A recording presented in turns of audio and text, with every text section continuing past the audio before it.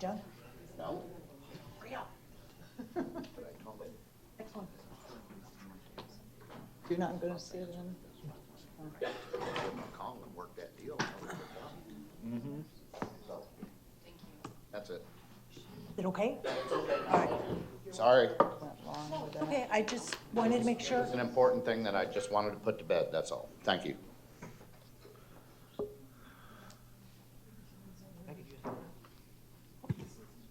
Are we ready, Ms. Susan?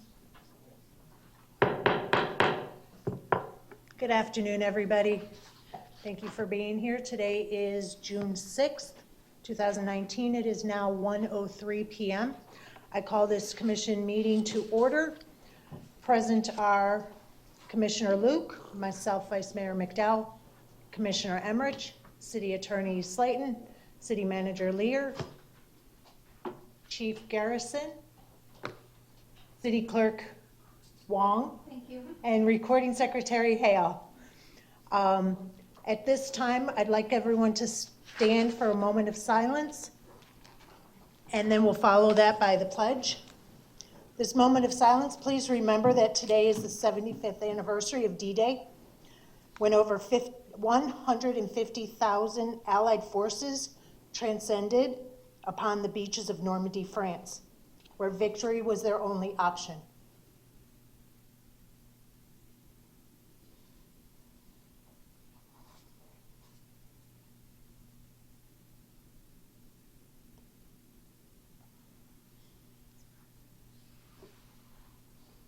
I pledge allegiance to the flag of the United States of America and to the republic for which it stands, one nation, under God, indivisible, with liberty and justice for all.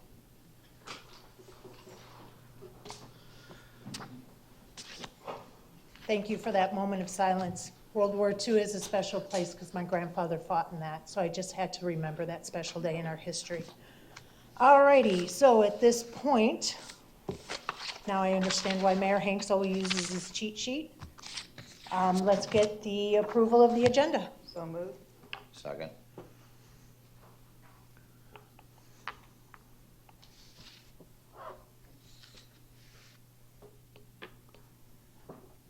You're voting up. No, ma'am. Do you want to skip to voice vote?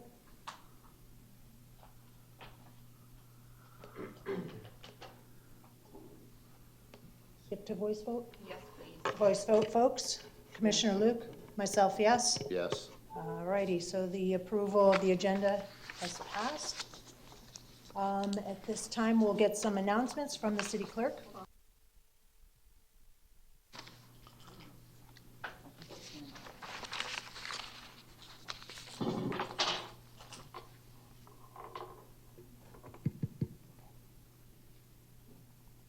You opened your keyboard.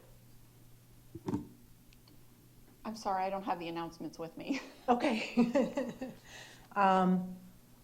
So we'll skip to public comment. Yes, please, and I will go. And I grab only them. have one card. Is there anybody else that would like to give public comment? All righty, at this time, we'll call Miss Brenda Brenda, I'm sorry, did you want to speak now, or do you want to speak for the actual item? I can speak now. Okay. I'm sure that what I have to say, I'm sure that everybody will Okay. know exactly what the point I'm trying to get across. That way then too, if you need to leave, you've Right, got your exactly. points made. Thank you. My name is Brenda Farley. I was here last week on Tuesday, May 28th, and spoke about my concerns about the Aquatic Center and its parking, and also I had some concerns about the need to keep the wide pool operational. All of you that were here know it was a very emotional-driven meeting. People are very emotional about Northport on the media. It is showing some positive with the Aquatic Center, which I hope it really works and that we can recoup some of this money that's been put into it. Not in my lifetime, probably not in yours. Hopefully in the grandchildren's lifetime, but we'll see. There's also a lot of outrage being comments on the Northport media websites, which I'm sure many of you have read.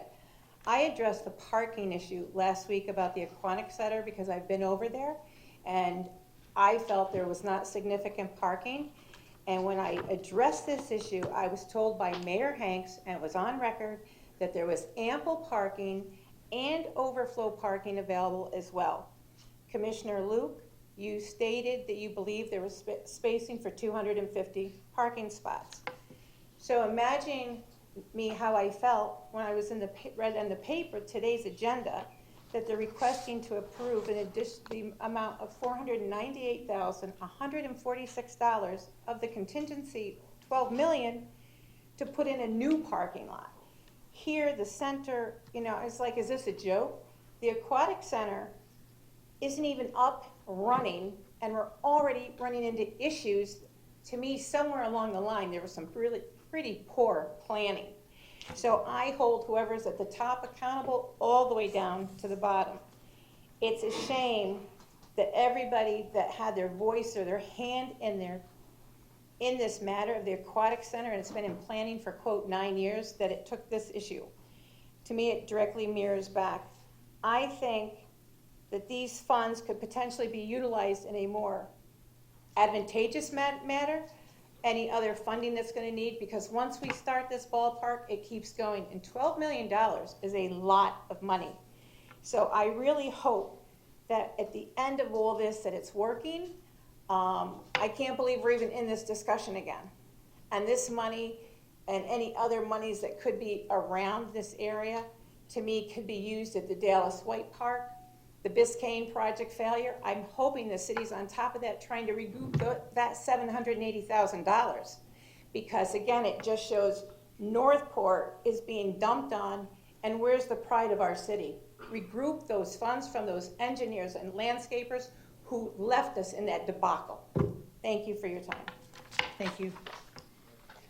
All righty, seeing no other public comment, we move on to the consent agenda. City manager, has anything been? Should we have an item before that? Oh, I'm sorry, I just saw it. Employees, I apologize. City manager for new employees? Thank you, Vice Mayor. With that, I'm going to call up Christine McDade to introduce our new employees. While she's on the way up, I do hope our public commenter stays around for that item, because Yeah. there's clearly some miscommunication on what she stated and what the actual case was, so I'd like the I hope opportunity she'll to fix be that. able to stay too. Hello, good afternoon. For the record, Christine McDade, Human Resources Director. I was ready to tell you all that our one and only employee to introduce today wasn't available due to training, but he just walked in. So I'm so pleased I can introduce to you. We have Daniel Kelly, Public Safety Telecommunicator.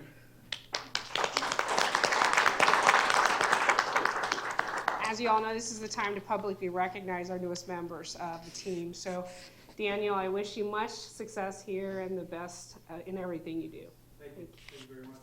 Thank you and welcome to the city. Thank you, welcome. All righty. Vice Mayor, can I interrupt? I have the You announcements have the whenever you want announcements to now? circle back around there. Let's just go right ahead and do it now then. Thank you All for right, that. Katie. I'm sorry. Okay, we have the current vacancies on the following boards and committees. We have the Art Advisory Board, the Audit Committee, Beautification and Tree Scenic Highway Committee, Charter Review Advisory Board, Citizens Tax Oversight Committee, Community Economic Development Advisory Board, the Environmental Advisory Board, Historic and Cultural Advisory Board, Joint Management Advisory Board, the Northport Police Officers Pension Board of Trustees, the Northport Youth Council, Parks and Recreation Advisory Board, Planning and Zoning Advisory Board, Public Utilities Advisory Board, and the Zoning Board of Appeals. There is the following upcoming expirations on the following boards and committees: the Art Advisory Board, Citizens Tax Oversight, Community Economic Advisory Board, the Environmental Advisory Board, and there is still a position for a Northport resident to serve on the Sarasota Manatee MPO's Tamiami Trail Scenic Highway Committee. Thank you. Thank you, City Clerk. All righty, so now we'll move on to consent. And just in time, we'll announce that Commissioner Carasone has arrived at 1:11. So City Manager, has anybody pulled anything from consent? Yes, Vice Mayor, actually, you asked to have pulled item 5B, which is 5B? related to the parking. Alrighty. Move to approve consent agenda 5A. Second.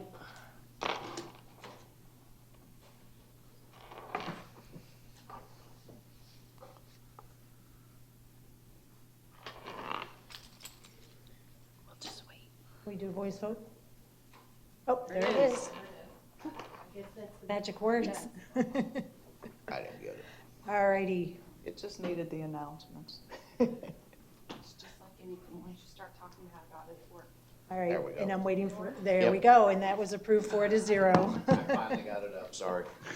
All right, 4-0, that was approved. And city manager, let's chat about 5B, the amendment for the parking.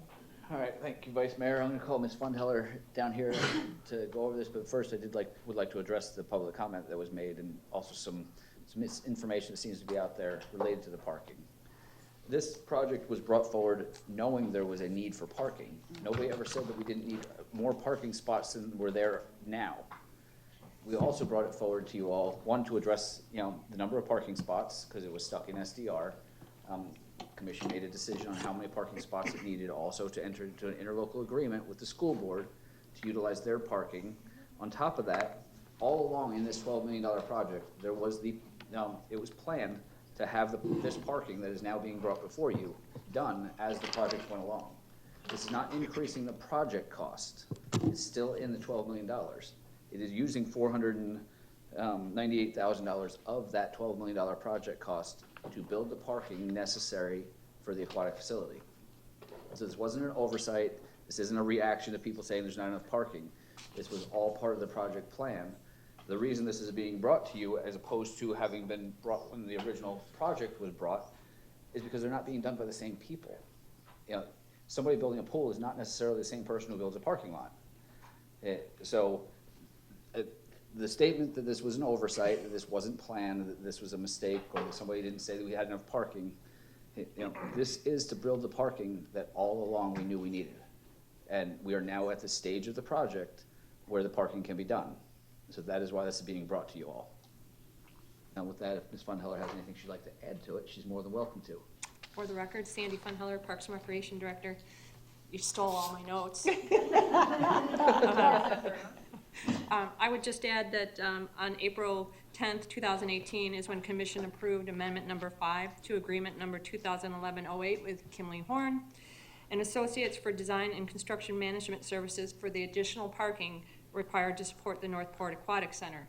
Today, staff is requesting Commission approve Amendment 1 to Contract Number 2018-35 with Recreational Design and Construction for the construction of the additional parking that was designed by Kimley Horn, utilizing contingency funds in the amount of $498,146.45.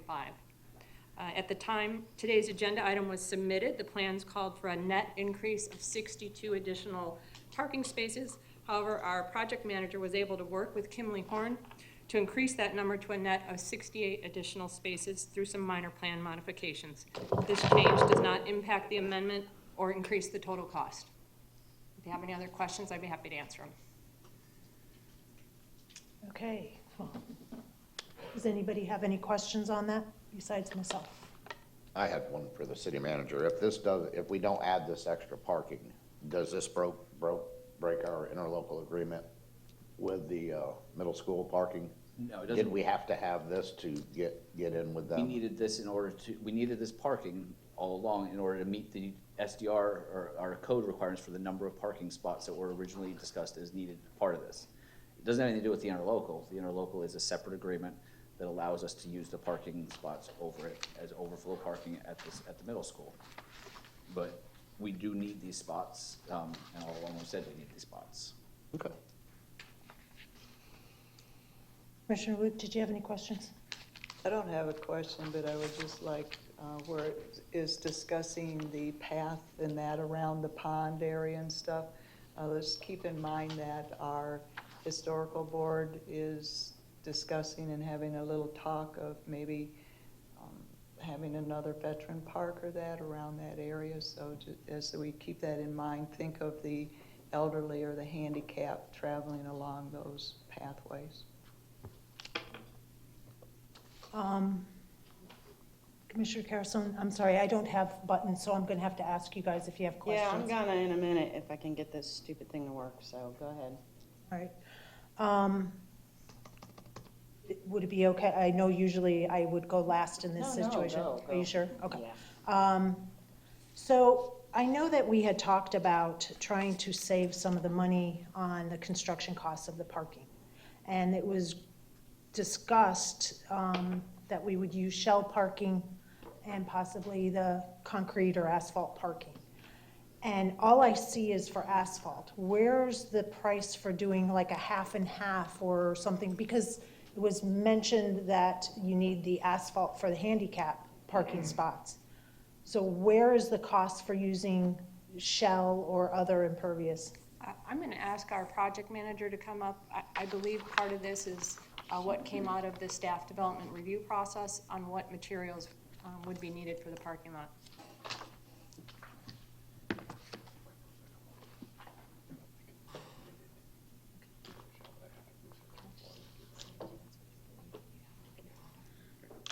Derek Applegate, the project manager for the Aquatic Center.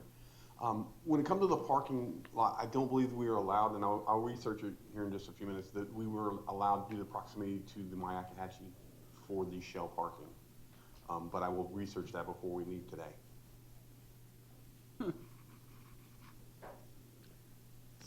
Okay, I'll reserve my comment until after you're done with your research. I'll run and find it. Okay. So I'll move on to that. City manager, is there a reason we can't utilize grass parking? There is a lot of space, grassy areas around that area. Why can't we use grass parking? Again, I believe it's a code issue, but I'll allow them. Yeah. During our discussion that we had back, I think it was February 1st when we brought this forward, that was brought up, and the grass parking spots do not count towards the required amount of parking. Okay. So with that said, if the grass parking does not count towards the spots, I'm looking at the map that was provided by you guys showing the counts of spots throughout the entire complex. And there is a grassy area that is counted as part of those parking spots. Over by Yes, the. and that's the map. Your question was how many parking spots are there? And so that map shows how many there are. But as far as meeting the code, they couldn't be counted. And so when they did the calculations, they could not count those into the required parking calculations. So that map shows the total parking currently available. Can I piggyback off of that? Yeah, go ahead. I have an understanding of what the regulation might be along that waterway, being pervious versus non-pervious, because you don't want the oil or whatever from a vehicle going straight into the ground and then running over to the waterway. So I can see why you'd have to have some hard surface so that it would drain toward the drainage and then over into the retention pond so that it filters before it makes its way. Makes sense to me. How do we count, or how do we put in grass parking? And, I mean, isn't that violating what we're not supposed to be doing? I mean, if we've got a spot and we're marking it and we say, okay, there's grass parking there, and knowing that it can't be counted, and it can't be counted because it doesn't fit into the drainage aspect of the design, how can we say somebody can park there for environmental sake? I'd have to defer that to planning. Okay, thank you. All right, so back to my, thank you for that. If the code does not allow grass parking, please help me understand how the Brave Stadium has multi-purpose fields as grass parking. Because right now there is definitely not enough concrete parking at the Brave Stadium to allow the required parking spots. So help me understand the differences. It's not along a waterway. That would not fall under Parks and Recreation, so again, I'd have to defer to planning. Unfortunately, we don't have somebody here to answer that question right now. I don't know the answer. Well, so is there somebody down in planning that might be able to answer them if we just kind of hold off on this item until they're able to answer it? Because their answers definitely depend on how I'm going to be voting. Okay, we can certainly look for it. So then, I guess then the last question that I have is, why can't we waive the parking? We waive it for all sorts of developments. PZAB just heard one to waive parking for a developer. I mean, you all did already waive a portion of the parking. The original SDR amount had a much higher number than what this is being built to. You had over 300. Surface for the parking, right? And if the code says the grass is not allowed, then why couldn't we waive our own code to allow for grass parking? We've done it in the past. As we have.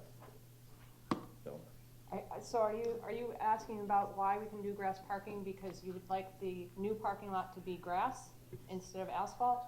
Am I understanding that correctly? That would work. Okay. so And I know we think would that have to have a actually is port- a requirement that came from our stormwater engineer, so we will get with them and get an answer to that. In the meantime, Commissioner McDowell, where did you get the map? I had requested it, and then city manager sent it to all the commissioners. I Yeah, think it's it in- was Monday or Yep. Tuesday. That'll do it. Okay. Chris Whitaker, Neighborhood Development Services Planning. I just walked in, so I haven't heard what your questions were. Okay. Vice Mayor? That's fine, we'll try it. So one of the questions was about how come it wasn't part of it like shell versus asphalt for the handicap parking for asphalt. I get that part. So why didn't we get prices, or where is the cost comparison for asphalt? That would be something for that shell. Mr. Applegate would have been responsible for. And we just look at what's done once it's been submitted to us. Because we have never seen anything for alternative parking materials. We've just seen what's been submitted to us. yeah, basically, we could research the answer. It's, We didn't get a price. well, it's tough to know all the reasons. I mean, they don't know all the codes off the top of their head. I can't tell you the reasons, and we weren't prepared for that question. Sensitive, can we Just gonna delay ask, it? is this time sensitive? It is in the fact that if the parking doesn't get done, we'll be doing a construction project for parking after the facility's open. It's not that it won't be done. The only reason it's time sensitive No, is it won't. because we are proposing to amend the contract with RDC that's already mobilized and on site. And should you delay this, that may not be an option, and then we would have to go out to bid, and that would require a much longer process. So RDC is the ones that are working on the pool now? Yes, Correct. It is the same contractors. it is the same contractors. Pool's not gonna be done for a few more weeks. That is correct. So if we put it on possibly, city attorney, can we amend the agenda for Tuesday's meeting? Do we have enough time to add this to Tuesday's meeting? Legally, you can. City manager, is that an option? It's certainly an option. It just, our point is it just might cause a delay in the longer we take to get the project started, the longer it takes to finish it. Right, but I don't think 3 days. What I'm, That's what it takes for you all to approve it. It is. I just That's want where you- I'm going with I it. just want you to know. we have 2-2. I don't know how my fellow commissioners are going to be voting on this, but I definitely need these answers to be able to make a informed vote.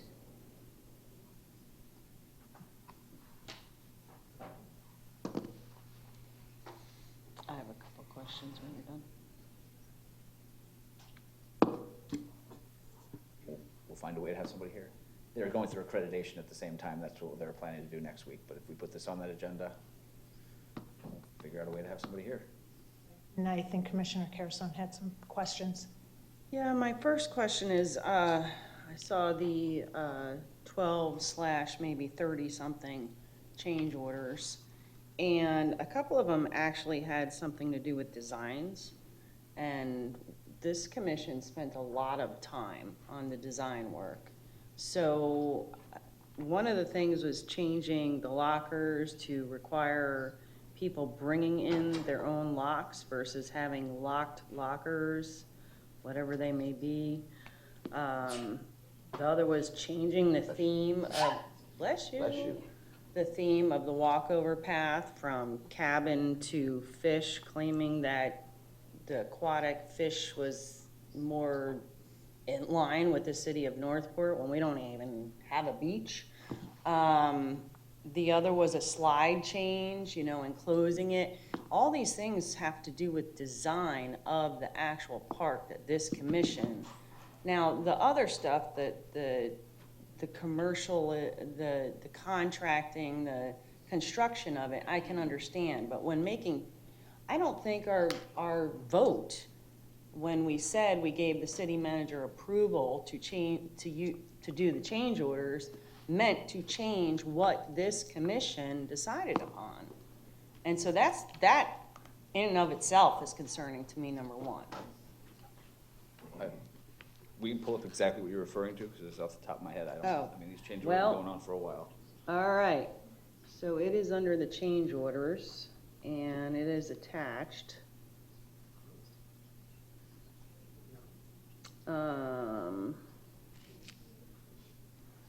Let's see, under 1 through 8, which is the third attachment, and it takes forever to pull up. And these were staff-initiated changes. Not changes by the commission, not changes by the contractor, just so we know. Now, I mean, don't get me wrong, I would have approved half of these, but, you know, the point is it should have never just been rubber stamped by the staff. So if I can address some of the change orders, the original design that was approved by commission is still the design that we have. All that has changed are maybe the materials, which at the time they may have been available, and when we got to this point they weren't, or operationally it made more sense. I'm gonna let Assistant Director Wisner address some specifics on that so you can understand some of the changes. In regard to the locker, so the one that was spec'd out had one lock, so if you ever used locker number 11, you would know the code for locker number 11 for the rest of locker number 11's life, and we didn't feel that that was the best for security purposes. Right, but they have ones that you can run a key and you can twist the key and then. So what was spec'd was a dial one, not a key one, and also if keys tend to get lost, tend to walk home with people, then you can't get into that locker unless you call out a locksmith, which is a relatively expensive operational plan. So that was the one change. The second change, we did not enclose a slide that was not already enclosed. We added stripes to it so that when you're going down, you have these color stripes, so it's kind of a cool upgrade that wasn't available originally when the slides were spec'd. Right, so there's And the a last- third one. The last one was the logs. The size of the logs that had been spec'd were no longer available. They only had bigger sizes. Those sizes were a little concerning based upon the span. So you'd only end up with 4 of them, and then because of the spacing, there'd be big space in between. So then they were trying to put little animals in between. So it really was the availability of the spec'd product was no longer That's not in here. accessible. I It says apologize. it's a request by staff. And the reasoning is because it's more in theme with the area and the city. That's exactly what it says. I mean, not word for word, but that is not what it says in here. Okay, and by far and large, the way that the children's play structure is with the animals and the happy stuff to it, this kind of aligns more with that. It also aligns more with the colors of the slides. But again, the material wasn't available in that size. The Well, reason they're marked as a change requested by staff is because if the materials aren't, it's a matter of who ends up paying for it and whether or not you can have changes to the term and length of the contract and whether they can be penalized for it or we can. The fact that the materials aren't available is not necessarily the contractor's fault, so we request it. That's why it's marked as a change recommended by staff. correct. And I get that. I totally get that. And as I said before, I would probably have said, okay, I have no problem with it, had it been presented to the commission.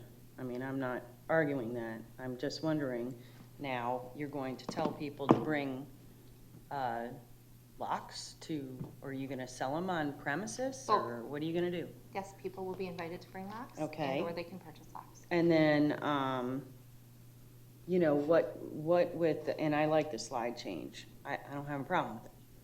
But the cabin theme with the fish, you know, that, what does that mean? The rest of it has fish aquatic theme to it? I mean, we were not told this. We were given a presentation with something completely different. And we're happy to discuss this offline more if you'd like. At this time, the change orders, we were indicated that as they process, they would route through And have. and have. Well, yeah, we got them all kind of in a stack about a week and a half ago. No, they've 2 been weeks? coming through as being But done. individually. They've been coming in individually. They were just all sent a week ago because they were Email? all requested again. So Yeah. that was a subsequent send, that was not the original. Okay. Flow through. Are they all coming through email? Because I'm having major issues with my email. Yes, ma'am. The tribute wall is done with those sea fishes and animals. Well, that's what is on discussion today. We haven't made that decision, though. Again, the tribute wall. We didn't make, But it wasn't a final decision, it was No. talked about, though. yeah. So anyways, I guess, nobody else seems to have a problem with the decisions being made, so. I don't. Thank you for that clarification, or Commissioner Luke. Next question is there going to be a electric set in the areas for, like, for in the pool area and the lazy river area, that you could do movie nights of some sort?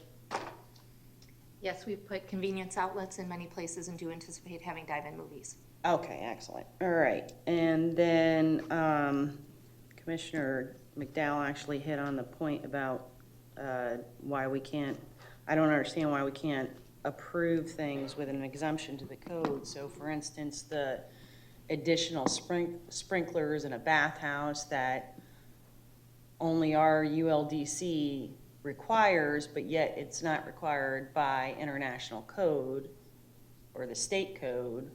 So that was an additional cost to us, but yet we never thought to come and get an exemption for it. Some of these things are only because of our code, but yet we've exempted ourselves prior in different projects. Well, one, we try to follow our own code, just like we hold everybody else accountable to. And when we don't, we certainly hear about it from everybody and their brother. So as far as, if you're referring to the parking, why didn't we come for an exemption to the code? No, I think there's more than just the parking, but yeah, I get you. On the parking side, like I said, this was discussed a long time ago, what we were bringing to you all. The design plan was brought. Right, and we agreed to the shell, so there's the difference to that. No, I don't think if possible was part of the actual vote. I think it was, this is shell. We'll look. I don't think I was in agreement with it, don't get me wrong, but I'm pretty sure it's just shell. Yeah, you have the minutes, okay, so. It was suggested to use a shell surface for parking due to cost, construction, and permitting for the pool. It was not in the motion, No, but the motion didn't say to use asphalt either. So there was no clear delineation as to what material was to be used, but I know that the commission had a great discussion about asphalt versus shell to try and save some of the money. That's all. And that's what we'll get you answers for. Excellent. Move this to Tuesday's meeting. Commissioner All right, Carrison, are I'm you done. finished? Okay, I do have one follow-up question. City Manager, I think I heard that the parking provided, the existing parking spaces did not include the grass parking in that number? Is that correct? What Ms. Fundheller stated is that the grass parking isn't used in the count for what are the required number of parking spots. So if going through SDR, it says you need 85 parking spots, that 85 doesn't count any of their grass. So Here's- you could have 200 grass parking spots, the code states, they don't count towards the 85. Gotcha. Because I just did a quick count while Commissioner Carrison was talking about the change orders, and it says existing parking provided is 375. But the total parking required for the community center, aqua center, and multi-use fields is 392. So there's a difference here of, what is that, 392 from, 17. yeah. So we're talking about 17 additional parking spots that are required, but the project is for an additional 68-ish parking spots. So why would we be spending all this money for 16 or 17 parking spots to meet our own code, which I go back to, developers get waivers on parking codes all the time. The parking that was required according to the SDR process through planning was much more than the 60-some spaces that we referenced. It says 184, ma'am. I mean, I know on the map, I'm going back to the discussion, and the reason we brought it forward on February 1st was because when the plans went through SDR, planning said, hey, wait a minute, we don't believe there's enough parking. So the calculations that the architect used and the calculations that city staff used were very different. So after we had that meeting, there was long discussion about the parking, and then the final motion was for staff were directed to use the architect's calculations. So that's how we got to needing the additional 60-some spots. Well, I remember that. I'm the one that brought it forward.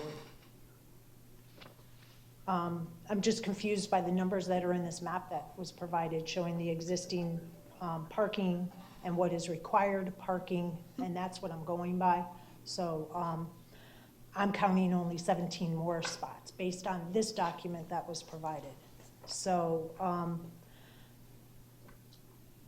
I don't know if others have any questions about the parking and as far as why grass parking can't be used when the Braves obviously are using it for to meet their parking requirements.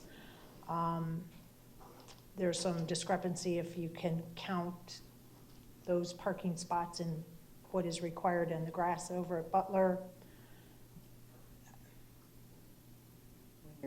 I just, I have too many questions to be able to vote on this right now that are still left unanswered.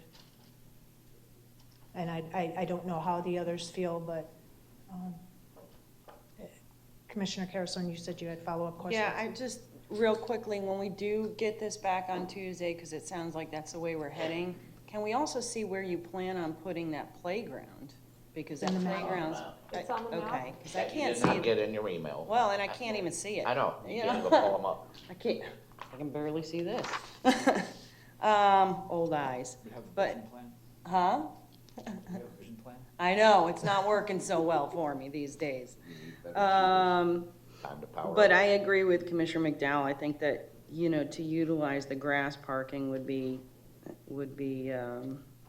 actually better in the long run, because I don't, yeah, it's gonna be a huge turnout within the first year, maybe even two, but after that, then it kind of dwindles down and you're not gonna need as much, you know what I mean? So I hate to pave and destroy a piece of property if it may not be used in the near future, but, all right, now that I know that there's actually a picture here. Thank you. Finished, Commissioner Carrison? Yeah. Commissioner Emmerich? Okay, this is what's left in the contingency fund, correct? And that's where you plan on taking it out of, and basically a contingency fund is a what-if fund as needed at the end of the project if we need to button anything up, correct? If that money is not used, where does it go? Money would, this funding, I believe, if I'm not mistaken, comes from surtax, so the money would stay in the surtax. Okay, so, but it is a Parks and Rec, project that we're working with that money, correct, right now? Right now, yes. Okay. So who's to say if this money was not used for parking, or let's say some of it was and some of it wasn't, whatever the remainder was could be used on another park and rec project in the future? Any permit. Theoretically, yes. Okay. Depending on the. Where I'm getting at this is we talked last week or the week before that, and we were looking at revamping the pool over at the Y at a cost of about $400,000. Seems to be a pretty close number right here too. So just something to think about for the future. Just looking at it at that angle. Thank you. That's all I had. Commissioner Luke, did you have anything else to add? Nothing, I'm fine with bringing it back Tuesday with some of the answers. Would somebody like to make a motion to direct manager for Tuesday, please? Or else Does I this will. need to be tabled, or how do you want this tabled until Tuesday? You could table until Tuesday, you could continue it until Tuesday, you could move it to Tuesday's agenda. The options are abundant. Or unlimited? Unlimited, it sounds like. Jeez Louise, okay. So what's Tuesday's date? All right. The 11th. All right, so I'll move to table this discussion until Tuesday, June 11th at the regular commission meeting. Second. Real quick, I don't know the exact time yet, but I would like to put this on there. When we amend the agenda, we're gonna put this as a time certain. The park, like I said, already has their accreditation scheduled, so we're gonna try and make sure that everybody has a specific time they need to be here. Sounds good. Sounds good. Just a heads up, that's how it will show up on there.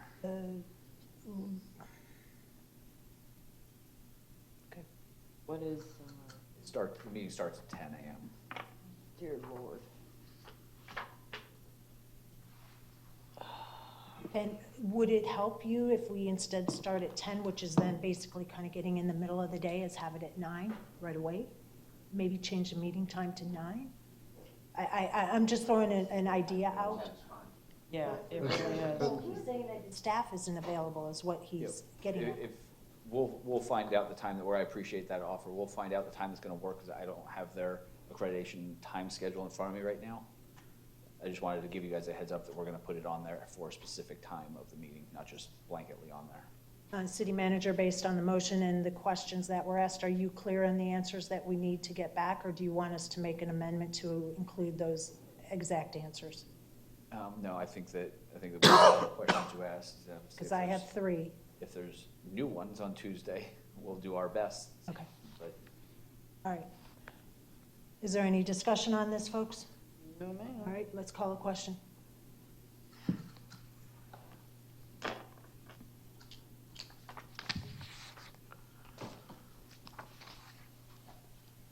And that is unanimous, 4-0, to move this until Tuesday's meeting. All right. Thank you very much, guys. Let's move on to presentations. City manager, the first one, I'm not sure who put that on. Thank you, Vice Mayor. That is a presentation on the annual report of the Music Suite Agreement. The Music Suite Use Agreement for the Northport Performing Arts Center. Full of fine folks coming up right now to give you that presentation.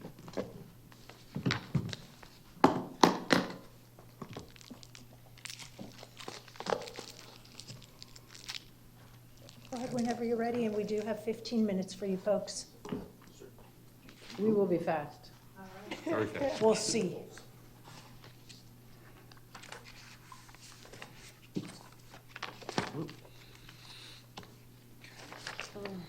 Good afternoon, Commissioners. My name is Richard Kratlian. I was the president of the Northport Performing Arts Association for the 2018-2019 season. I am also a member of the Northport Concert Band. I am pleased to introduce Lynn Cleary to you as the incoming president for the 2019-2020 season, and Lynn is also the president of the Concert Band. I am here today to present to you the usage reports for each of the 3 organizations: the Concert Band, the Symphony, and the Choral Group. The report submitted, which you should already have a copy, fulfills the terms of the use agreement between the City of Northport and the MPPAA. I have handed out a copy of our ad booklet from this past season, along with the schedule for the 2019-2020 season. As mentioned, there are 3 performing groups utilizing the music suite. Each group holds weekly rehearsals in the suite along with the storage of the organization's music library, instrument storage, and our administration office. The MPPAA board also holds their monthly meetings in the suite. In addition, the Society of the Northport Performing Arts, a non-performing group, also has utilized the music suite for their monthly meetings. The society has made other arrangements for their monthly meetings, so they will not continue to use the suite in the coming year. During the 2018-2019 season, there were 14 events comprised of 6 concert band, 5 symphony, and 3 choral performances. Attendance at our events continues to grow, and most are actually sold out. Upcoming for the 2019-2020 season, the Symphony has decided to add an additional concert to the schedule for a total of 15 performances to answer the patron demand. Our Vendini ticketing system allows patrons to purchase individual or season tickets online. It also provides statistical information to the MPPAA board. The Symphony is directed by Robert Romansky. The choral group is directed by Jeffrey Herbert. This past year was a major transition year for the concert band since the conductor's position was vacated at the end of last season. During the current season, the band had the honor of 3 very talented musician conductors join us over a period of 3 months for 1 concert each. At the end of the season, the concert band board, with input from the membership, selected Tom Ellison to be the new conductor starting with the 2019-2020 season. I have enclosed a biography page in the booklet for you as well. In summary, our total hours for use this past season was 1,263 hours. These hours broken down by organization are concert band 602, symphony 357, choral group 280, and society 24.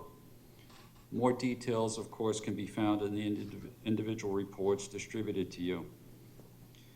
One final note, each organization relies on the high school theater operations staff during our performances. We are grateful for their support every season. The MPPAA also has an excellent working relationship and great communication with the Northport High School administration.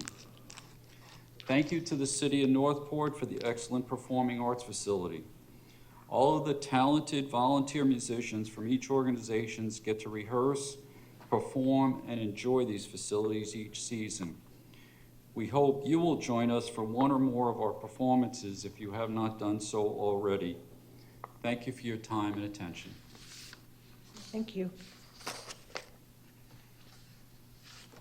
Anybody have any questions for them? I have comments. Anybody have questions? No. No, Okay, ma'am. Go ahead, Commissioner Luke, please. Thank you so much for what you guys do. I try to attend the concerts and that is all. I'm sorry. I try to attend the concerts as often as I can, and so thank you so very much for your part in the collaboration. Okay. Thank you. The facility is beautiful. I was in Riverview Performing Arts location yesterday, and ours outshines that one so much. It was larger. It's a great performance. Thank you again. You mentioned what the high school does. They're going to be opening that to the showing of Choices and Chances next year as the school season starts. So all of the students will be able to watch the viewing of that movie. So just thank you very much for what you do. Thank you. Thank you so much, and good luck next year. Thank you. Did anybody else have any comments? All right. All righty, moving on to the skate and paint party. City Manager. Thank you, Vice Mayor. With this, this was actually put on the request of Commissioner Luke, but I'm going to introduce Jessica Howard to make her presentation. Before she begins, Commissioner Luke, did you want to say anything? I would like to introduce her. Jessica Howard, I met her without knowing who she was multiple times at different organizations, but we met each other online through Facebook, and then coincidentally met each other downstairs one day. She's an artist that is phenomenal in a lot of different venues. She has a passion toward children.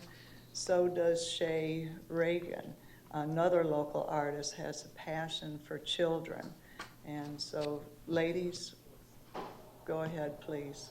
And I have my timer set for 15 minutes. All right, thank you so much. What I'm proposing and presenting is the Northport Skate and Paint Party, which is for the young ones in our city predominantly, but I'm especially trying to get the minors involved too, to have a permanent mural. Yes, ma'am. Are you able to hear her? Okay. Go ahead. Can you put the presentation up? Not that one. You're on the computer, hon. The computer. She doesn't control the computer, it's on that. There you go. Okay, there we go.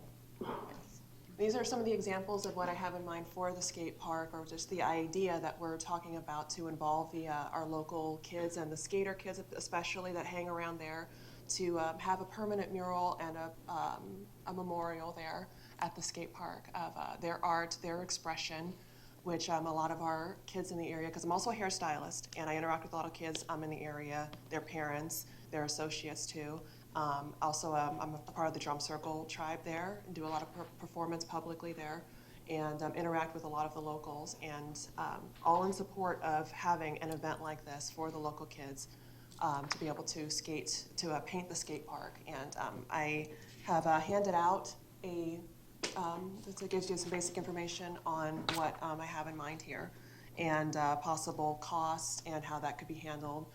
This would be very, very little to any cost to the city, because I already have so much support for it. It's just mostly getting permission to do it, and the wins in the house, and working with the city to get this for the kids who all would love to have something like this, and maybe future events like this, because the city of Sarasota has these kinds of events and artistic expression for the public laid permanently along the city properties, and also been done for events like this along city properties for the local artists and the young ones especially to have self-expression, especially since Ringling College is right there, which I also have a very friendly relationship with Ringling, the kids that are there that also want to be involved in this in any way they can. Also other performing artists that want to be involved, and get the kids that all do performing arts in the schools to be involved in this event too. Just as much artistic expression within this event as possible, but geared around giving the kids a permanent mural at the skate park, something to come back home to, say, hey, I did this, and I was part of decorating the city, and being a first to help to decorate the city, and adding their own individual flair to it as artists, like we see in downtown Sarasota. Anybody have any questions on details? Commissioner Luke, since this was your item, I'll let you go first. Again, I don't have buttons. So. No, I'm sorry. No, that's no problem. I did hit the button. Go ahead, I'll finish up. I'll be the last one. Go ahead, Commissioner Armich. The question that I have is, like, let's say you went in, you're looking to paint the skate park. Is it gonna be like a single theme type thing, or is it gonna just be carte blanche with whatever ideas go in there? You were talking about, artistic expression from each individual. Is it gonna be a conglomeration, or? How I was going to have this organized is teams of artists headed by adult artists, the teams of the kids, and they have their own ideas that are proposed first and then applied to the skate park. So once this is approved, if it's going to be, have the teams organized, they propose what they would like to have painted on their section of the skate park, and we go from there and have it presented. There could be some control over that. Right, so as a group, you will come up with a concept and then Yes. go forward with it, rather than just going out and painting whatnot. Yes, it's going to be very, very organized and controlled. Well, I and just planned. wanted to get that out on the record, because I looked at all your pictures and stuff here, and it looks like an awesome type thing. Yeah, we're not for doing the like a kids. graffiti kind of thing, if that's what you're thinking. I was sort of leaning that way, yes. No, But- no, but- no. But I see the art, craziness. I see the artistry right here, and it's gorgeous. We're I talking mean, about and- murals. Right, and to have something like that for the children, and I seen where you wanted to do, like having the farmers markets and stuff like that, all in this, process. Would this be done in one day, or would it be done over like weekends? A little bit here and a little bit there? Well, what I was hoping to do was plan it out over a few weekends, but have it done when it's complete, not a continuing event or a continuing program. Well, no, you're But- gonna run out of room there unless you paint over it. No, I understand that, but I didn't know how long the process was, if you were gonna try and rush it and get it done in one day, and with our weather and stuff, there has to be a plan going forward. Yeah, and I wanted to leave that up to the city, because the timing of it, we're talking about artists, and having deadlines on artists doesn't always work very well. Sure. But also having a fair amount of timing. Well, if you were gonna plan something like with the farmer's market, they would come out and everybody would do their Exactly. thing and have a great day, and then whatever you got done, you got done. I could understand that. Yeah. And then- Lines with children are Yes, not gonna yes. happen either. It could be scheduled and Move coordinated. forward from there. That's all I wanted to get with you. It sounds like you have everything under control and. Yes, and I already have, as the ones that are mentioned here, that would be a part of it on the original proposal and the presentation sheet, I've already got the associates and those that I want to get involved already ready. They're just waiting on the word from me, Very good. That's all I had. Thank you, Commissioner Emmerich. Commissioner Carrison, did you have any questions? No, I just think it's a wonderful idea. I think we can do it citywide in all the parks. I think it's brilliant. I love that idea. My biggest concern when I was presented with this idea from Jose, who heads up the Northport Drum Circle. He's involved with that group and all the artists that are associated with that. The biggest concern was the cost of the paint, which my fiance has a close relationship with Sherwin-Williams and other corporations. I want to try to get paint donated, and also through Ringling get paint donated, because that's probably going to be the biggest cost is the paint. Walmart. Can be done. Oh, yeah. And Walmart does donate. Really? I used to work there, so they do donate to different causes. All you have to do is put in an application, and you might end up with $100 to $500 worth of paint. That's spectacular. Just Also Home contact the Depot. store. Okay, yeah, that's what I was willing to explore all those avenues to find the paint, because my aim was to get this accomplished, to bring the most inspiration and positive reinforcement for the park and for the kids, that's with the least amount of cost and liability to the city. And we also have Home Depot, Lowe's, Ace. Yeah. We got all sorts of And hardware they're all right here, places. Hobby Lobby. Just knock on the doors and see what you get. I've already gotten friendly with Hobby Lobby and their management crew, and they love the idea of, because I personally am trying to start a not-for-profit on the premise of helping to build commerce and artistic community with the kids, and education artistically premised for the kids, along with Shay, because that's a big passion for both of us. So, I believe in teaching children through art. Yeah, no, it's fantastic. It and I really want to is. get the art center, have the art center very much involved in this, to try to bring new blood and a fresher culture into the art center, since they're right across the street, cross-coordinate. So that'd be great too, to bring more attention to the art center, more kids involved in the art center.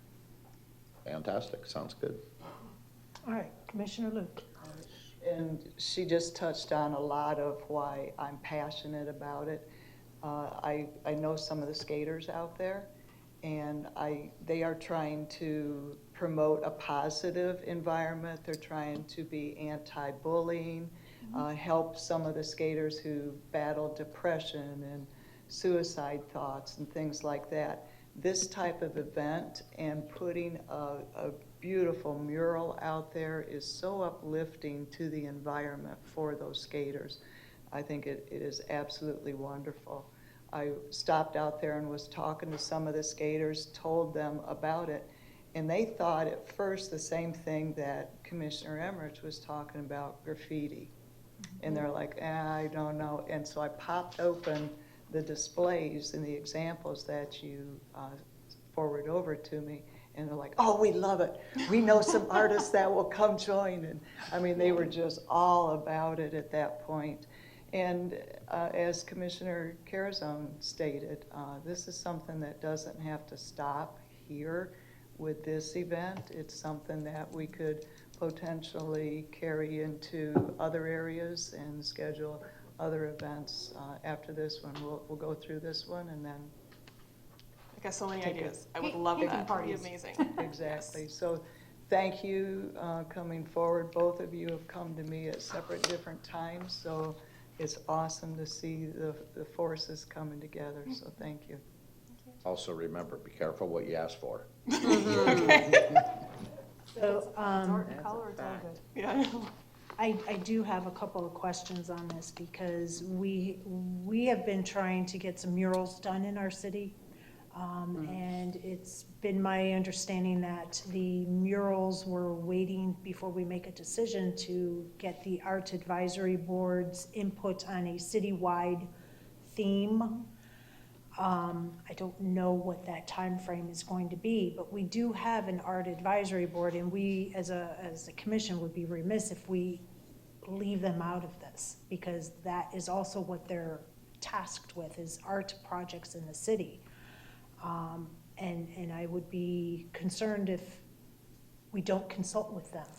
I was just about to ask if we could, I had no idea about that. Is it possible that I could coordinate with them and we could work with them on this, if they have these kinds of ideas, if it's approved by you?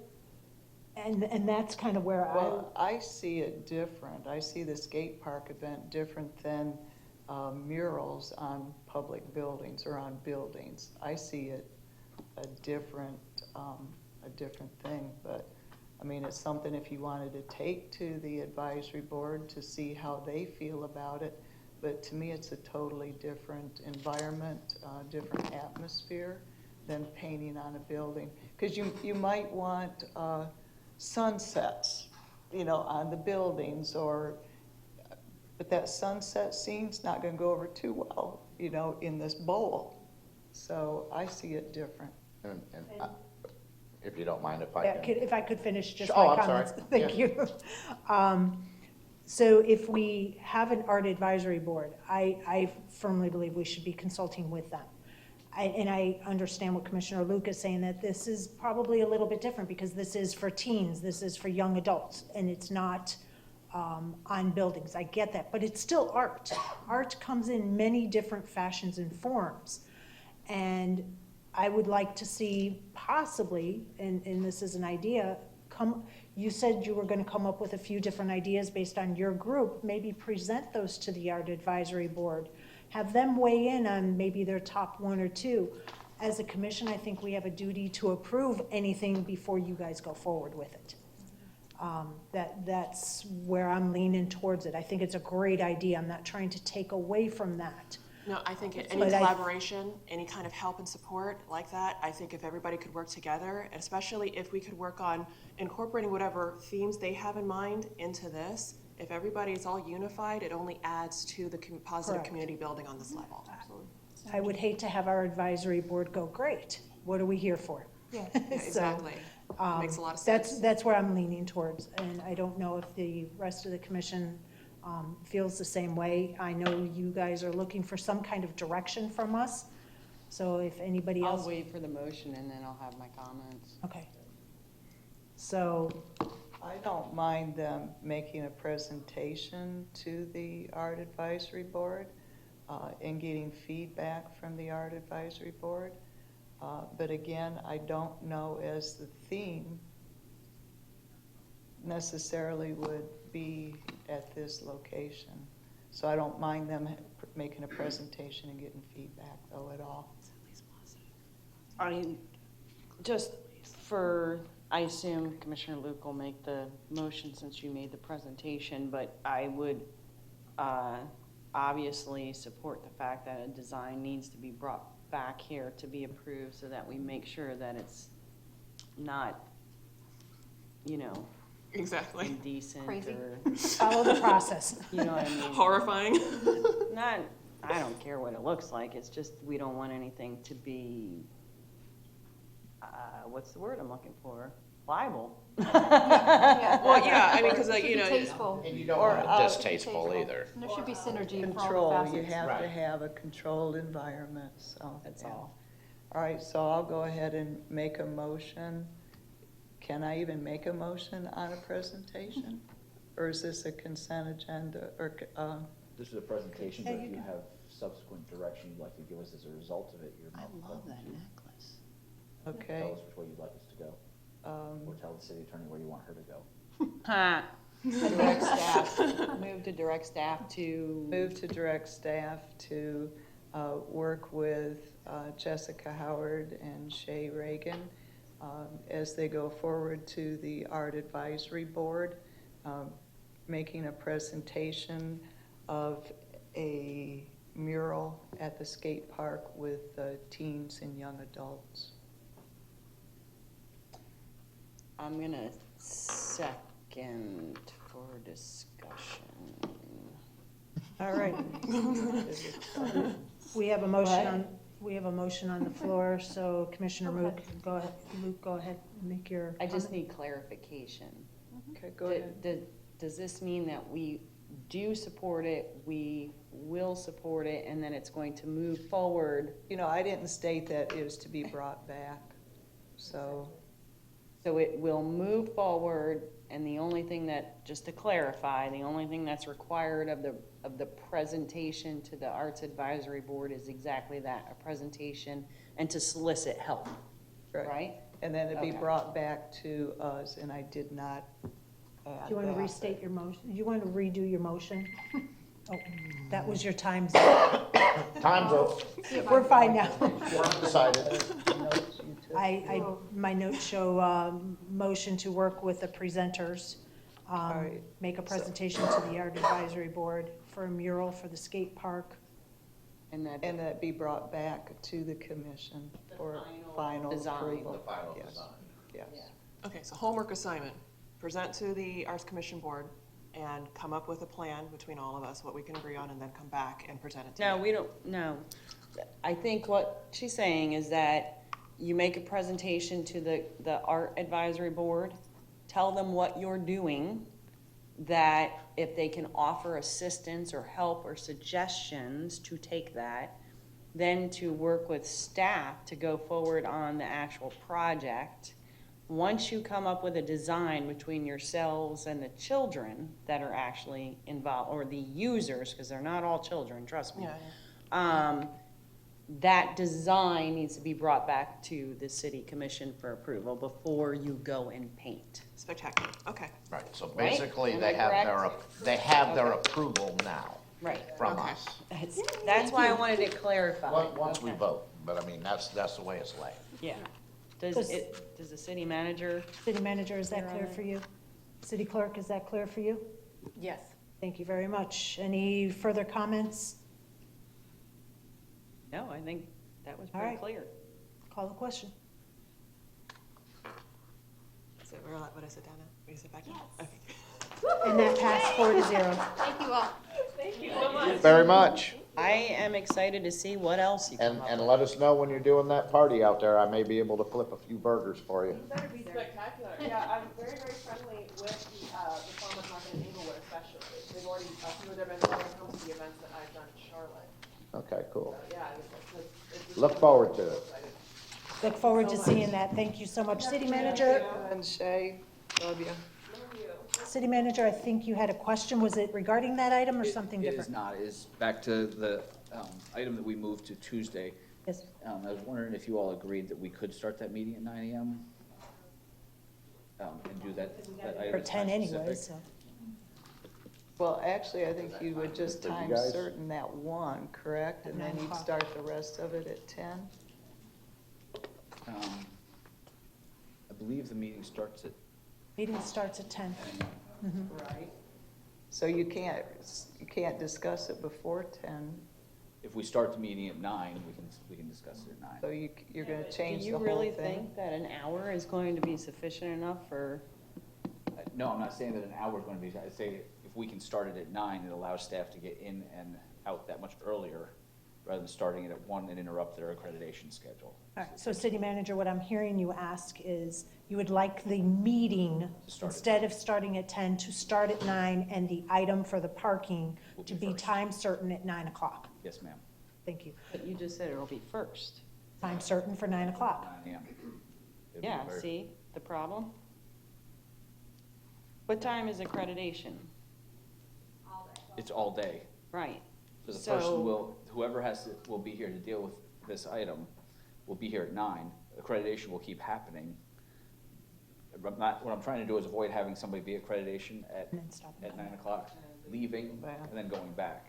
So that one individual might miss the beginning of the accreditation, so they'll do other parts that don't involve that one individual. That's why I don't know why we wouldn't do time certain at 4 PM.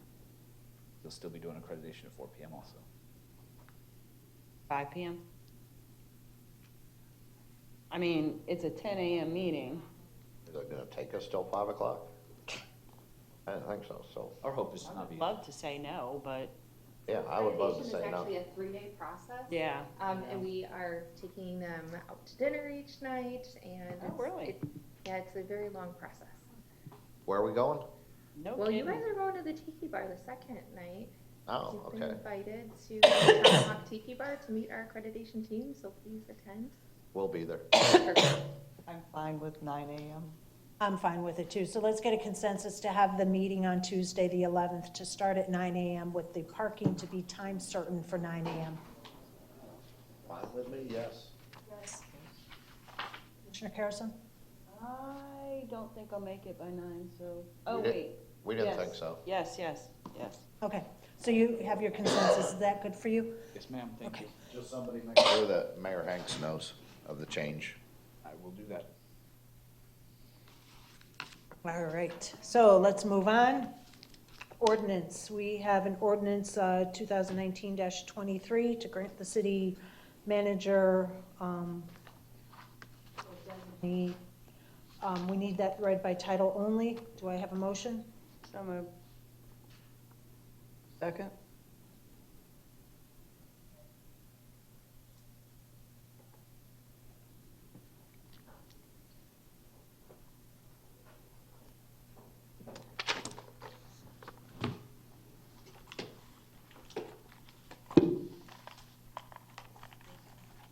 We have Commissioner Carrison vote. I'm sorry. In La La Land. Thank you. All right, and that passed 4-0. City Clerk, go ahead and read. Thank you. Ordinance 2019-23, an ordinance of the City of North Port, Florida, granting authority to the city manager or designee to declare a state of local emergency in accordance with Florida Statutes Chapter 252.38 and the authority to take actions in accordance with Florida Statute Section 252.38 subsection 3A, suspending standard procedures for the procurement of goods and services necessary to address a declared emergency, providing for findings, providing for duration, providing for conflicts, providing for severability, and providing an effective date. Thank you. Manager.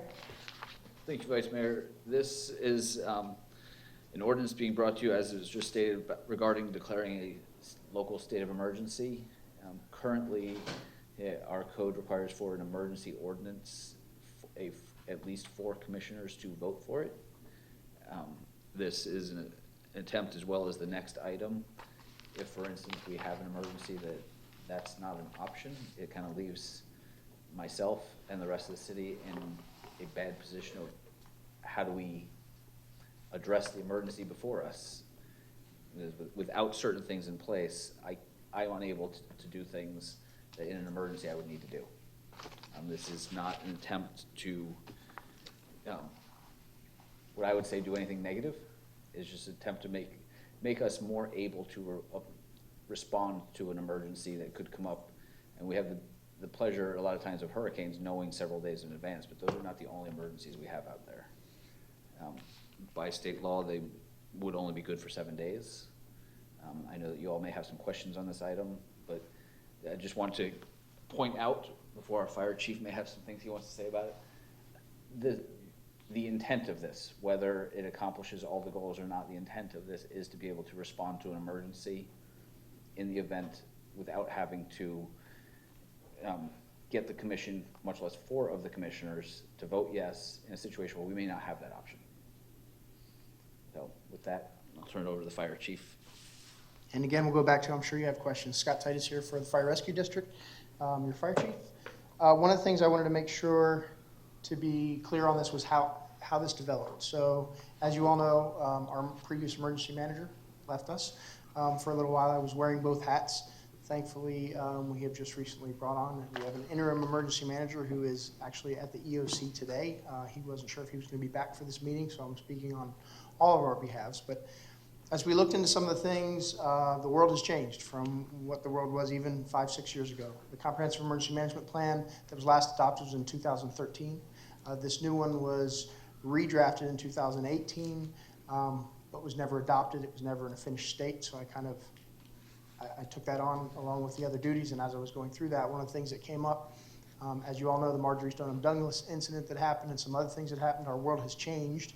And sometimes emergencies aren't just a hurricane. Sometimes it's a tornado. Sometimes it's God forbid, a mass shooting. Sometimes it could be we are a target hazard now for domestic terrorism, which we never thought we would be. We have the Atlanta Bradentown. It's a scary world out there. And so we're trying to look at all the things, as we do a risk-benefit analysis and be ready for the future and make sure that we can be responsive to the needs of our community, our citizens, our commission, and be able to address those things. We started having some discussions with Sarasota County, and one of the things that I found out from their emergency manager was that they were putting something very similar in place to this, so that the county administrator would be able to declare a local state of emergency nearly immediately in the absence of a commission if something were to happen very quickly and those actions needed to be taken. By no means is it an attempt to circumvent process or to circumvent the ability to put together a meeting and have that process as we normally would when we have a storm coming or something that's anticipated and we have some time and ability to do those things.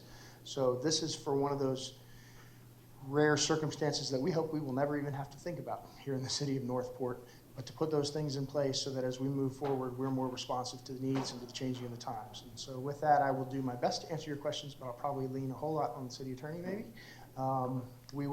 She was very helpful in drafting some of the language, but again, I just want to give you a little background on what the intent was and how this came together. Thank you very much. All righty, so now I see how to work this view speakers thing. Thank you for that. Commissioner Carasone, you have the floor. I thought the city attorney was going to give us something, because this really is an issue of a conflict of the charter. So that's my biggest concern. Thank you for raising that point, Commissioner Carasone. My reading of the charter is a little different. And here, I'm going to get the paper version. It'll be faster than the electronic. Section 7.02 of the charter addresses emergency ordinances. It's not specific to an ordinance declaring a local state of emergency. So in my reading, it covers an entire category of emergency ordinances, one of which could be a declaration of a state of emergency. It doesn't state that the commission has to declare the state of emergency or that that's the only type of emergency ordinance that's addressed by the charter. Additionally, as currently worded and presented, the ordinance does not deprive the commission of the ability to declare a state of emergency. It also allows the city manager to do that. So the city manager can do that without coming to commission, but it doesn't mean that the commission, if there's time to do so, that we can't call a meeting and have the commission declare a state of emergency. You're speaking of ordinance, you mean, that's being presented, not currently. And yes, that is correct. Right, with respect to possibly being any kind of conflict with the charter, for those two reasons, I don't believe there is a conflict there. So you're saying that the charter is written vaguely enough to infer that we can give the power of declaring a state of emergency to the city manager by an ordinance? Yes, ma'am. I would not say vaguely enough, I would say broadly enough. Same thing. Yeah. Why wouldn't we just do a charter change? You've got to go to referendum for that. Additionally, Florida statutes, so if you take a look at the next item, the resolution with a comprehensive emergency management plan, Appendix A to that item includes an ordinance that we would use under the current state of affairs. It's very similar to, maybe not quite identical, I think I may have tweaked it a little bit, but very similar to the one that we utilized for Hurricane Irma a couple of years ago. There are some specific powers in the Florida statutes under 252.38 3A5. So the overtime, that the commission bringing in staff and all that good stuff. Authorizes the city manager, to do. So you're saying that, but by the city commission not giving the blanket authority, he can't do it until the commission. Right. So if you look at the ordinance, so if you were not to adopt the ordinance that we're discussing right now, and you look at what we would do today, it would be to adopt an ordinance akin to the one at Appendix A on the next item, which says in section 2.01, the commission declares a state of local emergency. 2.02, the commission grants the city manager the powers and duties identified in this particular statute. So he doesn't have them until you guys give them to him in by some method. Now, you could do that in a charter change if you wanted to. We couldn't do that for this hurricane season. But I mean, you could attack this issue in several different ways, depending on what your concerns are. My last question is to the chief, if I may.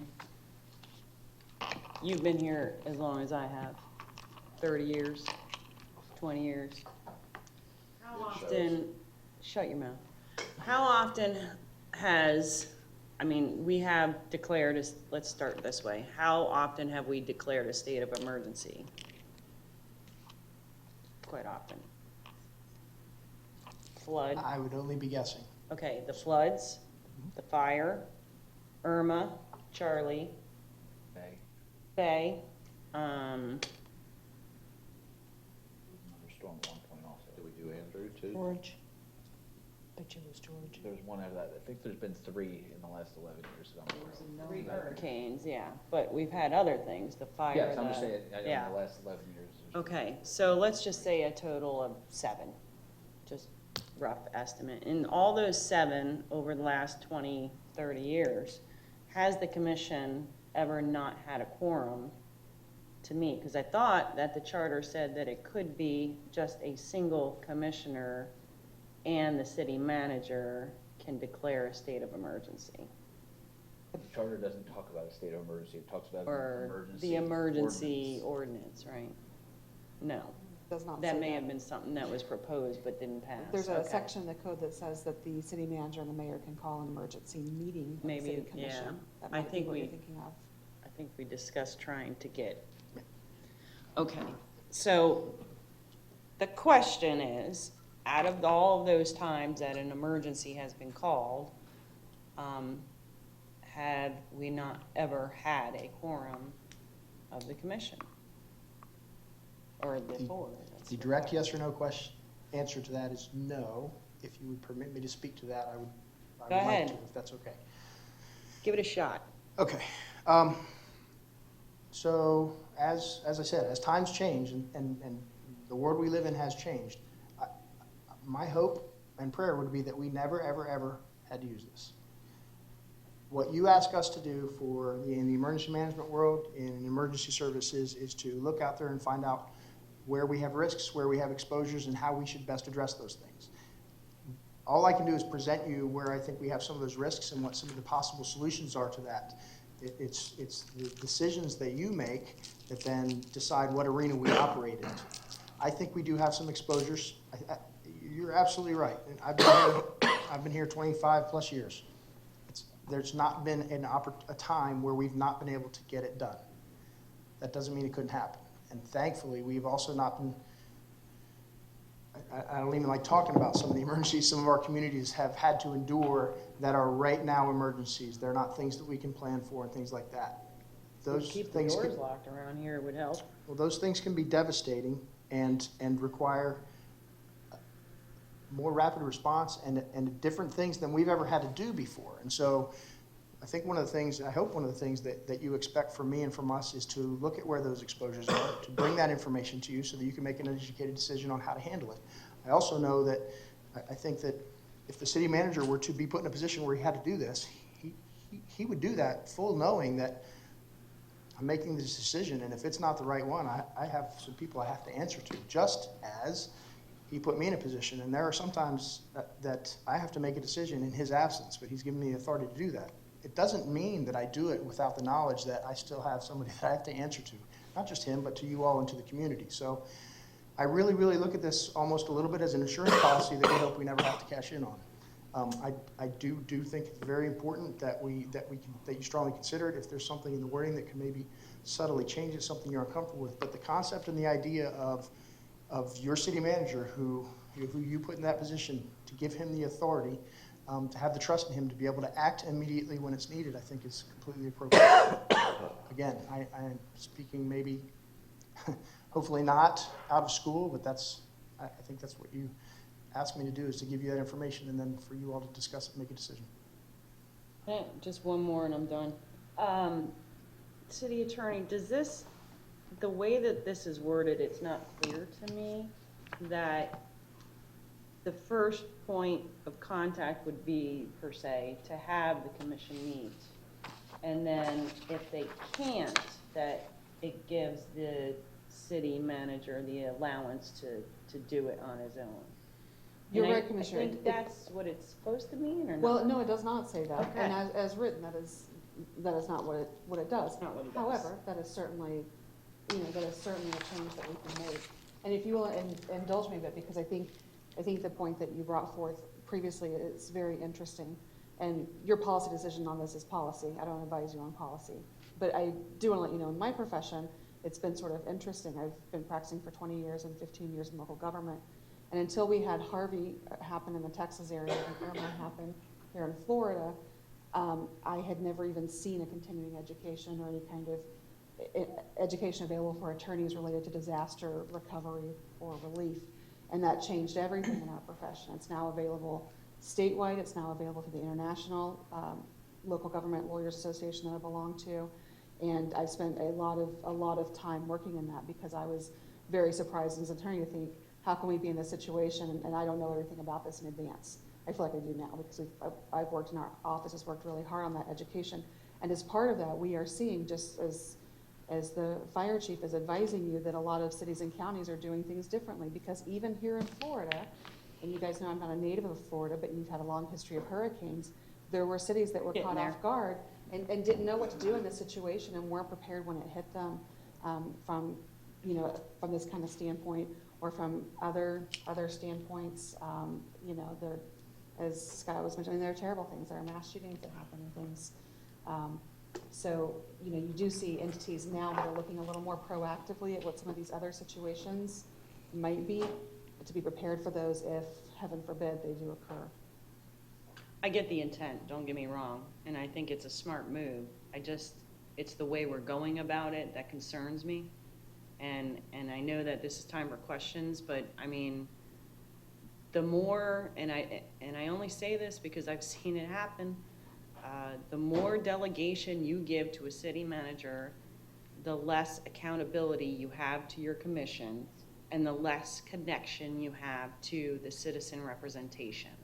And it's nothing that has to do with the current city manager or anything like that. It's just that in the past, there has been a lot of delegation given arbitrarily to city managers who were able to do whatever they wanted without any accountability.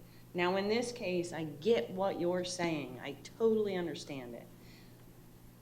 It's just, I wonder if we can't restructure the ordinance to say if we're not available, because I think the idea is if there's a mass shooting, they come in and there's nobody left, then the city manager has the ability to do it.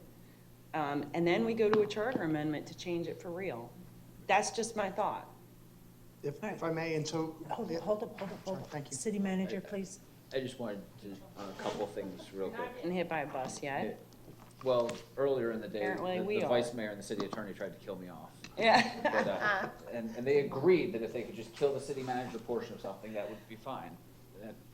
Very quickly, it was very upsetting. But that being Very said, quickly. one I do want to state, this is not about me. I want to be Right. very clear about Right. that. So if it can ease your concerns, anybody's, it's not about me. It's not personal to what I can do. It's about the unknown scenario and how we handle that scenario. I think you all know me well enough. These things are never about me. They're about how do we handle, just like the fire chief said, a scenario we don't currently have a way to address right now. It's a problem that we're looking to fix that we hope we never need. That being said, I also understand your concerns, and I think that Vice Mayor and I were talking about it earlier today. Commissioner Carasone said the same thing. We're looking for, I think everybody here understands. the Oh my intent. God, we agreed on something? You better put that on Facebook, people. Contrary, I had to point that out because it's a rarity that both of you understand the intent of this. The intent is exactly what the fire chief stated. And when I spoke to the fire chief earlier today, I said, my goal is out of this meeting with this item and the next is to get to something that you're comfortable passing and addresses the concern that we all know is out there. If this is not it, I need the feedback from you all of how we get there. I'm always of the approach of, you give me a draft and I can tweak it and make it what we need. That's what we're taking right now to you all, is this is a try. If there's a check and balance, if there's something we need to add, tweak, modify in this thing, let us know. Our goal is to address an issue that we hope we never have to. I think I just we don't wanna essentially get caught gave off that guard. suggestion in my Yep, and comments. like I said, you both were saying the same thing at different points today, and that's what we're looking to try to get to. Before we go on to Commissioner Luke, did you want to say anything else, Chief Titus? And this is just for discussion purposes as you consider that. So one of the reasons why, so there was, as this was developed, as I was working on drafts, as I was thinking about how to present things, one of the reasons why it didn't say if we can't get the commission was it's not always that the commission can't be convened. If you have some discussion, you're going to change it, I would maybe put something in there on the timeliness of that too.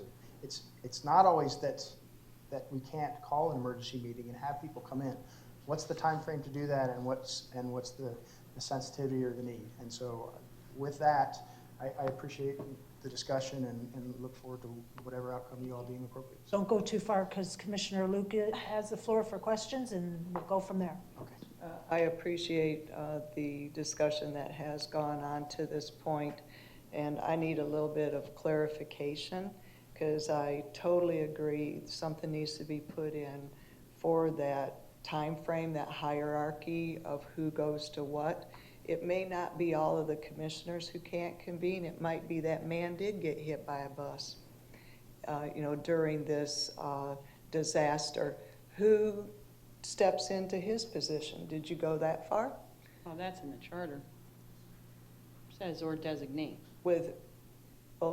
He's going to have to set who that designee will be. I mean, the President of the United States does that also. We have, if something happens to them, what that hierarchy is. And I believe that probably needs to be stated within here too. Because you don't just, how can he set a designee when he's not here? You know what I'm saying? There's an automatic, Okay, but the charter is what the people stated, and so we are trying to abide by what they agreed to. So my question, does the ordinances or the charter stipulate that we have to convene in body? Can it be a voice telecom? That's not in the code or in the charter. That's a question that falls under the Sunshine Law. And all of the Attorney General opinions on that, it falls under a memo that I forwarded you all previously about attending by voice or by phone. The one that's most helpful had to do with a very specific medical, condition or like a recovery that the board member was undergoing at the time.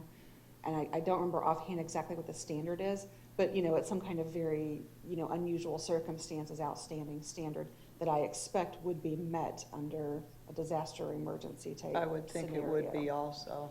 And the scenario that I'm thinking of isn't even that people are killed off, on this commission. We have a conference coming up. There's 3, 4, 5 of us go to a conference. Could be something happens at that point in time that is an emergency disaster here, but we're all over in another location. Now, you could speak to us via telecom. We're there, we exist. So I think maybe we probably need to think in those lines too, of adding, if that is permissible, so that it's quickly, and I agree with Chief Titus, there needs to be a time frame if we can be convened within a certain amount of time that the commission convene. If they can't, then it goes to the city manager. If he can't, it goes to some other. But I think we definitely need to look at being able to convene via telecom. Can I jump off that? Because we did have extensive legal review on that when we had a commissioner absent for a certain reason. And that they found that you could participate, but then you couldn't vote. But then that all changed, and it said that you can vote now. So Here is the standard from the memo that I forwarded you all on April 8th, is that a board member may attend and may vote by phone or electronic means if two factors are met. One, in quote-unquote extraordinary circumstances, and that's when we talk about the medical. Certainly this kind of thing, there's no case law on that, but it seems to me reasonable that would constitute extraordinary circumstances. And two, when a quorum is physically present. So if we have 5 members on the board and you have to have 3 here to make a quorum, you have to have 3 here in body, then the other 2 can attend by phone or electronic means. Or Now, note, extraordinary. according to, no, it's not or, it's and. Oh, If you want to and. have a vote, you have to have extraordinary circumstances and a quorum present physically. So in other words, 4 of you couldn't attend by phone or electronic.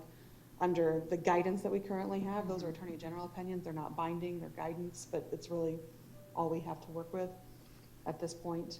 And there are other factors as well. Perhaps you're not even away, but perhaps all the travel and communication is down, so you can't get here and you can't call in or attend by internet.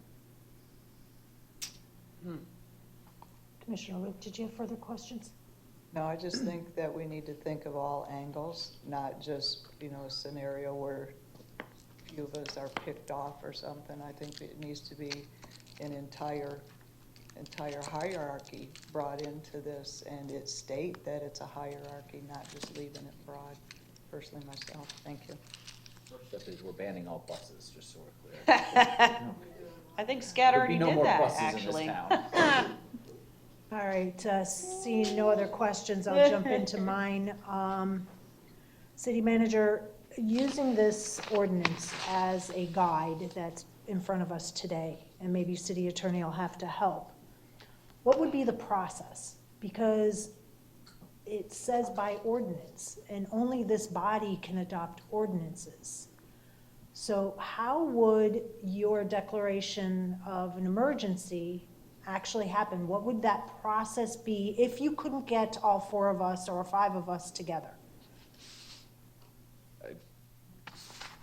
I don't think the ordinance says that I declare it by ordinance. If it's passed, this ordinance gives me the authority to declare the state of emergency. It doesn't give me the authority to pass an ordinance. Okay, so how do you pass that declaration? Is it just a stroke of the pen on a document? How does that look, is what I'm asking, After I avoid the bus. after you avoid the bus?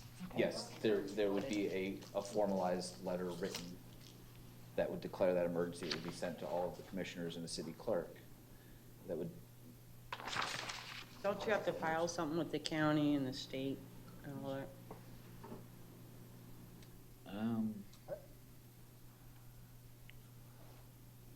Here's why I'm asking, City Manager, I'll save you the time, because it's not spelled out what that process is.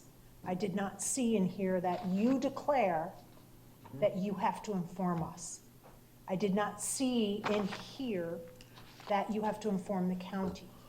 I didn't see in here that if it has to be extended for 7 days, that we then have to convene to extend it for 7 days.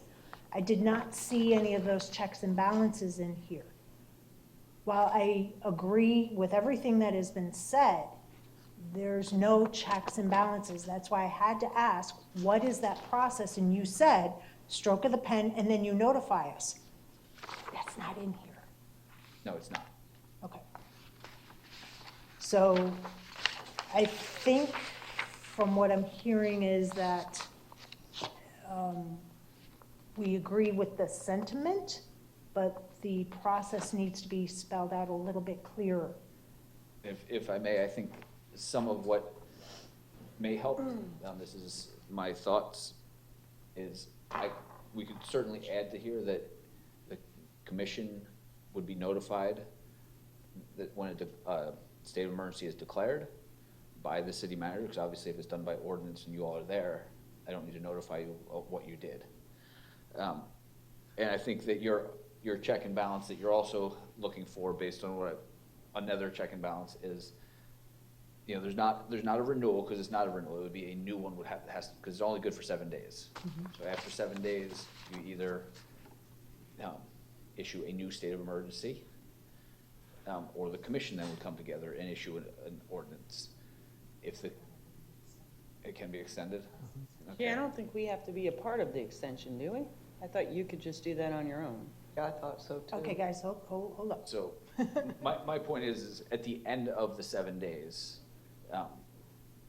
you're looking for a check and balance so that 5 years from now, I'm still not under a state of emergency and you guys haven't had any way to do that, undo that. I believe something could be put in there to make that happen. Again, the concern is I'm going to use our neighbors up north in the bend of the state. I'm not sure they're still in a position from when Michael hit to have a meeting. So, I don't know that you're going to get, depending on the emergency, the severity of the emergency, and, what the recovery is like, how you're going to get around that. But again, I think you're looking for the check and balance. I've declared it. Who gets to know? How are you notified? How is anybody notified? And we can certainly get that added to it, if that helps. The other thing is in this ordinance that's before us, it talks about, like in 2.03, the commission waives the procedures and formalities otherwise required to authorize you to do A through H. Well, A through H, while that's part of the state statute, is already covered in our charter. You already have that based on our charter. If we can't convene to, I don't have all of those. what don't you have? I can't enter into a contract until you've approved it. I sign them unless they're with another municipality after commission approval. But it says here, may grant the initial and temporary procurement of goods and services. That's A contract. contract, sir. That's the way I'm reading it. In the charter, that's what it says. May grant the initial and temporary procurement of goods and services. But, I know that right now we have in our charter, all contracts have to come before you all. Yep. So Procurement is not necessarily the same thing as a contract. Procurement is how, well, probably the former finance director should better describe that. But that's not, procurement is not necessarily how lead to we contracts. get to a contract. If, Oh. I want to go out and buy a car, it's just an easy example. How I procure that is I'm going to issue either an RFP, I'm gonna get quotes, I'm gonna get bids, some form of solicitation. Now I get to the stage where, all right, I've decided XYZ Ford dealership has the best car, and now I wanna buy it. And they say, all right, it's a purchase of a car, you have to sign this contract. I can't do that without coming before you all right now. don't you get to sign it? Don't you approve it if it's under a certain threshold? Like, I think it's 100,000? If it's 2 cents, if they require a written contract, Oh. I can't do it without coming in front of Okay. you. The code provides that you can do a purchase order for $100,000, up to $100,000, but that's different. It's not a contract. Because the purchase order is already a preset set of agreements and terms and conditions that are on the back of it. Whereas, and I will always use, this is my favorite example for this, was the very first commission meeting that I was sitting in this chair. We brought you a Loomis contract for $6,000 because they insisted on a signed contract. Every other year, they'd taken a purchase order. Now they wanted their specific contract signed, and we had a lovely discussion over that item. Oh, was it the vending machines? No, this was the armored car. Because that was another one that was. And one of the conversations we had is, it's $6,000, why is this in front of us? And that was why, because they wanted their specific form signed. All right.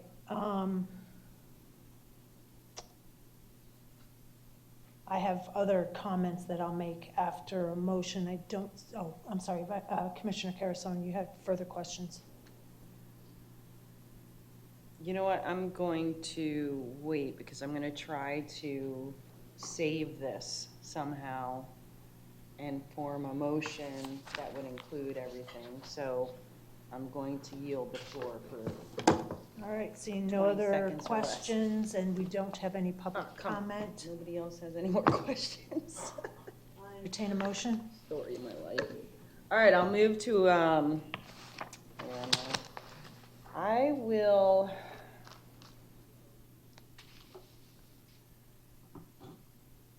can I approve this for another first reading, or how do we want to do this?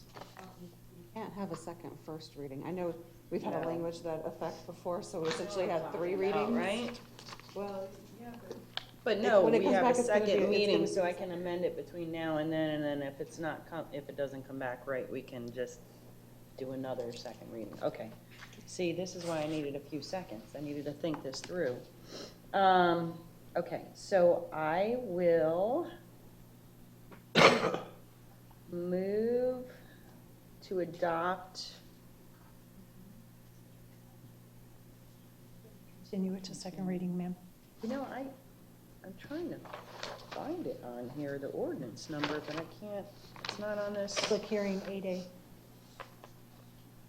Oh my God. page, Move to continue ordinance number 2019-23 with the following changes. That it only takes effect if the commission majority cannot meet in a state of an emergency or extension if necessary.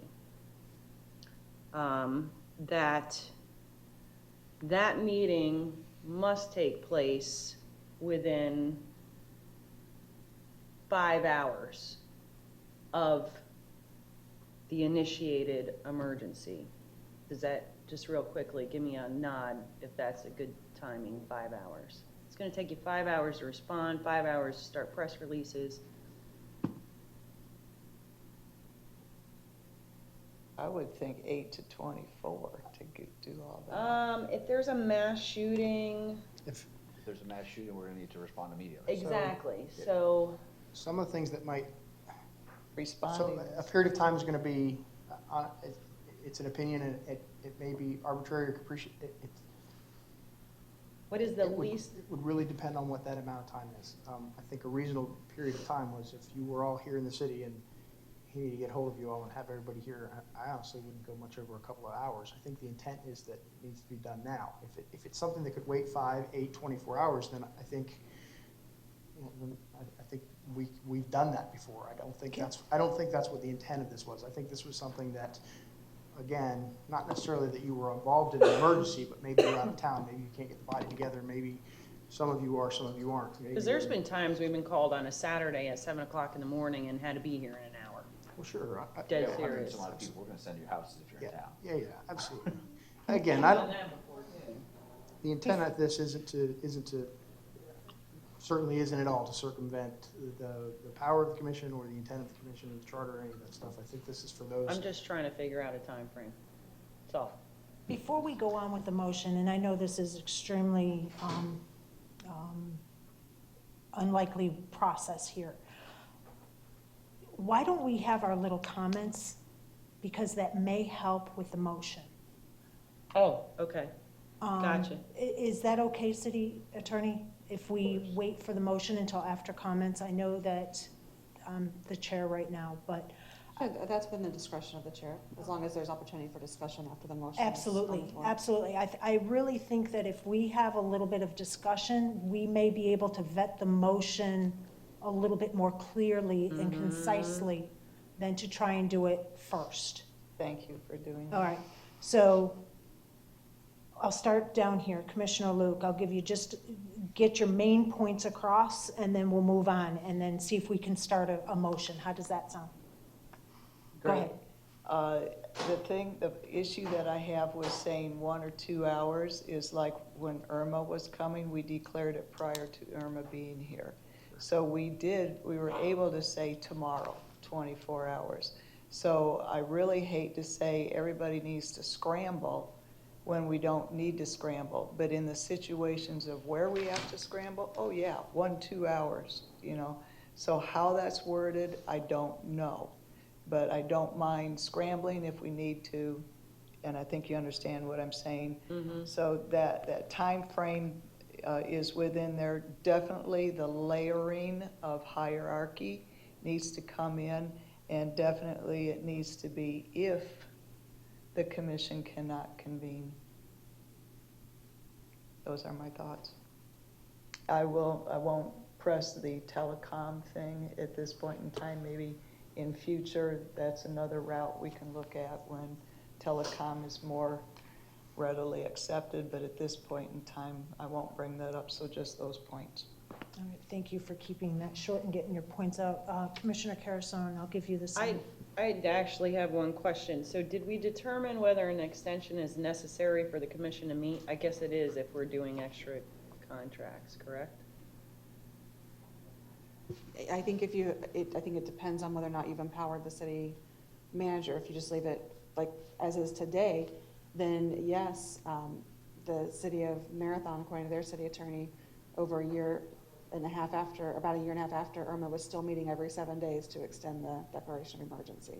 I guess what I'm trying to get at is if the commission was unable, no, let's just say that the commission comes in, we declare a state of emergency, but an extension is needed, does he have to come back before us for that extension during that time?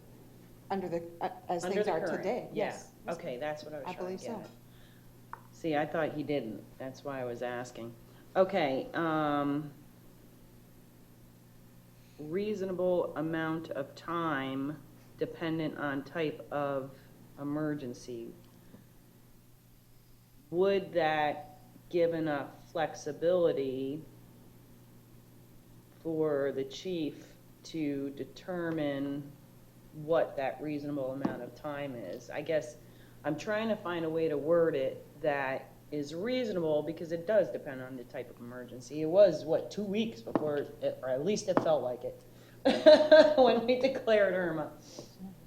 Like I said, I think it's those unusual circumstances, and part of this is, and we didn't really talk completely about it, but it could be civil unrest. It could be, we might want to implement, an immediate curfew, and that might be something that needs to be done within a couple of few hours. Yeah. Well, so again, I think that time period, you all can discuss that and set that, but just keeping in mind what the intent is. This is one of those insurance policies we hope we're never cashing in. But Okay, but if we're not here, or we still have to set a time limit, because that's what's gonna delegate whether we're here or not to do the state of emergency.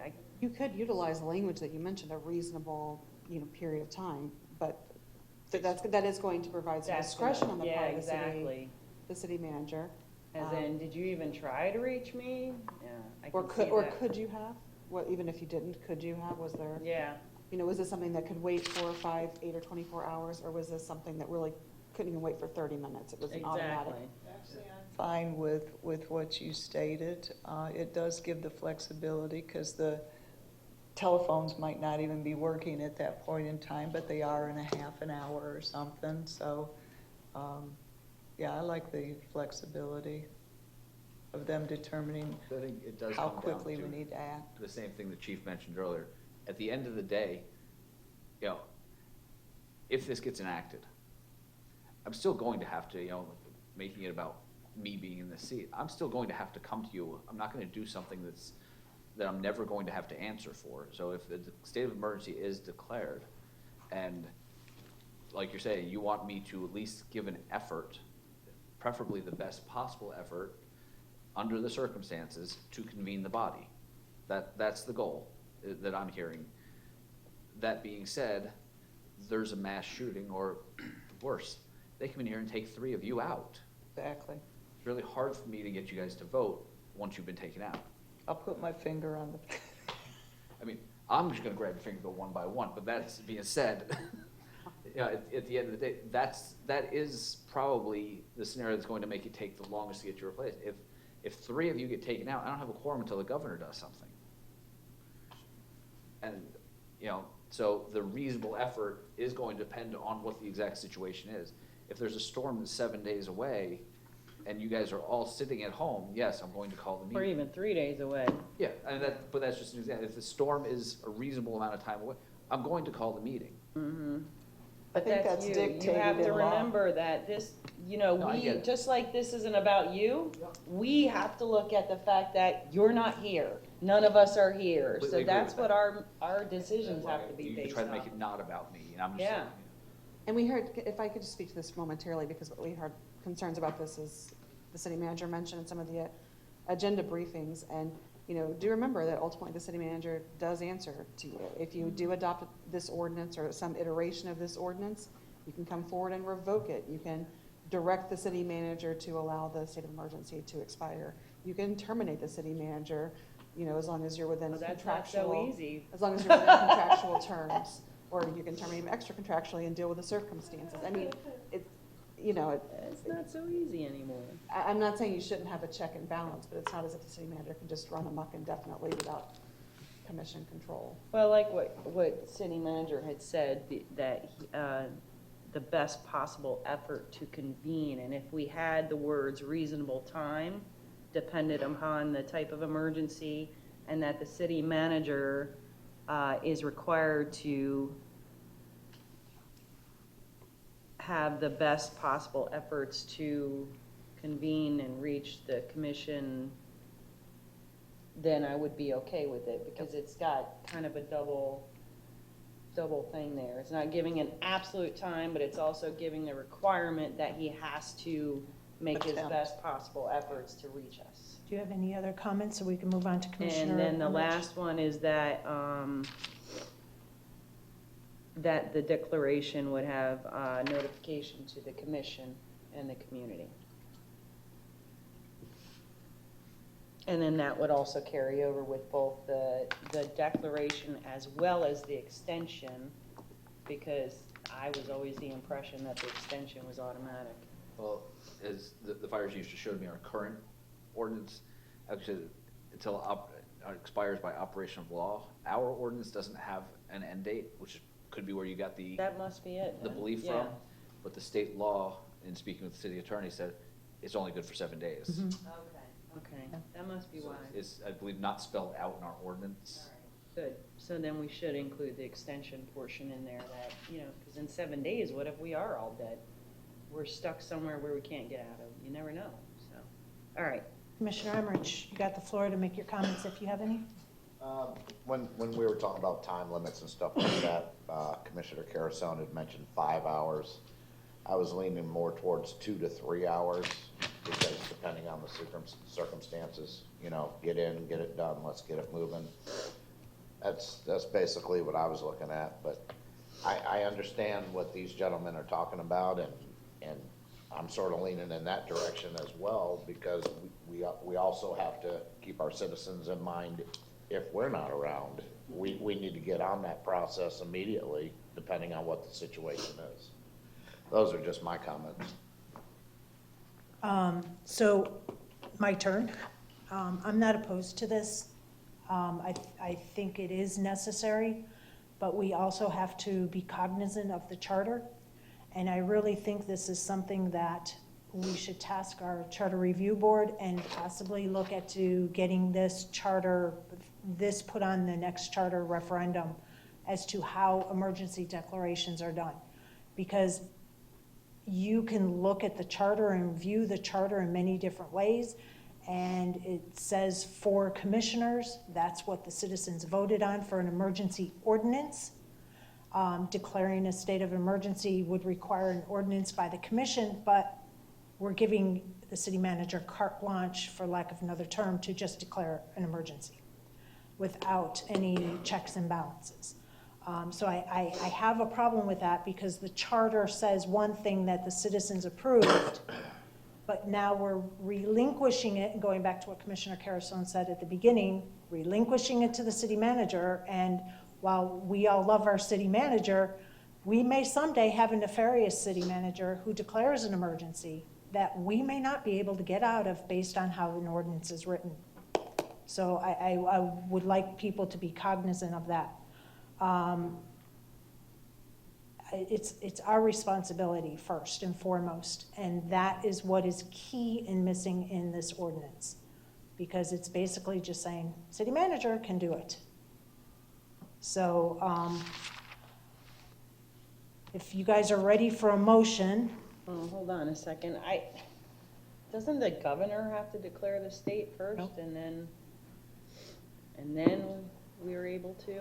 Or is that just in, like, certain No, cases? because like in Irma as an example, it doesn't have to go governor, county, city. Correct. We did not have to wait for the county.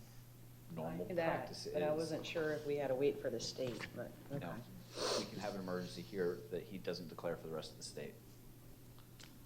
That's true, we did that with Charlie.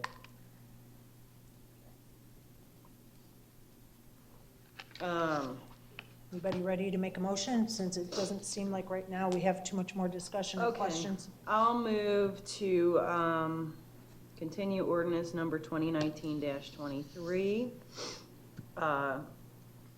having the city attorney craft an amended language to reflect the following intentions: that the city manager can declare a state of emergency or an extension only if the commission quorum cannot be met within a reasonable time, dependent on the type of emergency, and that a requirement for the city manager to use the best possible efforts to convene the commission.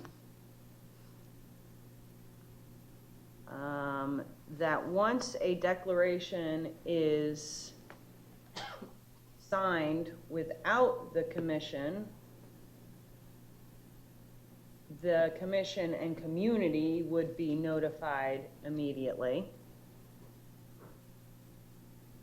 And I think that's it. I think that sounds like, but there's already Is there a hierarchy? there's already a hierarchy All right, in I'll place, I second. promise.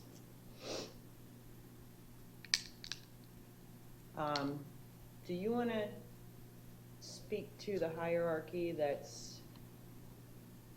so that we're clear how that works? Oh, as far as In case my you get hit position, by a bus. there is the hierarchy of myself, and yes, now we have two assistant city managers, so which one is first, and there will be a hierarchy in place to create which one becomes me in the event that when you all get hit by the bus, I'm on the bus. On the bus. So, I'll be on the bus. So But- is that going to be part of that emergency strategic plan, possibly? that's one that'll have to be in place before all of that can happen. Well, it needs to be in place, period, because, Right. and separate from those things, simply because times change. If you look at a 2013 one, whether adopted or not, it didn't take into account the fact that we have two assistant city managers. The next time you guys review this, I don't know where we'll be. You know, Oh. if we have a recession, we could have one. If we boom like crazy, you could end up with 3 or 4. That's just something that always needs to be evolving. So one of the things, like I have memos where I designate certain people for certain things, that needs to be in place. But currently, we do have a succession. Not from one of those two, we do not. Right now, whenever I go out of town, I name one of them. So there would need to be an overarching one that says, in the event of no one being named, here's your order. Just That like addresses Commissioner what Luke was Commissioner Luke was mentioning, you know, saying. there is one on the federal level. We all know, That's what I thought. on the federal level there is, it's president, vice president, Speaker of the House. I mean, it's But I thought spelled. that was in our charter, that if you were unavailable, then It the goes to the assistant. city manager. Which one? Question is which one? I mean, but there's still 2 assistant city managers, so it's whichever one is here. We're gonna make them fight over it. Yeah, Arm wrestle. okay. My money's on Joe. All right. So, Anything more to the motion? I think if he's gonna address that, I'm good. Do you have anything to the motion? As long as that is addressed, I mean, we saw, somebody walk into a government building just the other week and took out That's why we're here. 12 people.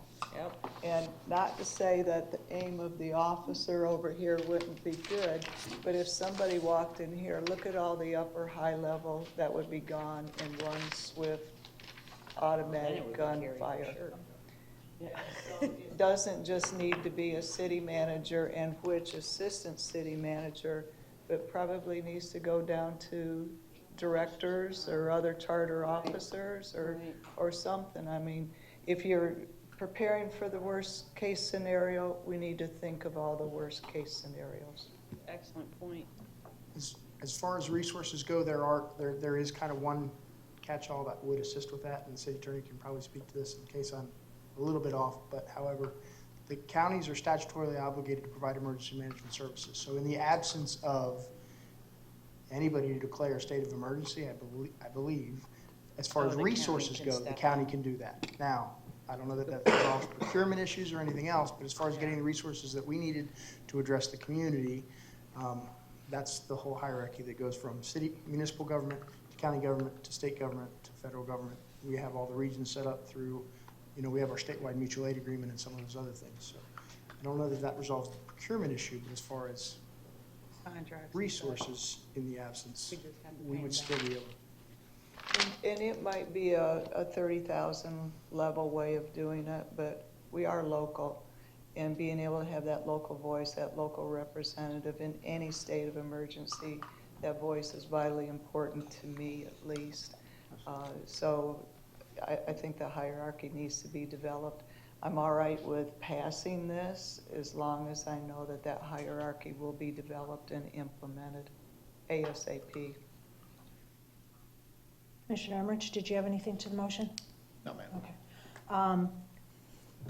Since Commissioner Luke, the hierarchy is something that should be addressed, would you like to make an amendment to the motion, or would you like me to?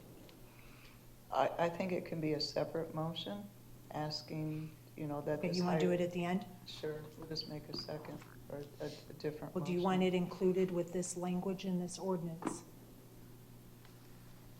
Okay, I'll make an amendment that staff create a hierarchy for emergency situations, and it be implemented within this ordinance. I'll second for discussion, only because I was actually going to address that in the next agenda item. Oh, wait. Isn't there another agenda item on something similar to this? Emergency plan itself. Why is it not in? Oh, okay, yeah, B. So I was going to suggest we put that in the emergency plan. It needs to be in both. And that's, okay. You see what I'm saying? If we have them develop it for this one and implement it in this one, we can just have them put it in the Put it in next one both, too. okay. Yeah. Well, then, all right. All right, I'm so any further discussion on the amendment? Can I just make a comment to that for your consideration? Depending on the level of specificity you're anticipating, it sounds like you want something pretty specific. If you incorporate that into the ordinance, it could cause the ordinance to need to be updated if we have personnel changes or if we have restructuring in the organization. If for some reason that's not caught, then the ordinance could become outdated. Well, it can reference the hierarchy, can it? If there is a hierarchy designed, yes, then you reference that within, I believe I used the term reference it within the ordinance. If you want to do kind of a reference to it generally, I just wanted to clarify to make sure you didn't mean to enumerate it specifically. I was meaning to reference the hierarchy, to develop the hierarchy and then to reference it within this ordinance is my objective. If you all are okay, I'll work with city attorney and get a language similar to the lines of city manager will create a hierarchy of succession planning. That's what she means. In the admin, Mhm. and we'll have that out there, which is exactly what I'm typing over here anyway. I think that was the exact intent. Right. Yeah, I think I said place within or. Referenced within. Implement within, but I meant to reference in order to implement, or implement through references is what I was meaning. Is the amendment clear, city attorney and city manager? The amendment clear? Yes, ma'am, I understood what Commissioner Luke said. I'm not sure what the language of the amendment itself is on the record. Can we just have it restated just to be extra careful? Make an amendment to have city manager create a hierarchy for the purpose of emergency emergency purposes and it be referenced in this ordinance.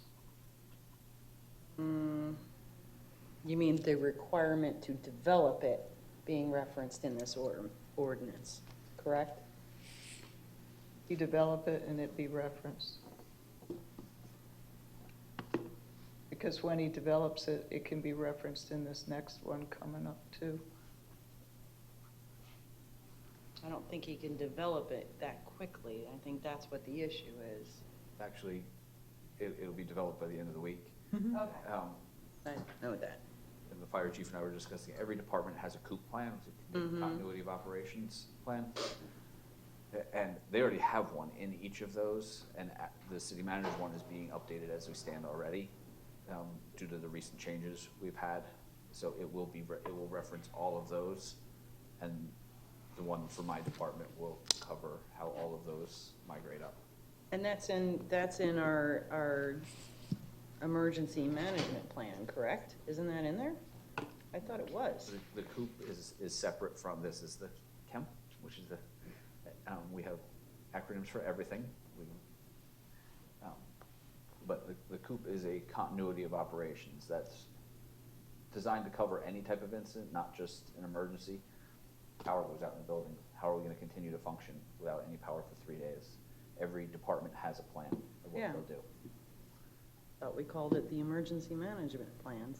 Well, so the emergency management plan has annexes and indices that talk about what types of emergencies, and then there's kind of this overarching idea of how we will manage those. Then each department in the city also, in addition to that, has their Have own their continuity of individual. operations plan. So if something had happened to the fire station, we may be displaced, but everybody else might be fine. So we're not necessarily doing something through the KEMP, but we certainly would be enacting our COOP. Sorry for all the acronyms, but All right. that's. All right, so is the amendment clear so we can call the question on the amendment? Yes. All right, let's call the question. To the amendment. To the amendment, right. Correct on the amendment.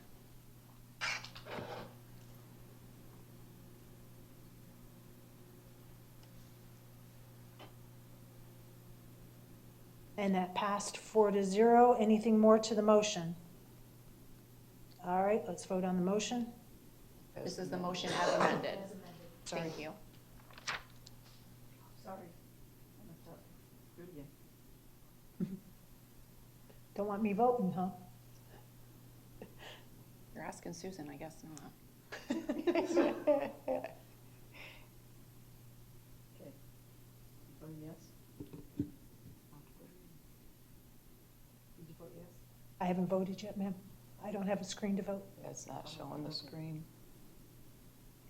Can we voice vote for that one? I'm Voice- sorry. Voice vote on the motion as amended. Yes. Yes. Yes. I vote yes, so that passes 4-0. All right, before we continue on, I would really like to address the charter part of it. And maybe possibly make a second motion unless somebody else wants to. So the charter addresses an emergency ordinance. Charter does not address anything for emergency declaration. And I really feel that maybe we should task the Charter Review Board to weigh in on emergency ordinance and emergency declaration. Because while it is, I said before, our responsibility for emergency services, that is our innate responsibility to provide for our citizens. If we are delegating that responsibility to the city manager when we cannot convene, I really believe that the citizens should weigh in on that and have it put to a referendum. I think Instead- there also needs to be clarification. Exactly. The difference between, because The difference between the two. When we reviewed the charter, we did an overhaul years ago. We were always under the impression that an emergency ordinance was a declaration of emergency, so. Unfortunately, an emergency ordinance can. Be what? Well, there was an instance when an emergency ordinance was used by a former commission. Yes, And a recent commission did walk an emergency ordinance on for human rights. Oh, yeah. Human rights ordinance was brought through as Yeah. an emergency ordinance. So You know, I haven't compared it to how your last, how our last charter language was written. As it's currently written, it refers to an emergency ordinance enacted when it's deemed necessary for health, safety, and welfare.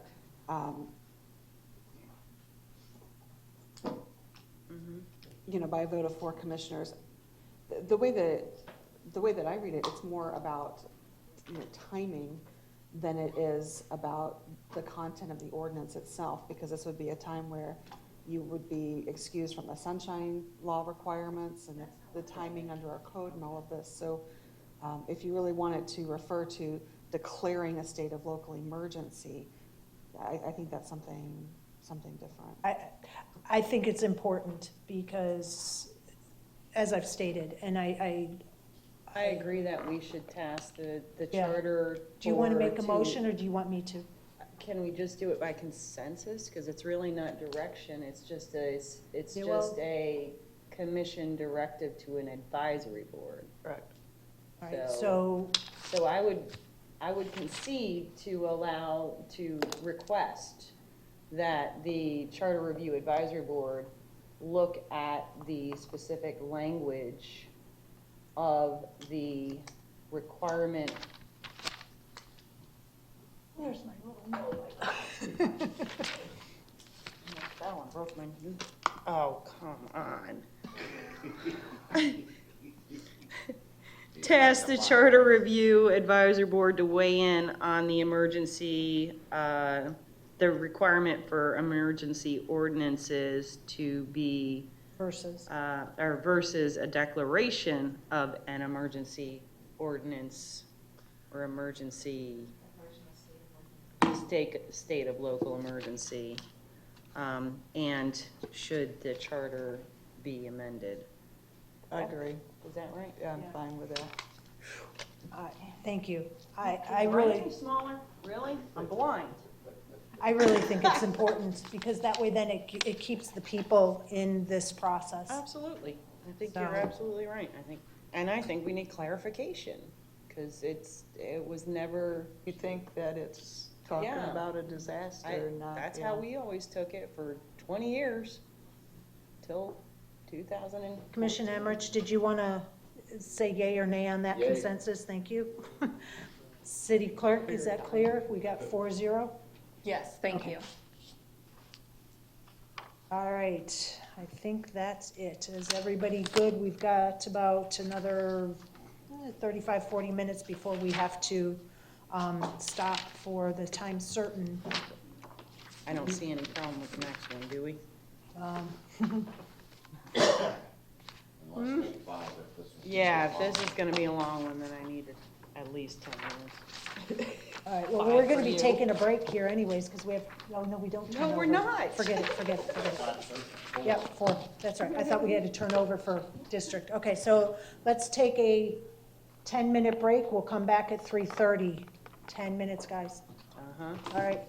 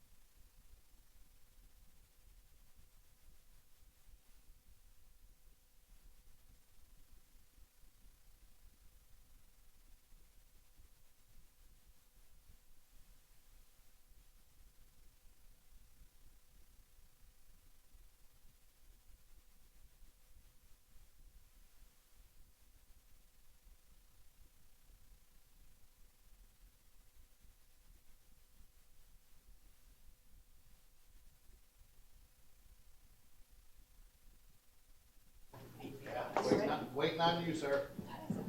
Hey, I gotta go. All right, guys. Alrighty, it's 3:31 and we are back. I was back at 3:30. I know you were. You did good. Alrighty, so we are moving on to resolution number 2019 R10. City manager, take it away. Oh, we have to read the resolution by title? Okay. I need a motion. No motion required. Thanks, I feel your pain. Alrighty, city clerk, or Miss Susan, could you read the resolution by title only, please? Yes, ma'am.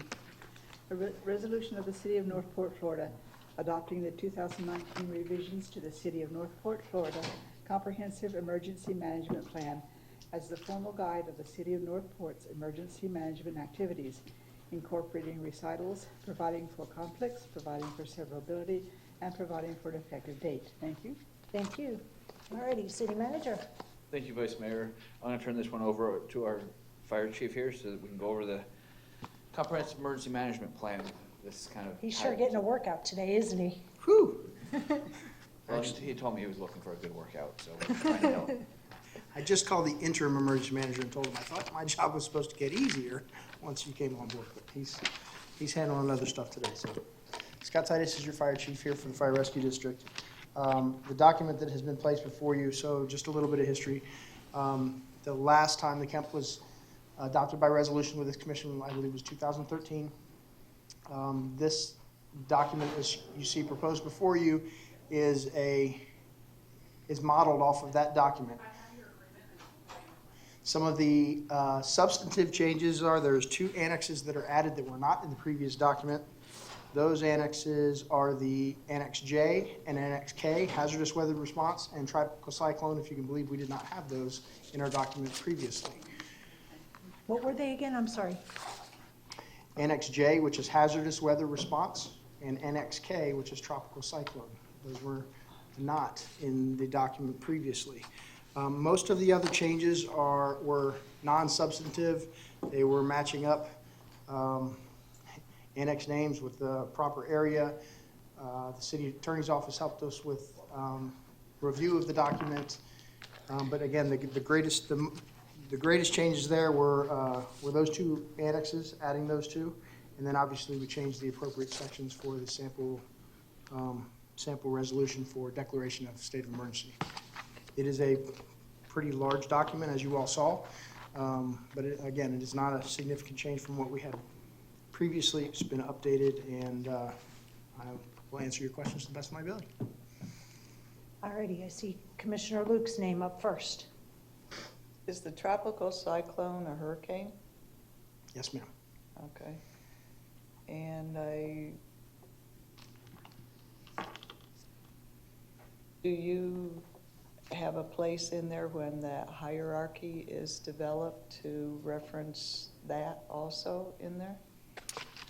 That you'd recommend it be placed? I think what the kind of sidebar conversation we have is, and I think maybe it's a recommendation, some of the COOPs may incorporate that, some may not, but I think as a policy decision, it's probably a good idea that for all of the departments in those COOP documents, because annually we revisit those by department, and that's a reminder that comes out from Emergency Management Division that says, look at this, make sure that it's up to date, is to include in there, each of them have in there included, it does show your chain of command, but it doesn't necessarily have a named hierarchy. So if this person's missing, then that. So I think that's a great idea to add something into the COOP plan for each of the divisions, and that's something I think that we can put out by policy.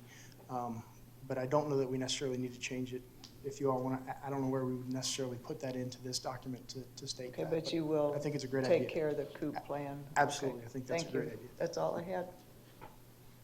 Alrighty, nobody else had any comments, so here I go. In the plan itself, there is mention many times to the mayor and it appeared to be a separate entity than the commission. And I am not a fan of having the mayor have higher powers than the commission. And an example is on page 45, and it says, "The mayor of the city commission's responsibilities." That wording in itself is just very troublesome to me. But goes on to say that the mayor will delegate policy and direction, including authority to declare a citywide emergency or disaster, to the city manager, ensuring continuity of government, one voice, one decision, and unified community support is requested. Yeah, that's off. So I'm starting with the ones that I have, the ones that give the most pause to.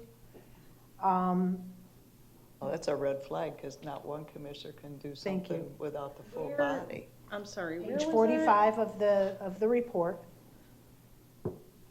45 of the report. So of the report, I think it's like a 100-page report, page 45. Which appendix is So that? this would be the base A? plan, Okay, thank you. base 45. you. That's what I was trying to find, sorry. That's what I was trying to find. Yeah. It also states that the mayor will the mayor will convene the commission to continuous emergency session as soon as practical. The All mayor that's- doesn't do that. All of that's against charter. So I did ask where this came from, and this is language you're copied from the 2013. And Shocker. while some cities have a mayor, we have a commission, and I really would like this to be reviewed again and have it corrected to fit our commission body and how it works. I'd also like to ask, is there a due date for this plan? And don't go out of your plan that's up yet, because I got a couple other places. Page 45. So I will speak to that. I did go through this entire document, and I read that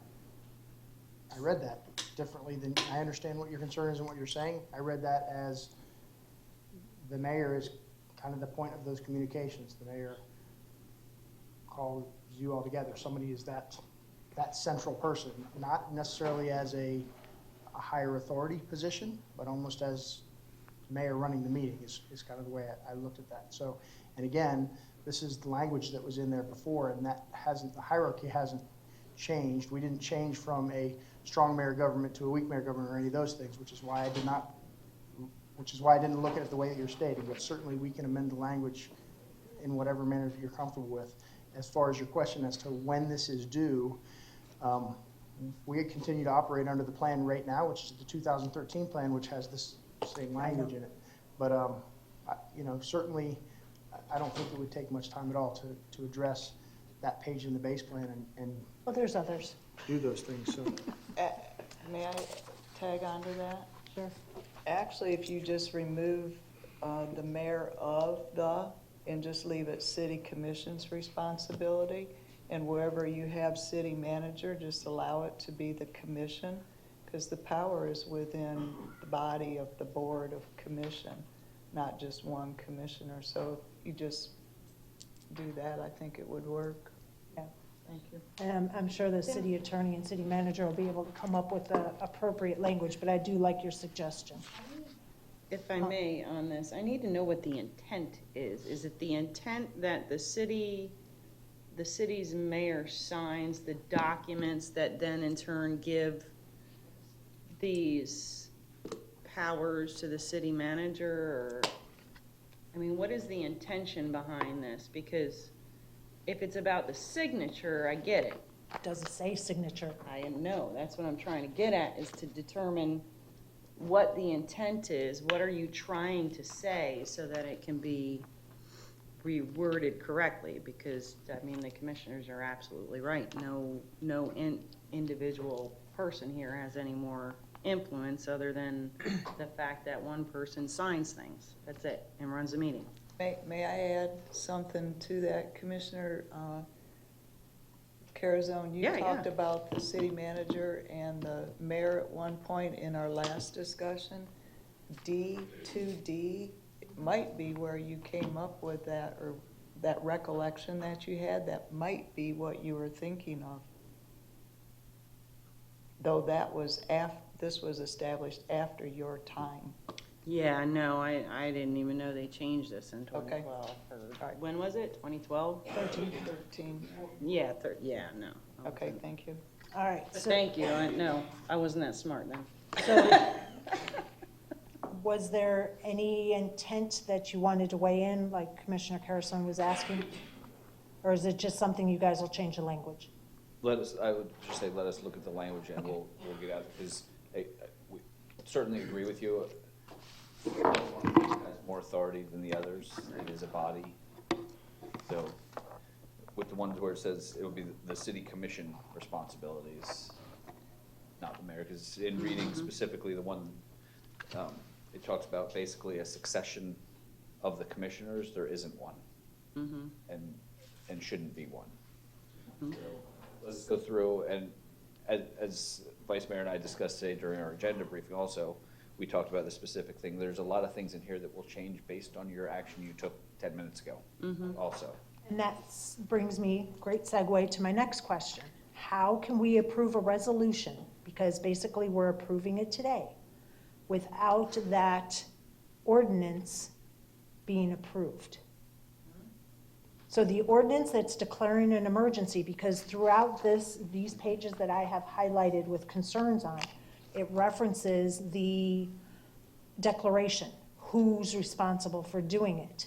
Sometimes it says the commission, sometimes it says the city manager, sometimes it says the commission or the city manager. So there's no consistency with that. So it sounds like the ordinance will pass once we see the new changes, but this plan has to reflect what that ordinance says, but we haven't adopted the ordinance, so how can we adopt a resolution? Like we discussed, I would recommend if we can go through this, get all of your questions, concerns enumerated, outlined, as well as taking into account the ordinance that we just discussed. We can bring you this resolution back with an updated document that would go into effect after that ordinance is adopted as well. And I believe the resolution that is referenced in this document is in Appendix A, and it's a sample resolution, which was what was used previously to declare a state of emergency. That would be the normal way it's done through the commission body. So that, I don't think there's specific language in there speaking to the new ordinance that we developed, because There is. If you go to page 10 of that same plan that you guys are looking at, the planning process, it says the city manager shall determine whether changes to the plan reach a level of significance to require commission review and approval. So with that sentence, I tend to agree with it. Hey, we're going to change that something minor. We're going to change the word "the" to the word "of." That's a minor change. But by this language, it could also be the city manager doesn't tell the commission anything, and we don't know about it. We will never know if there is a change that is made because the city manager is the one that is determining the significance of a change. Do you understand where I'm going with that?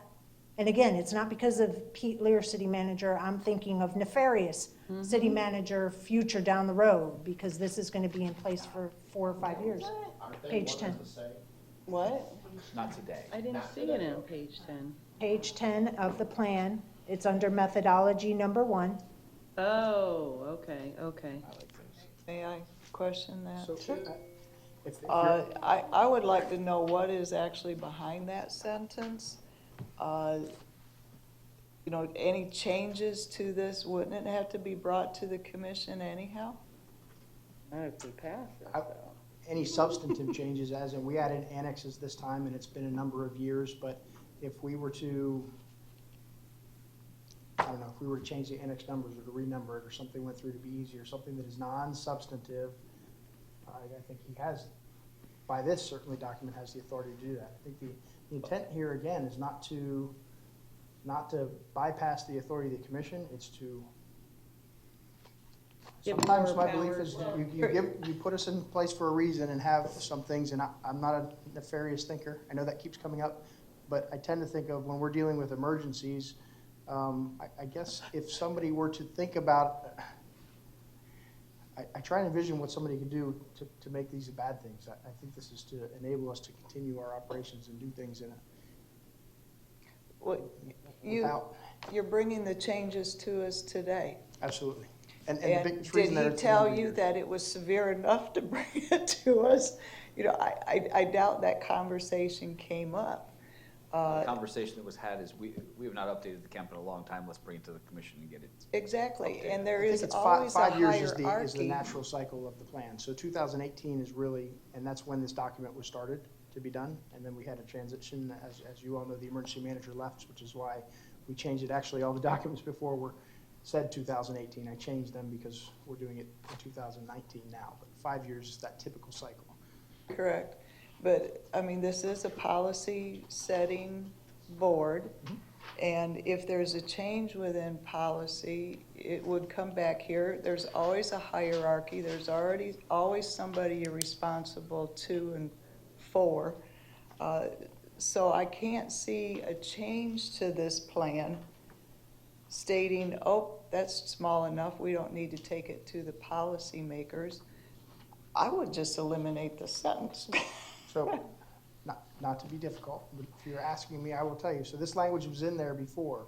It's not as if we tried to slide it in to change things. We Correct, that's why we're updating it. Well, see, I understand. I think as you go through these processes, and again, this was adapted off of, you know, there's a lot of plans out there. I think if you pull the county's plans, you pull some other municipalities, there's similar language to some of these. It's not as if we wrote this or did in a vacuum. And the reason I bring that up to you is I just want to make sure you understand this.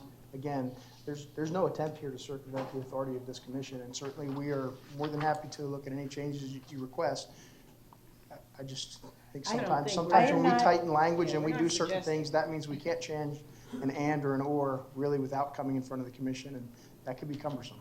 City Manager in Chief, I just wanted to be clear. I am not trying to imply that you guys are trying to bypass us. That is not my intent. This was approved in 2013. This is this board. I am on this board, and I feel responsibility to look at it.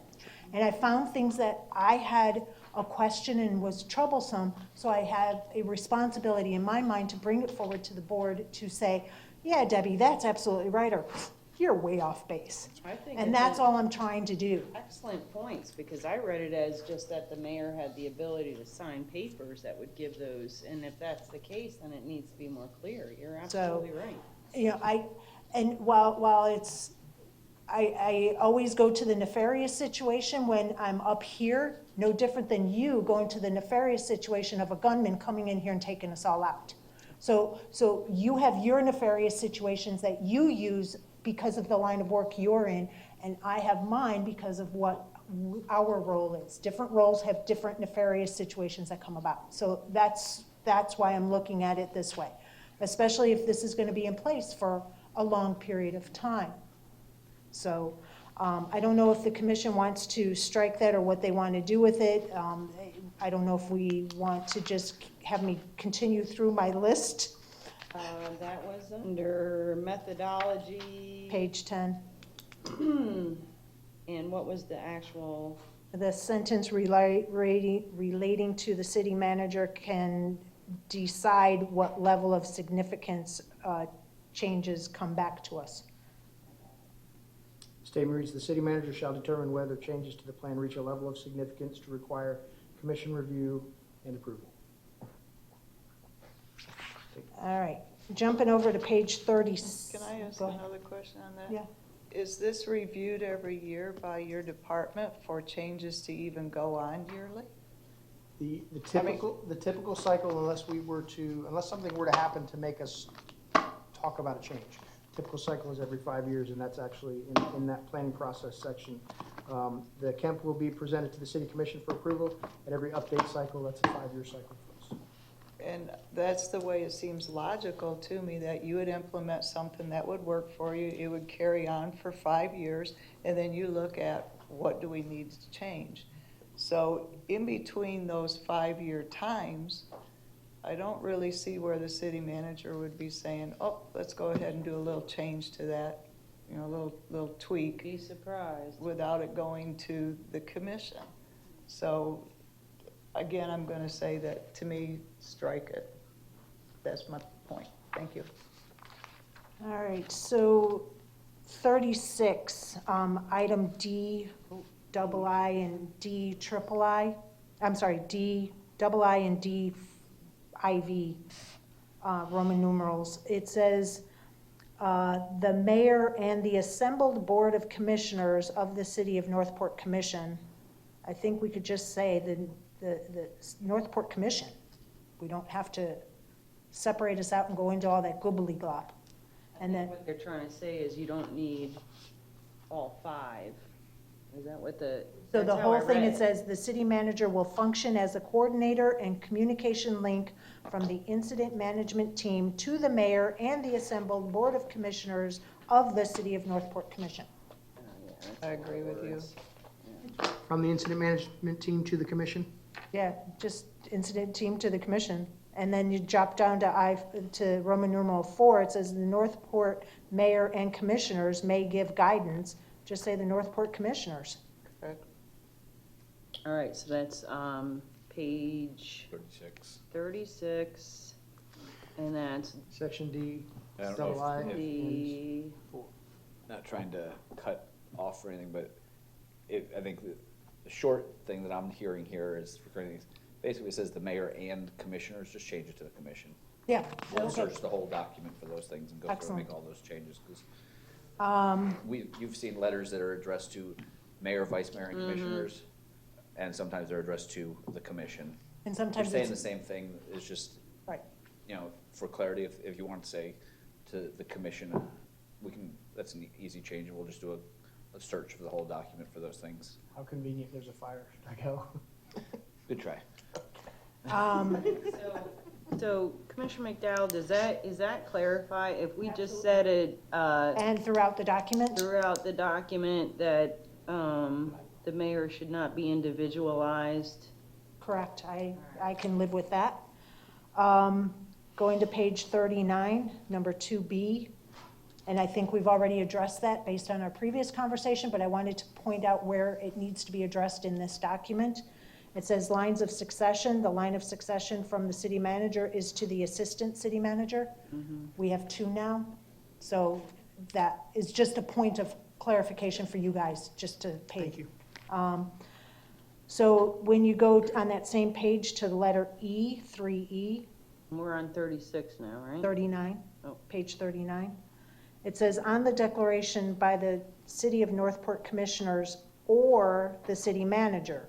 This is the correct way for this language to appear. The commission, based on our last conversation, the commission or the city manager can make that declaration. Okay, so that one's a good spot. But there are others in this document that are contradictory because it doesn't give the or. For example, on page 44, it just says by the commission.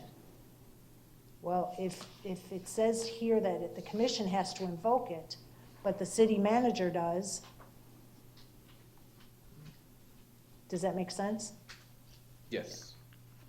So that is probably about 3 or 4 places in the document where it's kind of contradictory. So if you guys could just clean that up too, to say the commission or the city manager, based on that ordinance once it passes. Can I get on Go for it. 39B? That line of succession from the city manager to the assistant city manager is a perfect place to put the reference of the hierarchy. I thought we weren't, I thought that was gonna be, It'll be referenced to a hierarchy. We're not gonna have the hierarchy in here. It just references. Yep, the hierarchy would be referenced. So I can skip 46 because that's already been addressed based on the overarching cleanup. Same thing with, Vice Mayor? yes? If you don't mind, when maybe afterwards or tomorrow or another day, if I get your document for the things you have highlighted, because I'll go through the document myself, but I want to make sure that I hit all those things. If you have them, That's okay? that would be wonderful. if Yeah. That's okay. If that's okay with city manager, It's the same thing, so okay. beat me to it. page 39, and that's the line of secession, okay. So if we jump up over, and I'm just now going through it just for the record, part of it, line 51, it says the city clerk's responsibilities. It says draft the emergency ordinance of the state of local emergency, and this is where we killed the city manager earlier, where we could remove declaration for the city manager. Just take that out of the entire sentence. Okay, one more time. Where is that? They're killing the words "for the city manager." I don't know where we're at. 12C on page 51. You're going all over the place. You're killing me. Okay. In order now. Now we're in order? Okay. So page 51 I had to on 12C. 12C. Yep. It says draft this ordinance of the state of emergency, and then it says declaration for the city manager. Well, it might be for the commission, it might be for the city manager, it might be for somebody else. Oh, well, if I was to say that change throughout the document, that's gonna be addressed in here. We're going to, yes. So- Possibly, yeah. This is when we killed me earlier. All right.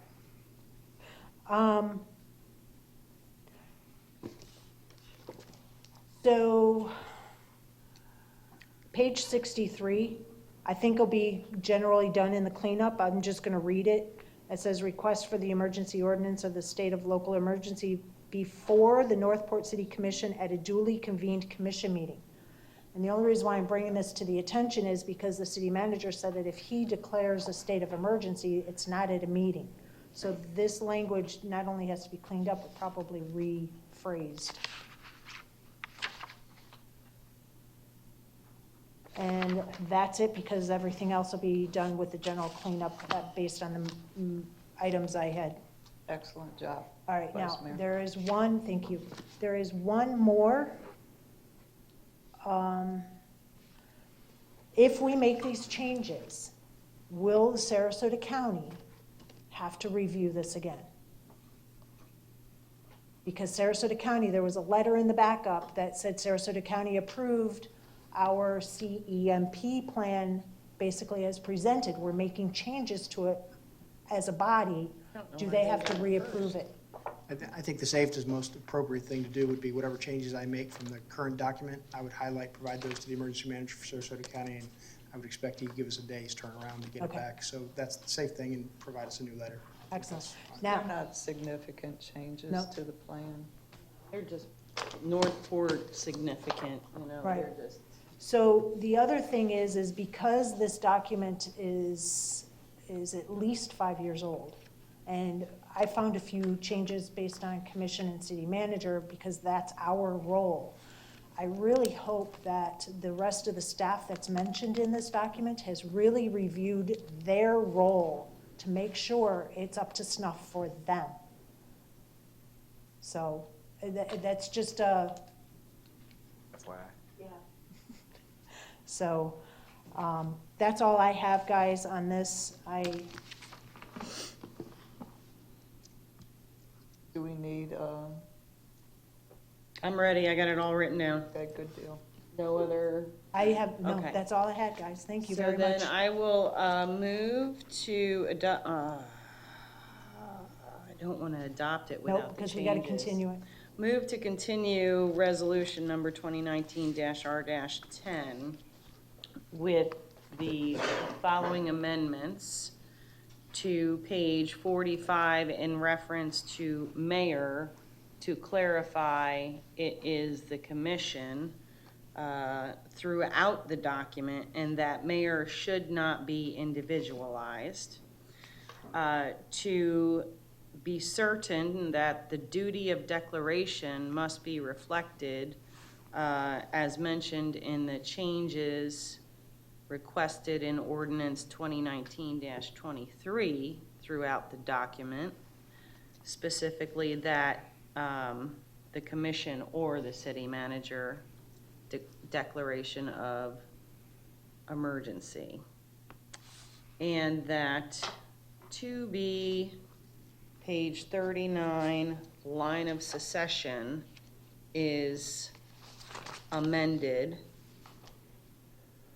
as discussed previously. And I think that's it, right? The page 10 for the significance of items changed. Ooh, you're right, sorry, those are in a separate piece of paper. Okay, and then page 10, the paragraph 1 of C, that the city manager shall determine whether changes to plan reach a level of significance to require commission review and approval is deleted. I'll second the motion. If you'll hit your button. I got too many things going on here. Okay. Thank you. Thank you. Good job. Commissioner Carasone, did you want to speak to the motion?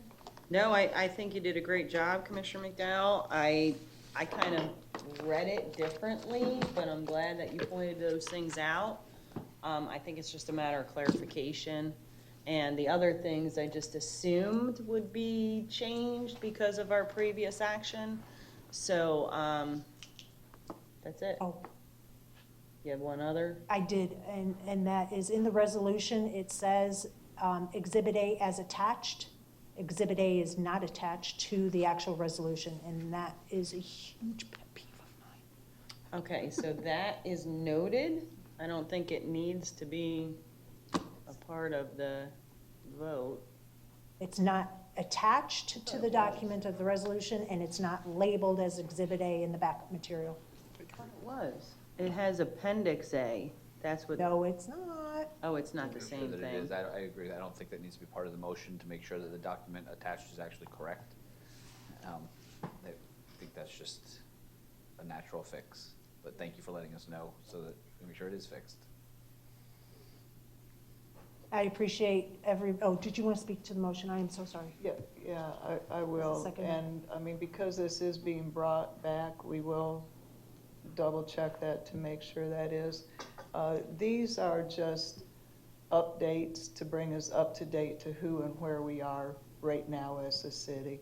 It's not changing the plan, the way you implement things and do things. It's just simply making it us. So thank you. Agreed. And I'd just like to say thank you for indulging me while I went through those, because I think it was really important to make sure that it was captured and corrected. So thank you for that. Thank you. All right. If there's nothing else to this motion, let's go ahead and have a vote.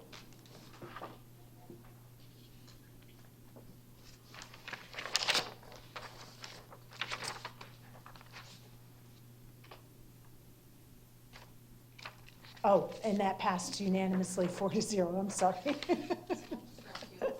All right.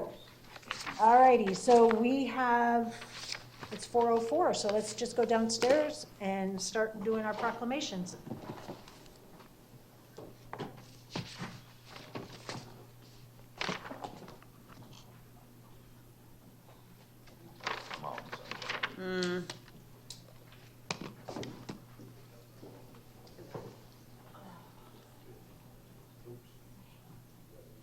Oh, no, do I have to read something?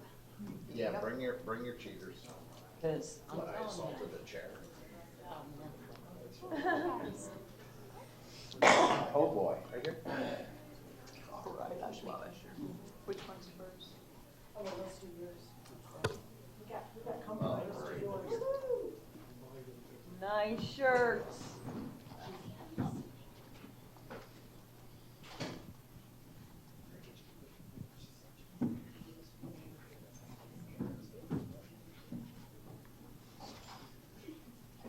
We're going to go ahead and celebrate Parks and Rec.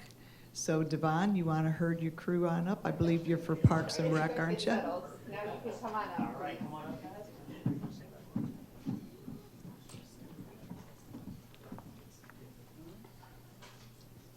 Oops.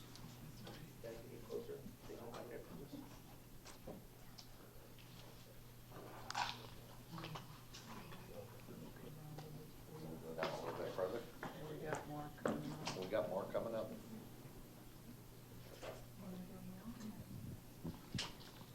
All right, the City of Northport. Whereas parks and recreation programs are an integral part of communities throughout this country, including the City of Northport.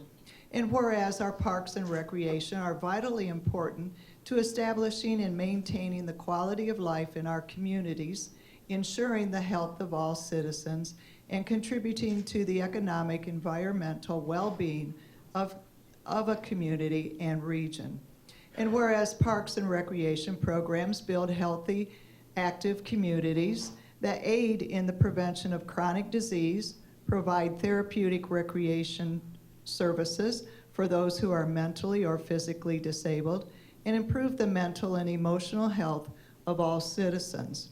And whereas parks and recreation programs increase the community's economic prosperity through increased property values, expansion of local tax base, increased tourism, the attraction and retention of business, and crime reduction. And whereas parks and recreation areas are fundamental to the environmental well-being of our community. And whereas parks and nature recreation areas improve water quality, protect groundwater, prevent flooding, improve the quality of the air we breathe, provide vegetation buffers to development, produce habitat for wildlife, ensure the ecological beauty of our community, and provide a place for children and adults to connect with nature and recreate outdoors.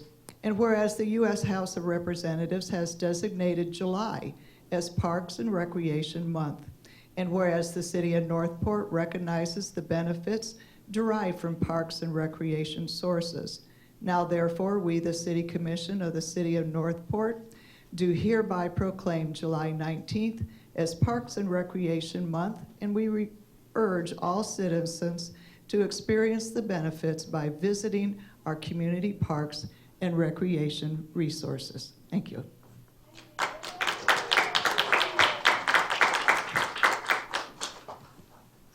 All right, so I said I'd keep this short, so I only made it 3 pages. Parks and Recreation is our community's economic equalizer, as everyone at one point in time has visited a park. Parks and Rec is celebrated the entire month of July. We will focus on a social media campaign that encourages our community to go out and visit parks, facilities, and green spaces. Parks and Recreation boasts parks, pavilions, facilities, and green spaces that are available for all, no matter what age or ability you enjoy, and we work hard to enrich our quality of the life within our community. Thank you so much. In attendance with us, we have campers from our George Mullen Activity Center camp, as well as 2 of our counselor and trainers.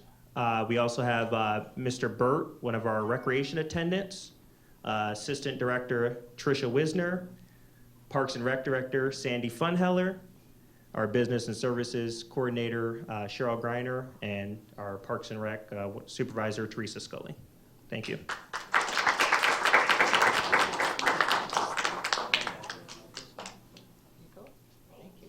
We get to shake hands with you guys. Yes.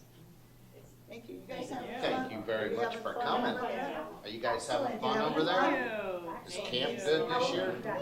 You guys having fun? Thank you. All right. Good job. It was a pleasure to meet you too. Thank you very much for everything y'all do. Makes for a wonderful summer for these kids. Thank you. Thank you.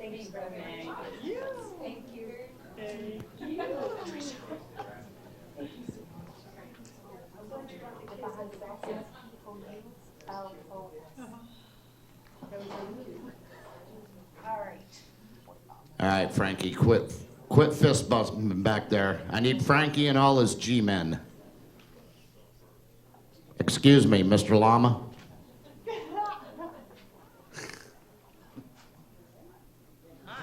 Why aren't you wearing the shirts? I'm sure there's a plan. Oh, boy. Shined up and ready to go. I'm ready to go, sir. All shined up. All right.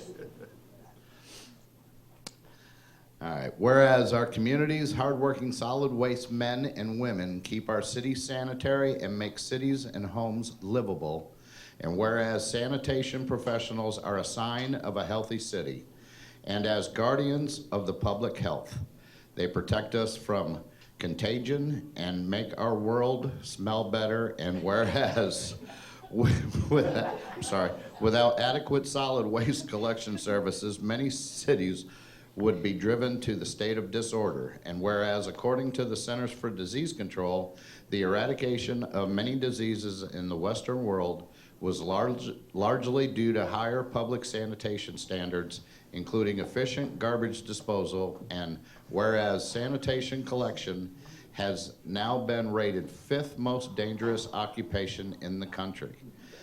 And whereas, in recognition of their vital work, the City of Northport extends its sincere gratitude to the city's hardworking sanitation professionals. Now, therefore, we, the City Commission of the City of Northport, Florida, do hereby proclaim June 17th, 2019 through June 21st, 2019 as National Garbage Man Week in the City of Northport, and calls upon all citizens and civic organizations to acquaint themselves with services provided by the Department of Public Works and to recognize contributions which public work officials make every day to our health, safety, comfort, and quality of life.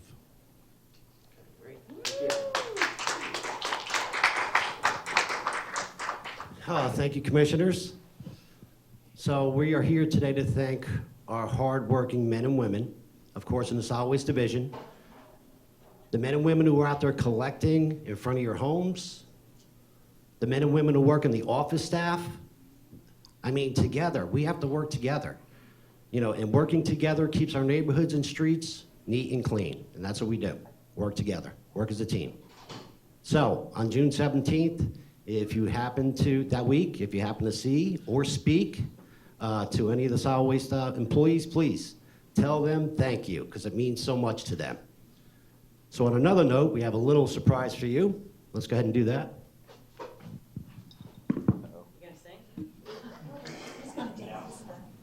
Karaoke commission. Seen him dance. I was going with the singing, trust me. Wow. That was awesome. Come with gifts. Wow. We're going to start expecting this from all the departments. And if you could give this to Mary. That's awesome. Thank you very much, you guys. That's sweet. Sure. And one other thing, Friday, June 21st, for the men and women in solid waste, we're going to go ahead and do a breakfast, and we're going to, feed the men and women. So if you'd like to stop by, that'd be great. Let us know when. Friday, June 21st, 6 to 7. I missed that part. All right, no problem. 6 a.m.? Yes, ma'am. I'm sorry, it's early, but thank you very much. I'm willing to take bets on which commissioner won't be there. The one that got the 3X shirt. Money bets. Thank you. Absolutely. Thank you very much. Thank you. Thank you very much. Thank you so much. Thank You guys do such a great job. Thank you very much. Thank you. Thank you so much. Thank you very much. Thank you very much.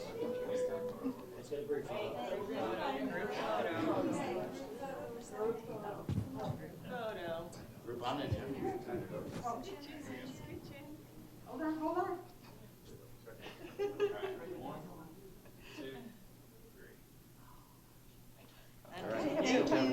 Thank you very much for the shirts, guys. Sure. Yeah, I'm done. What size is he? I don't know. What, you trying to swap down or up or what? Hold on, Commissioner Luke, we got one more. Got an extra large and an extra large. Okay. Okay, I think this is for Fleet, maybe?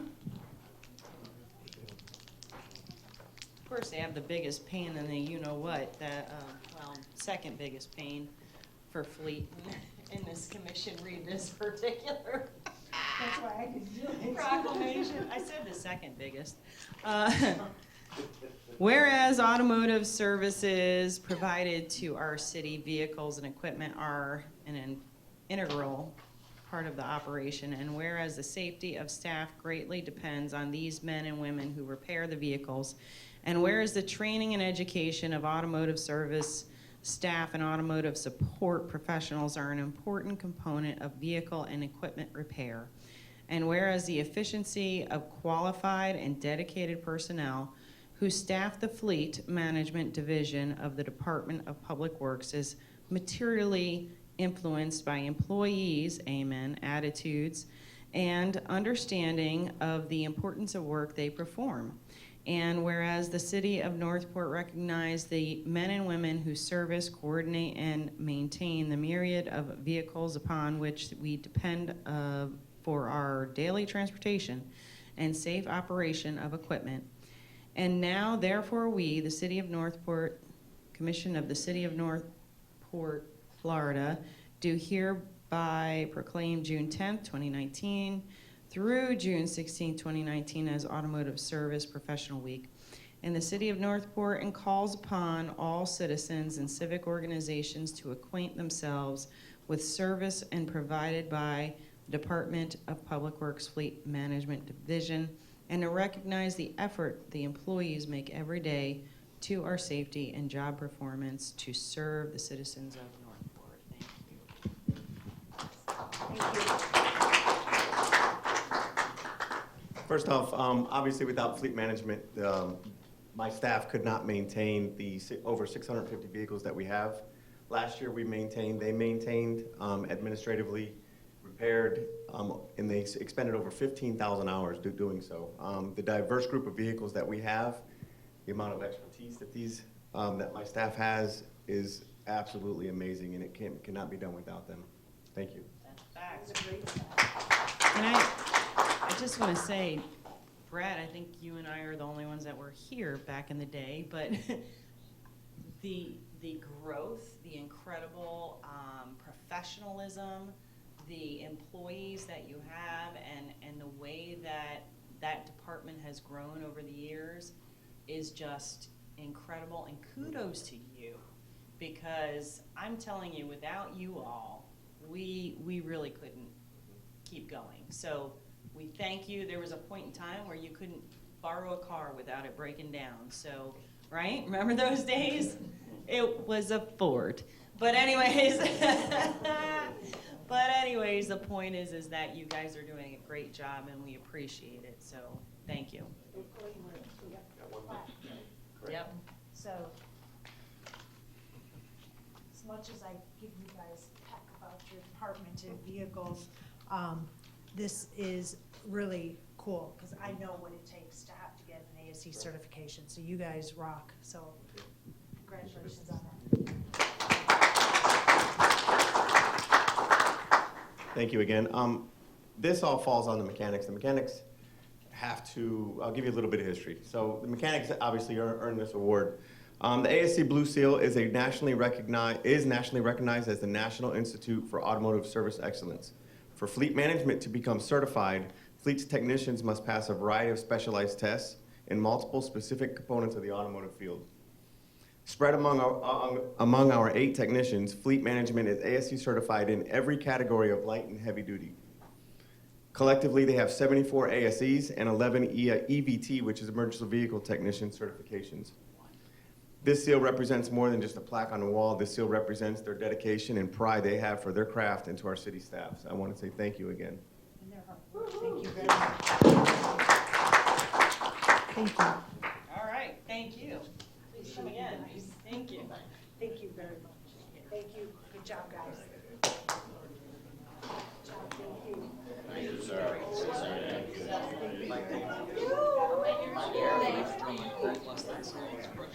Double dipper.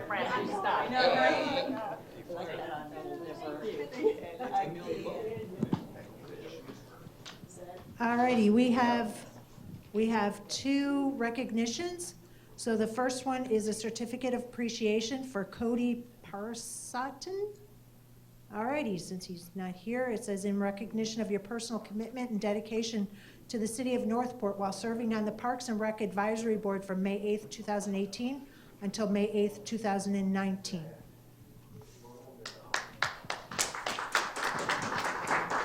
And this next one is for Valerie LeBoy. I don't see her here.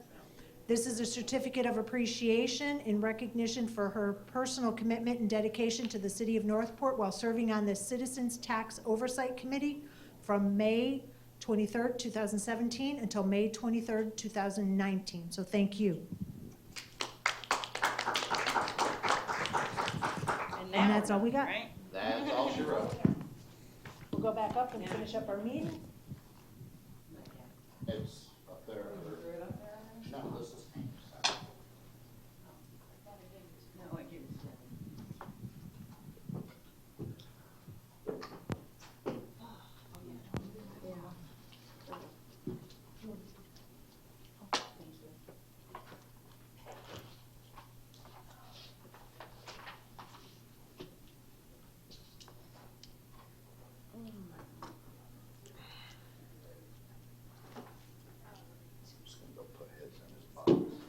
In his bucket. All right, so while we wait for the others to return.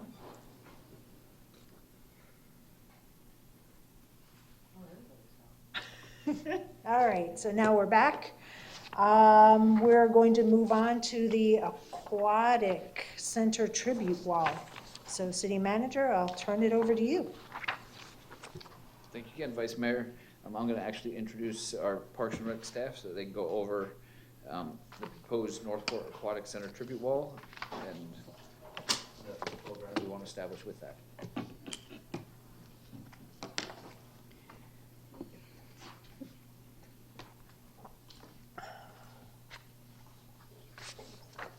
They give you the bulletproof vest to stand? No, I missed out. That's all right. All right. So for the record, my name is Laura Ansel. I am the Communications and Outreach Coordinator with Parks and Recreation. So during a City Commission meeting on July 9th, 2018, a motion was made by then Vice Mayor Yates, seconded by Commissioner Luke, for staff to put together a sponsorship program for the Northport Aquatic Center to include opportunities for the facility, to include memorial bricks or items. The motion was carried unanimously.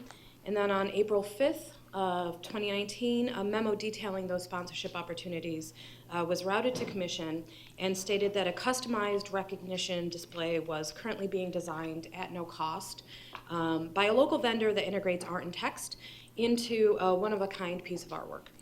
The conceptual design and estimated costs are now ready for your review and approval. And since the proposed program will function as part of the existing tribute program, which was originally approved back in April of 2015, we've also included an updated version to reflect those additions.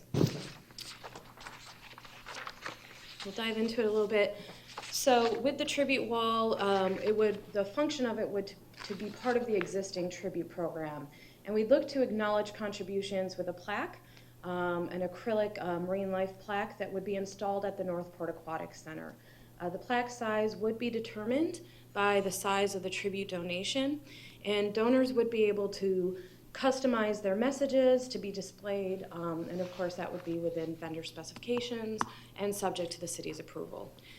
Donated plaques may be tax deductible in support of the city, and at the end of their donation period, that donated feature would be available for the donor to have a first right of refusal for that renewal.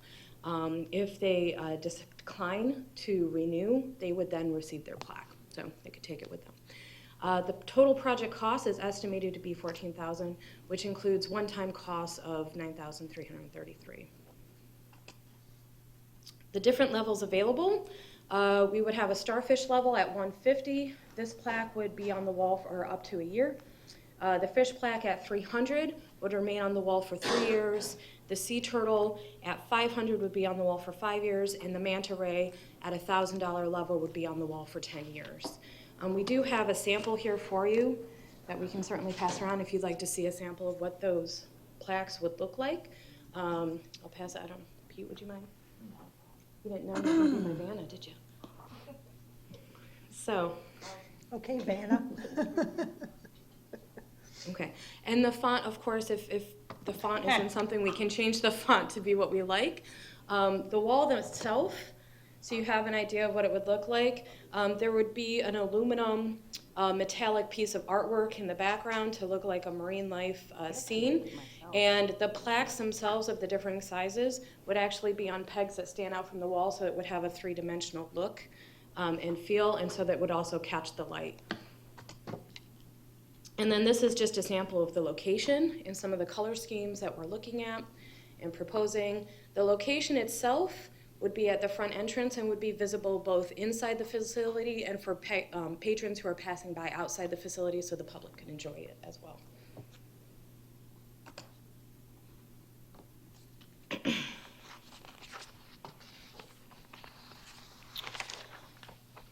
So the design of the wall incorporates up to 24 donor pieces that would be part of the initial installation. We would have the option to expand in the future, so there is enough room on that wall to expand should we sell out of all those plaques and there's additional donors who wish to be a part of this. Should donors claim all 24 pieces in that initial Would you repeat that sentence again? Yeah, sure. So the design of the wall as proposed here incorporates 24 initial donor pieces, so 24 opportunities. So and it has the option in the future, there's enough space that we'd be able to expand the wall. So if we sell out of those 24 and more donors wish to contribute, there's enough room that we could add on. The anticipated revenue, should those initial 24 plaques be sold to donors or claimed, would be $4,712. I do want to note that the total cost for that includes the shipping and the hardware that would be needed to place those plaques.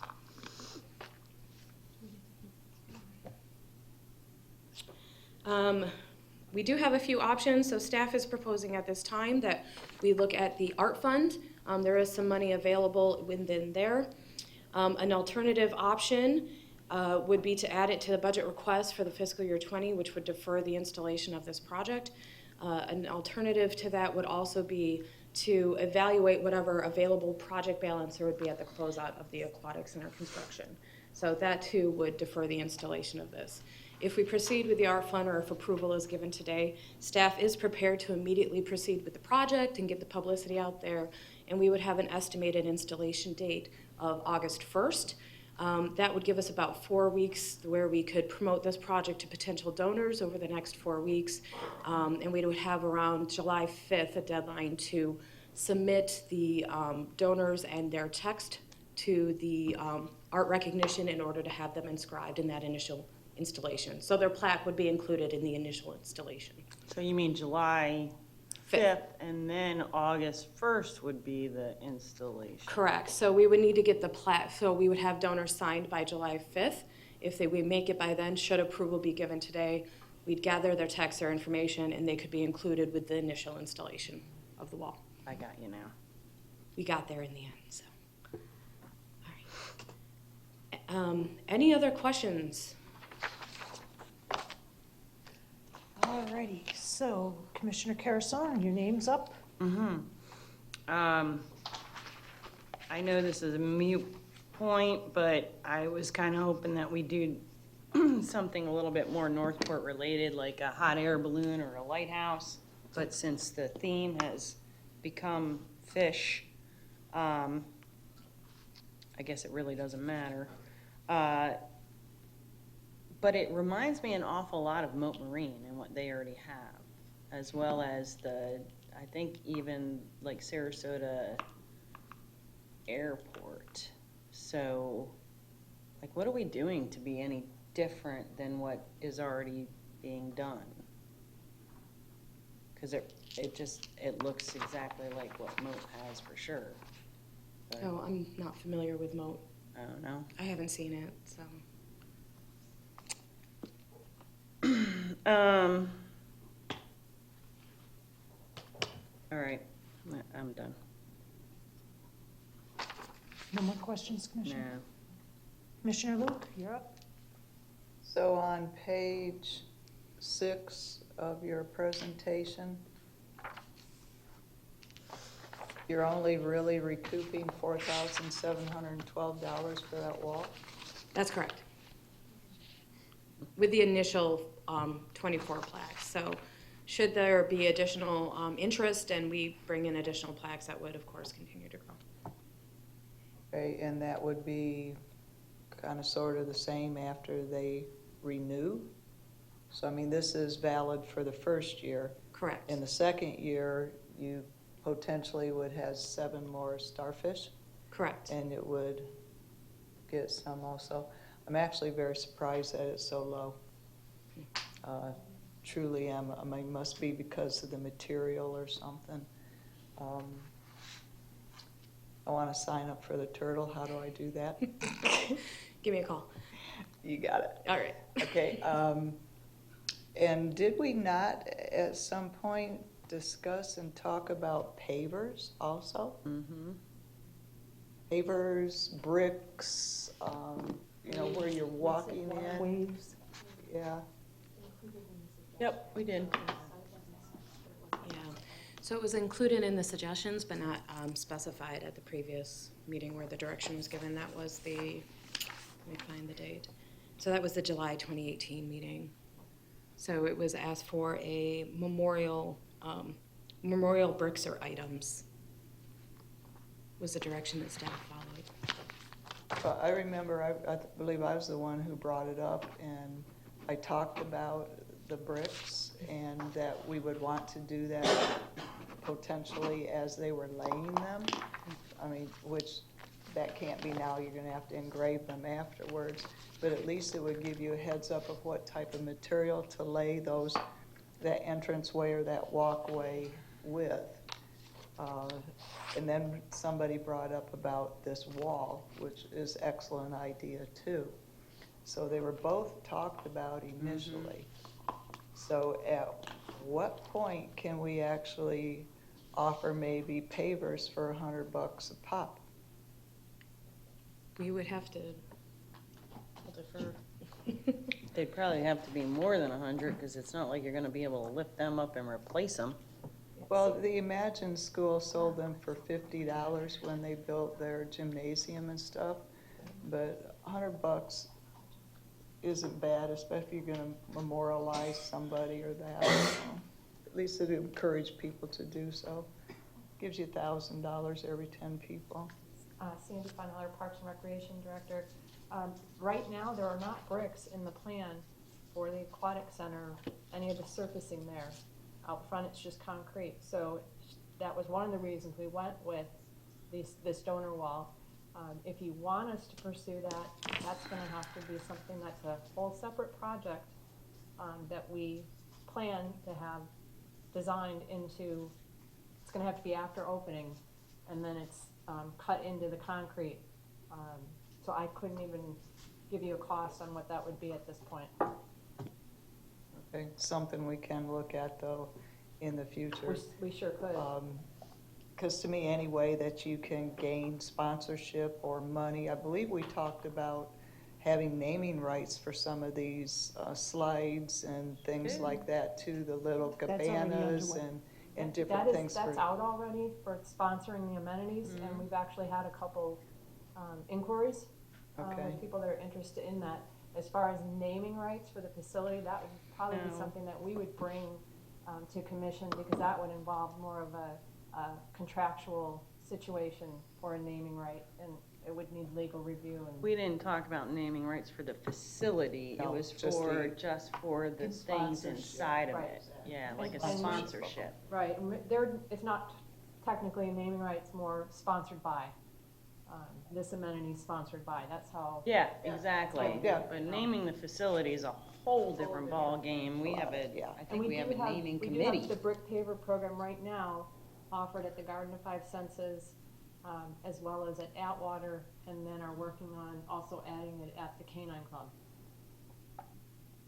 But that's a discussion for another time then. Well, we already had the discussion, that's the problem.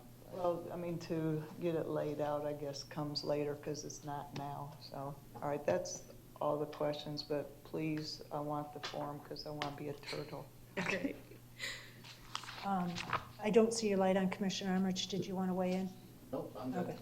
Okay. So the Mullen Center has a tribute wall, and I understand this because I asked specifically about this. I understand that that's way before everybody's time.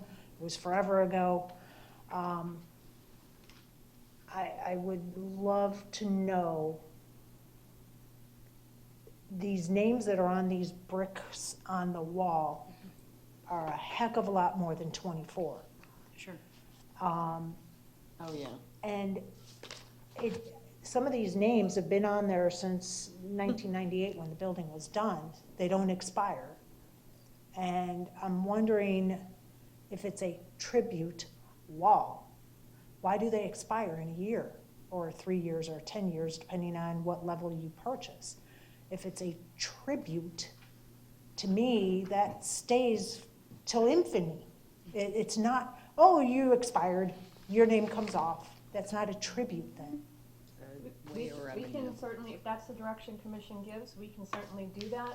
It was modeled after the current tribute program, which commission approved. Although the bricks are in perpetuity, the benches and the trees that are done as part of the tribute program are not. They have a definite time frame, and then they have the opportunity to renew if they would like. That was in 2015, right? Right. Yeah, and that's not the same one that was approved prior, Harrison, so, hold up. I'm sorry, it just That's aggravates the me only that tribute things program that change. officially that we've had. So whatever the direction is, we're happy to do that. Can you tell me how much it, so if I wanted to be on this tribute wall at the Mullen Center, could I sign up for a brick on the Mullen Center wall? That would be something I'd have to work with facilities. I don't know how easy it would be. Okay, There's not a program in place for Mullen Center right now. that's all I needed. because Thank you. it's from So how South much is a Alabama. brick, if I wanted to get a brick anywhere else, how much is a brick? About, I thought the bricks were only put in place when you build the place. No. and let's get some clarification from them.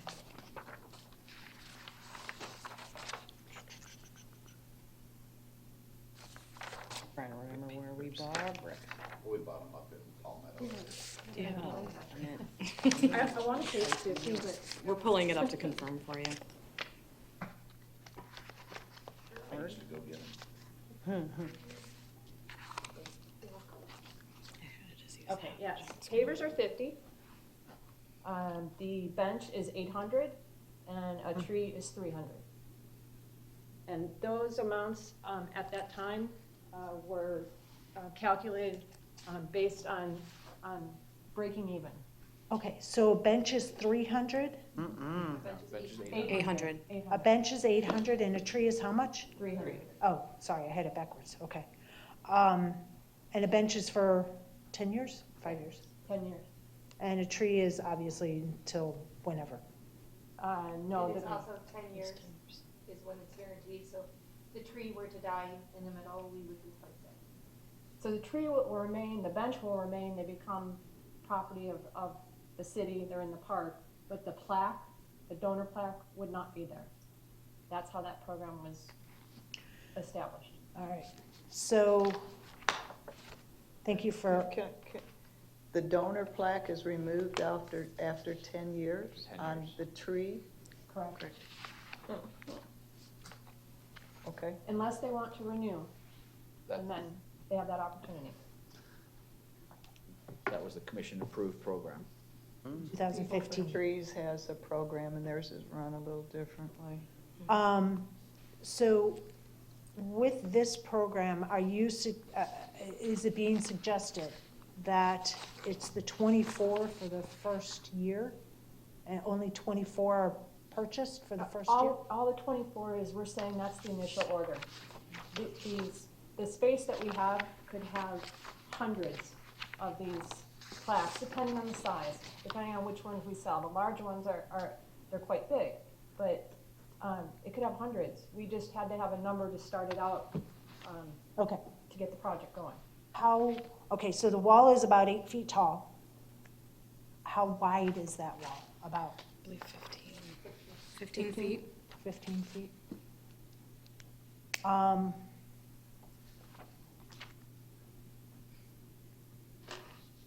I like the idea of the tribute wall.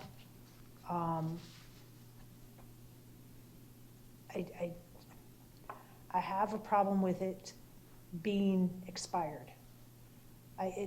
It's a tribute wall, and if, we will have another conversation about these tribute bricks and pavers and all the other benches and stuff like that. But this is a tribute wall for the poor. And part of what's really cool about going to the Mullen Center is when you see the old players back then. And it's part of history. And after a year, okay, your history's not relevant anymore. I have a problem with it. And so I was just also wondering if these prices, I know they're recommendations, a lot of it is going to make it unaffordable for a lot of people. How many people, how many businesses have signed up for the rights on the pool slides and splash area? We don't have anyone officially confirmed yet, but we are in discussions with a couple different How businesses. long has that been out? Just a couple weeks at the most. Couple weeks? I thought it was about a month or so. but, Yeah, I thought it was at least a month. So right now, there's no takers for the business portion of it. Correct. What is the business, and you'll save me the trouble of looking up the email, so. Oh, it's expensive. So Yeah. how much is it for the businesses? That's a $5,000 commitment. $5,000. And how long do they get that, for a year? That's a year. And you wonder why we're not getting anybody to sign up, no offense, no offense. That's based, so we have to look at the sponsorship program in total and what our sponsors, what the benefits are that we're giving them for all the different things that we do. So for a one-time event, we have sponsors that are committing to $2,000 for one event. So this is something where they will have their name in front of that amenity. We are open almost every day of the week, all year long. So it's a little more exposure. It's not comparing the same type of exposure that they will get. There's also some other benefits that we've added to the program, which were in the memo that we sent out that go along with that sponsor plaque being at the Aquatic Center. It's not just the plaque. There's some additional benefits that they get. And thank you for that explanation, because I didn't think of it that way. So I do appreciate that explanation. I still think 5,000 is a little steep, but I appreciate the explanation. That's all the questions I have at this point. I know that, I see Commissioner Carasone's light is on again. Go ahead. You said that you're open every day of the week, but you're not gonna be open every day of the week at the Aquatic Center, nor will you be open for most of the months of the year. So, For the slides. Gonna be closed, what is Slides. the? For the recreational part, it is seasonal. It is seasonal. Yeah, so the lap pool, the competition pool will be Oh, yeah. open year round. That'll be So, open but year the round, recreational but- amenities will be. Slides. But slides and the. Yeah, but the marketing benefits would still continue, so they will have an ad, there's an ad opportunity in the playbook if you sign up to be a recreational sponsor, a sponsor of the slide, so they receive advertising there, they would receive the benefits on the website and any maps we have out there, so from a marketing perspective, they're still going to be gaining impressions and the benefits of exposure to their business, even if those slides are closed, so. What are the hours of operation? When it's gonna be closed and when it's gonna be open? I forget. Okay. Tricia Wisner. The Aquatic Center will be open daily. The main season is from Memorial Day to Labor Day. The competition pool will be open from 7 o'clock in the morning till noon. We'll close for a little bit, or till 11, we close for a little bit, and then the recreational amenities open. They'll be open from that time until either 7 or 8, depending upon lighting, for the majority of the summertime. Then from Labor Day through October 31st, the competition pool is open from 7 to 4 daily. The recreational amenities are open on weekends, same schedule as I mentioned previously. Then from October 31st until Memorial Day, the recreational amenities are currently closed unless we receive Right. direction for spring break. Okay, October to when? Memorial Day. Memorial Day. October October 31st, so really November to- 1st. Late Wait. May. I'm hearing too many people. November last Monday in 1st? November 1st to May 31st, or May 30th, or, Memorial Day, yeah, right around then. 7 months. so it's not open daily, okay. No. But the You can competition see the pool is tribute still pool. open, you'll Yeah, still be able to. I know about the pool, I'm not, but if you're sponsoring a slide, you can't see it from the pool, so what? You get what I mean? But the other amenities that you're adding to it, if you're saying that all year round, you're gonna have it in different things as sponsors, and they'll be, say you do something for the 4th of July, will they be included in those ads too? So they would be included in the playbook Yeah. next to the so the aquatic facility will be in there, and there's advertising space that they will receive within that playbook. They will also receive recognition on the digital signage that is currently at the Morgan Family Community Center, and so that's there's a digital billboard that rotates behind the front Where desk is there. that? It's at the Morgan behind the lobby front desk. I have never seen that on. It's a large TV monitor. Oh. And it constantly rotates with different I've information. never seen anything on And so we that. provide Okay. sponsorship recognition on there. It will be on the landing page of the website as well, with a click-through link. On Northport's site, or? Correct. On the City of Northport, the pool, we will provide recognition there as well, the sponsors, and they'll have a click-through link, and then on Facebook as well and social media. Should we do advertising or press releases that mention those amenities or the names, we would, of course, provide that recognition to the sponsor in that as well, so. I'm just thinking of it as a business owner aspect, that I would not invest $5,000 because I'm not gonna get that kind of return.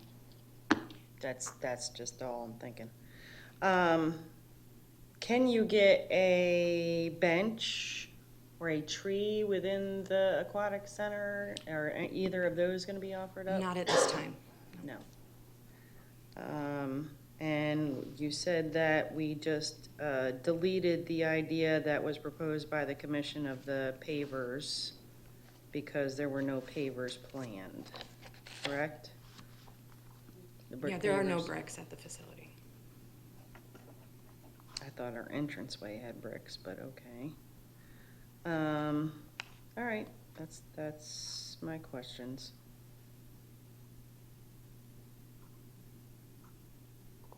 Right, no other questions, so let's give direction. How do we want them to proceed with this tribute wall?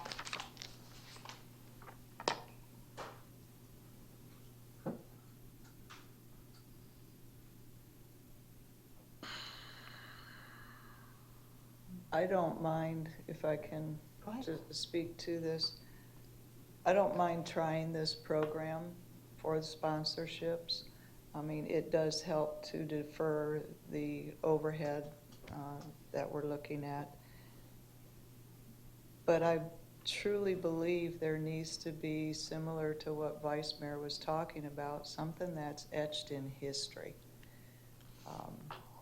Whether it's another wall that is charter supporters, charter donors, and they are left historically to it, or there's some other avenue of doing something at the entranceway or that would be pavers or in the concrete or whatever, you know, I don't know what that would entail, that would allow it to be etched in time. And I don't mind charging $100 for that. But that it would be lasting. And then this tribute or sponsorship wall have the time limit to it that it has. But I think there needs to be something that does last through history, just like this memorial wall was over at Mullen Center. It was pretty cool to call Tony Gustitis up and talk to him about, because he was one of the commissioners at that time, and talk to him about that wall and what happened and went on. So, I mean, it's the same thing that will happen 30 years from now to this wall. Thank you for allowing me to speak. So my biggest concern, like I already stated, is that it's a tribute wall, that these things expire. I understand a bench, in 10 years it's going to decay or deteriorate anyways and will need to be replaced. The tree is going to be there basically forever. The tribute wall at the Mullen Center is more what I was envisioning for the aquatic center, not necessarily bricks, but I wasn't expecting this price. I wasn't expecting it to be this expensive because there's a lot of people on the Mullen wall that I know, and they would not have paid $150 or $500 or $1,000 to be on that wall. And we have to look at it from that perspective for the citizens to be able to participate, some of the businesses to be able to participate, even if they don't want to participate to, buy a slide for a year. I hear Commissioner Carasone's point about the, something unique for Northport. That's a great point. We were known for having the hot air balloons. I know the theme throughout the water park seems to be more aquatic because of the little clownfish that's hanging over. So I get the fish. Could probably do both and not hurt the theme of what's going on. I don't know. But I can't support what's being presented, and I know you need some direction at this point. So I think we have to have a conversation of, this is what they presented, what are our ideas, and how do we take it from there? So. You have your button on? Yeah, I did. Oh, go ahead. Well, going on with what you were just saying, what if we considered what they're proposing now as a sponsorship? That's wall? what I had. Are you cheating? No. But then you could have like a charter wall or a tribute wall, secondary with the bricks. This would be considered a sponsorship wall because you are getting sponsors. You're gonna have the time lapse, you're gonna have it expired, this, that, and the other. But then you have the bricks like you do over at the Mullen Center or out in front here. That's what I was getting at, yes. And you, like you just said, you could have both. Yeah. That's what I'm getting at. You could have both. And I appreciate that comment, but I don't see folks doing a sponsor wall with turtles and fish and starfish and doing the bricks. I will. Yeah, I would. Well, at least they would have options. Because once this facility is up and running, and right now it's new and fun, and you want to capture that new and fun and that people want to be part of that history. 5 years from now, there isn't going to be a soul that's going to be sponsoring this because they're already there. You'll have your businesses sponsoring it, but to change for the fish and stuff, I don't see that really happening every year, the turnover that you're anticipating. I don't see that. Not very many people are buying benches, not very many people are buying trees, not very many people, and they're basically around the same price tag. I see it a little different because you have swim teams that are gonna be coming in there, and I think the parents of those swimmers might very well want to.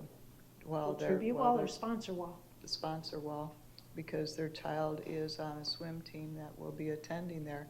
I do see It's in them. the aquatic center, though. It's not in the,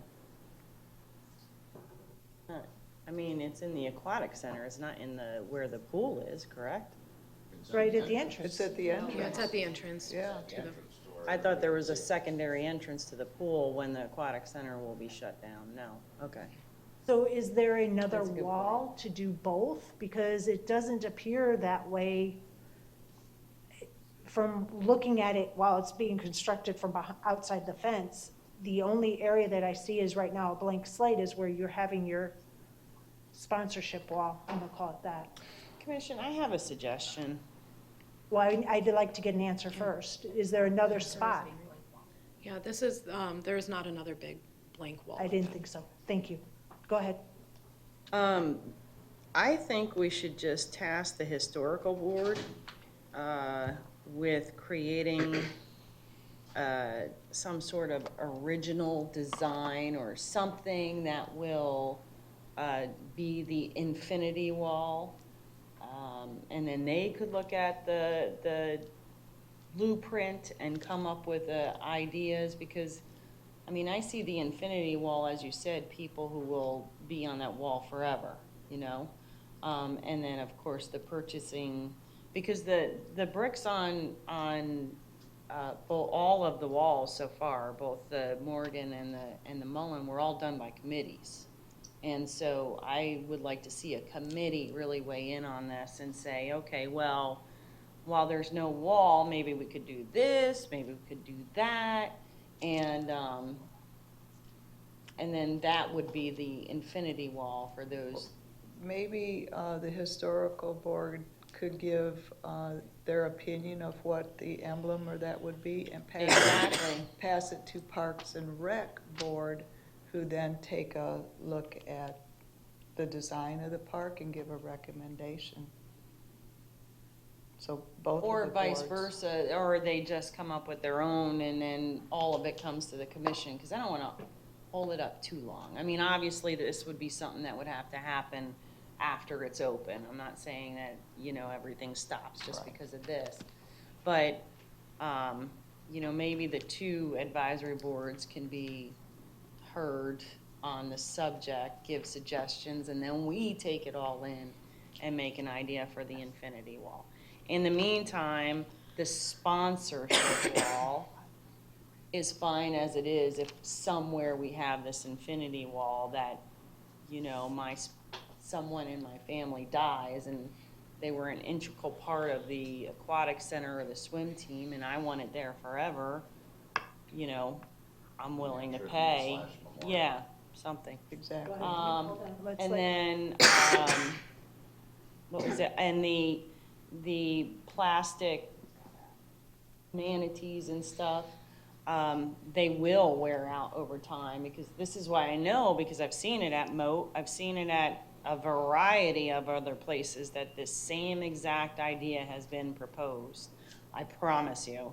And after a while, that plastic starts to fade and it starts to get real ugly looking, and then you have to replace those.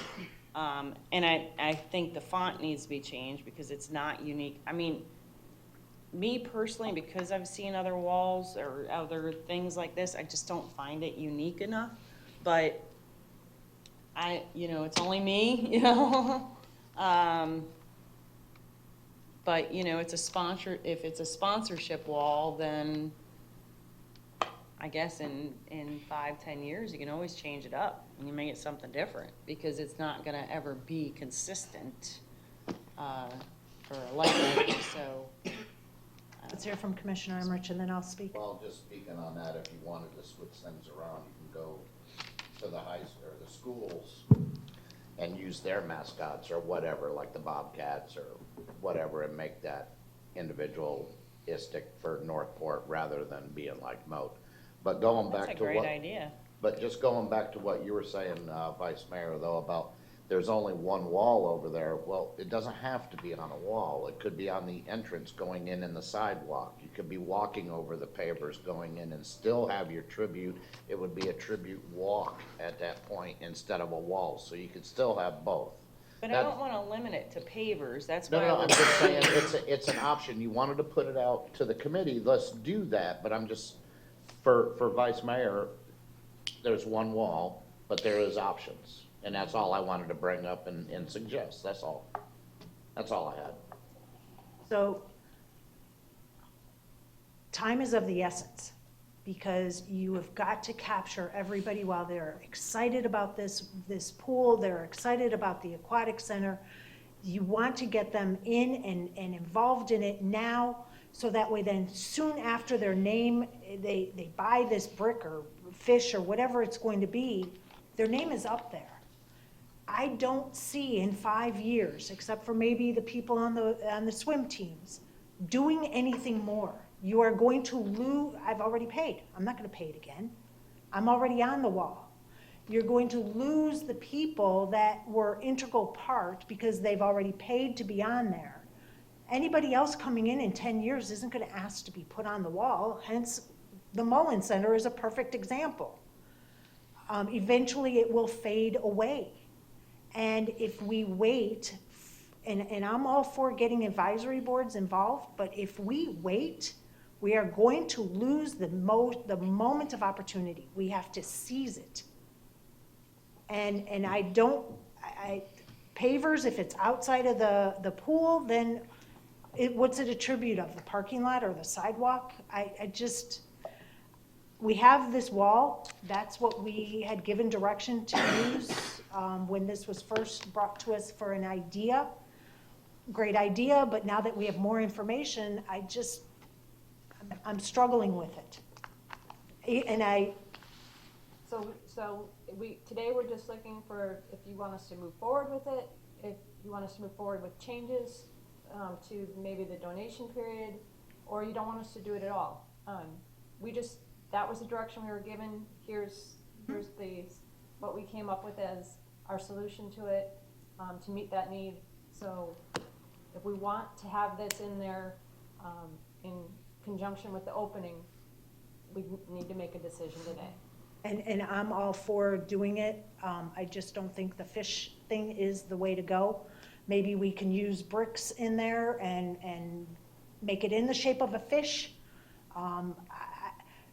I think there's other options. I think that the acrylic fish and marine life is going to become more trouble than it's worth, and we're going to be replacing them a lot more often, especially because you have the chlorine, you also have the elements out there. I'm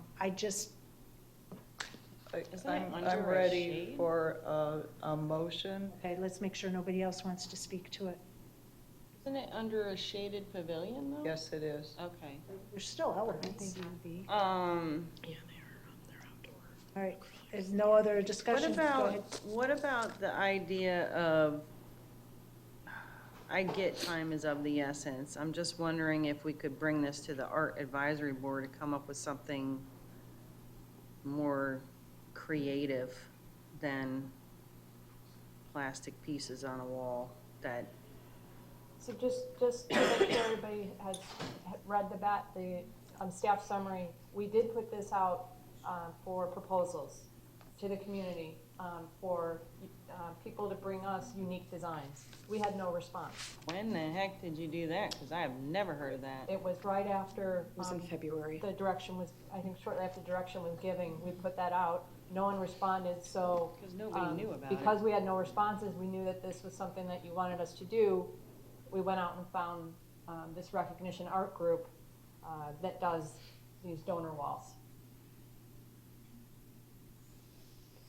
All right, Commissioner Luke, you said you got a motion or I'm actually gonna make a motion to approve this so that the sponsor wall is implemented, and then I believe somebody can follow up with another motion in reference to the infinity wall or the charter wall, whatever we're talking about, whether it's on the ground or whether it's inverted, doesn't matter, but I think that can be another approach. So I make a motion to approve the Northport Aquatic Center tribute wall and associated revisions to the tribute program.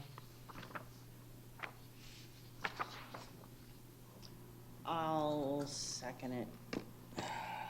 Not that I'm happy about it, but I'll second it. all right, to the motion, Commissioner Luke. As I stated, and I think a couple of the others up here have stated it too, we can have both. We can have this sponsorship tribute wall that does bring in sponsorship, as long as the sponsorships can last, through the duration of time. And then we can have, again, that charter, that memorabilia, that infinity type of designation tribute also. That would come forward at another point. You ready? Go ahead, as the seconder, go ahead. I was going to amend the motion to include, or do you want a totally separate motion? I think it can be totally separate. I'm just not thrilled with the fact that it's not unique. I'm not thrilled with the fact that we really did not get a whole lot of input on it, because I don't think anybody knew about the fact that you could give input on what the tribute wall should be. We didn't go to the Art Advisory Board, to my knowledge, did we? We did not present this to the Art Advisory Board, although about we did send out the request for proposal to over 20 different organizations, Oh, yeah, an including art RFP, centers but- and What about the Parks and Recs Board? Did you ask them what they thought about it? Did they say anything? Yeah, they discussed it, but there wasn't direction. Didn't have any ideas at all? None. I just think that if we gave the direction to those two boards to come back with some ideas of something more unique, but the problem is we're up against the wall now. We literally only have 2 months to do this.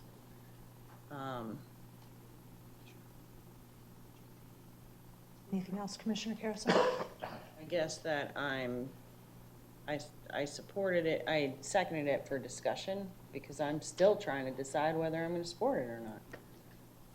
So I hold think, up, hold up. She's still talking, and then I'd like to weigh in before anybody else does. Go ahead. No, go Are you ahead. finished? All right. A tribute wall is a tribute wall. We have the sponsorship programs available for the slides and stuff like that.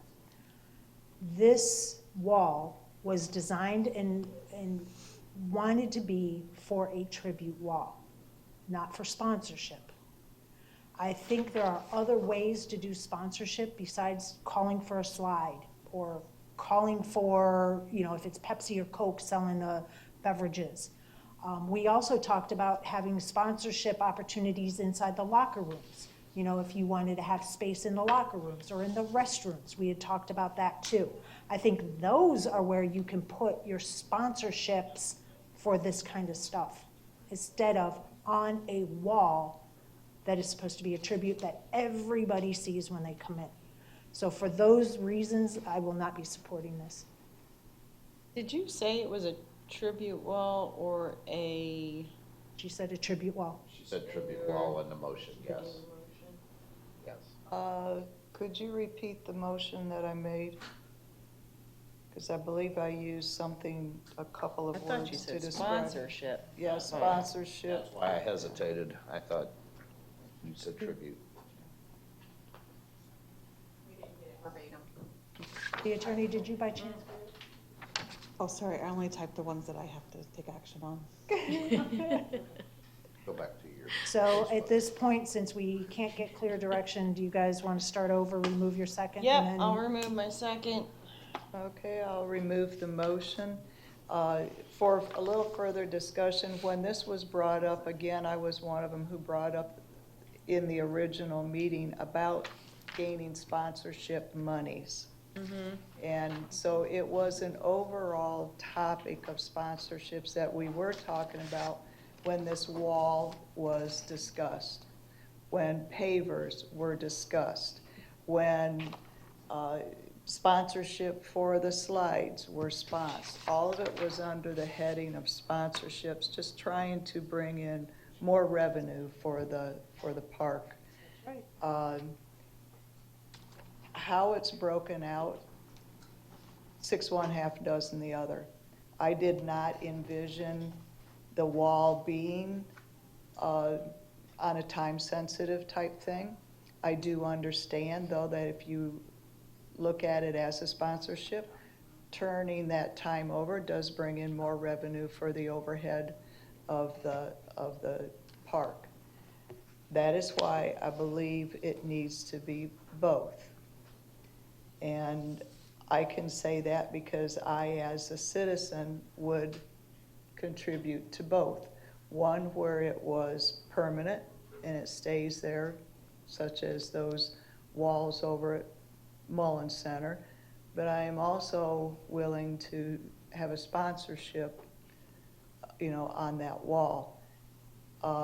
As far as it looking like other aquatic places, I don't really have a problem with that because there's going to be families and children, myself included, that haven't attended some of those other places to see that it's the same as somewhere else.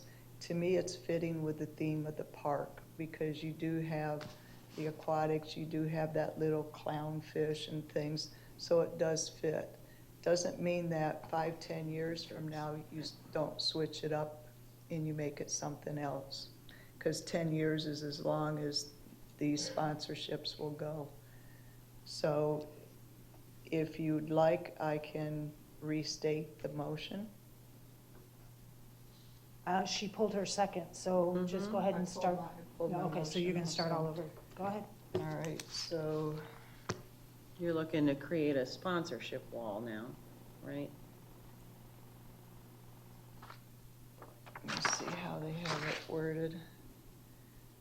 Move to approve a Northport Aquatic Center sponsorship wall and associated revisions to sponsorship program.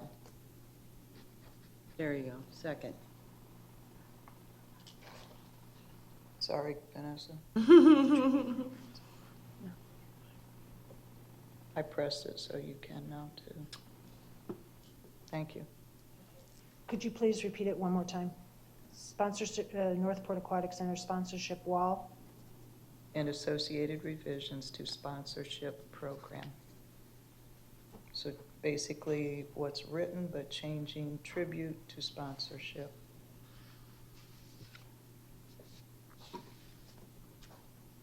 All right, since you're the motion maker, please go ahead with your comment, if any. I'm going to repeat again, I don't mind this being a sponsorship, just so that there's a subsequent motion that allows for the tribute / charter / infinity type wall, or some type of program for that permanent a tribute to be put in place. Thank you. Commissioner Carrison? No, I'm good. All right, again, I cannot support this. I don't even know what revisions to the sponsorship program are being made except for adding the Northport Aquatic Center. I don't know what other revisions. The revision. This is a sponsorship wall, Yeah. and I firmly believe you could do sponsorships in the bathrooms and everywhere else. This central location is for tribute to people who want to be a part of it. And I am repeating myself, so. If it's going to be a sponsorship wall, it would fall under the sponsorship policy, which is different than the tribute program guidelines, which were attached with this. So there would be no adjustments to the tribute program guidelines, because it would not fall under that. We'd have to look at the sponsorship policy to make sure that what we're proposing falls under there now. I believe it would. And then could move forward with that. And then whatever you direct for a tribute of some sort, whatever that looks like, then we could amend the tribute program to accommodate that. I think that's what I'm hearing, but I want to make sure. You heard. That's what you heard. So, okay. Without any other comments, call the vote.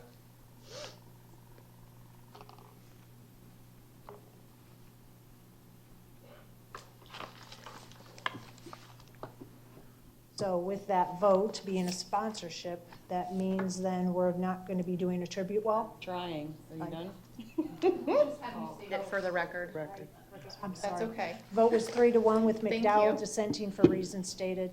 Okay, Vice Mayor, may I please make a motion to move to direct staff to ask Parks and Rec's Art Advisory Board, and Historical Advisory Board to look at a tribute / infinity wall or bricks or artwork to meet the goals of the commission to have something in place at the Aquatic Center for a lifetime, and to be brought back to the commission for a decision within the next 2 months.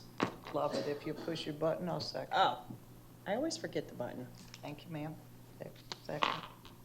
All right, Commissioner Carrison, you made the motion. I think putting next 2 months will give them some time to look it over. Maybe they can come up with some really cool ideas. Even if we had this done in 6 months, the newness is not gonna wear off in a matter of 2 weeks. I think that we're looking at a year ride, maybe longer, we don't know. But I agree with Commissioner Luke, I would buy both a plaque on the sponsorship wall as well as an infinity, whatever it may be. So, and if you call it an infinity, whatever it is, it may not have to require the tribute ordinance to be amended. It may be something completely different. So, Only concerns we have is the 2-month time frame because the Park and Rec Advisory Board only meets monthly. mhm. So I don't know that 2 meetings is going to give them adequate time. I don't know what the other meeting schedules are for those boards. but It's I don't just know to if that's create enough time. suggestions, not anything specific. Okay. I mean, suggestions of what could be done, what they could look like. Okay. They don't have to have designs and feature, you know what I mean? So Just just to ideas. throw out ideas, to bring all those ideas back, and then we as a board can hash those ideas out and narrow it down to what we believe should be there. Yeah, I don't need them to go out and start doing research and, unless they want to, between number 1 and number 2, I don't know, but, the only problem I see now is that puts us in August. I was just getting ready to make an amendment to that. So we would have to have a special meeting in August, to address You it. just have to have them come back in September. Like the workshops, why can't we do a special meeting in August for this? Have a workshop in August.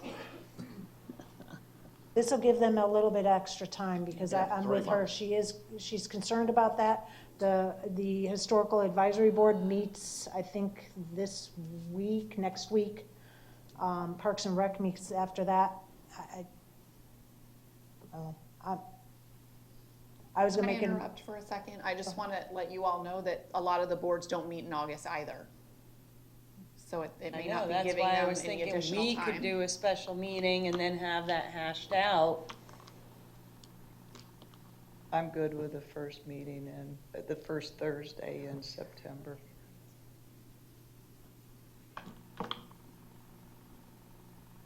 All right, so you made the motion, Commissioner Luke. Did you want to speak to the motion as a seconder? I love it. I think it's Commissioner- basically getting your cake and eating it too. Commissioner Emmerich, do you have anything you'd like to add? Now, she put on a 2-month time limit, I would suggest we go to 3 months. Okay. I mean, I don't think 3 months is gonna matter if they don't meet in August, so. I mean, it's really a matter of us having a month to look at it. So, All right, I'll make an amendment that we bring it back to commission the first Thursday in September instead of the 2-month mark because of August. I'll second. I got nothing on the amendment. Bring it back in the first Thursday in September meeting. So we'll vote on the amendment unless anybody else wants to speak to it. Okay. Vote on the amendment.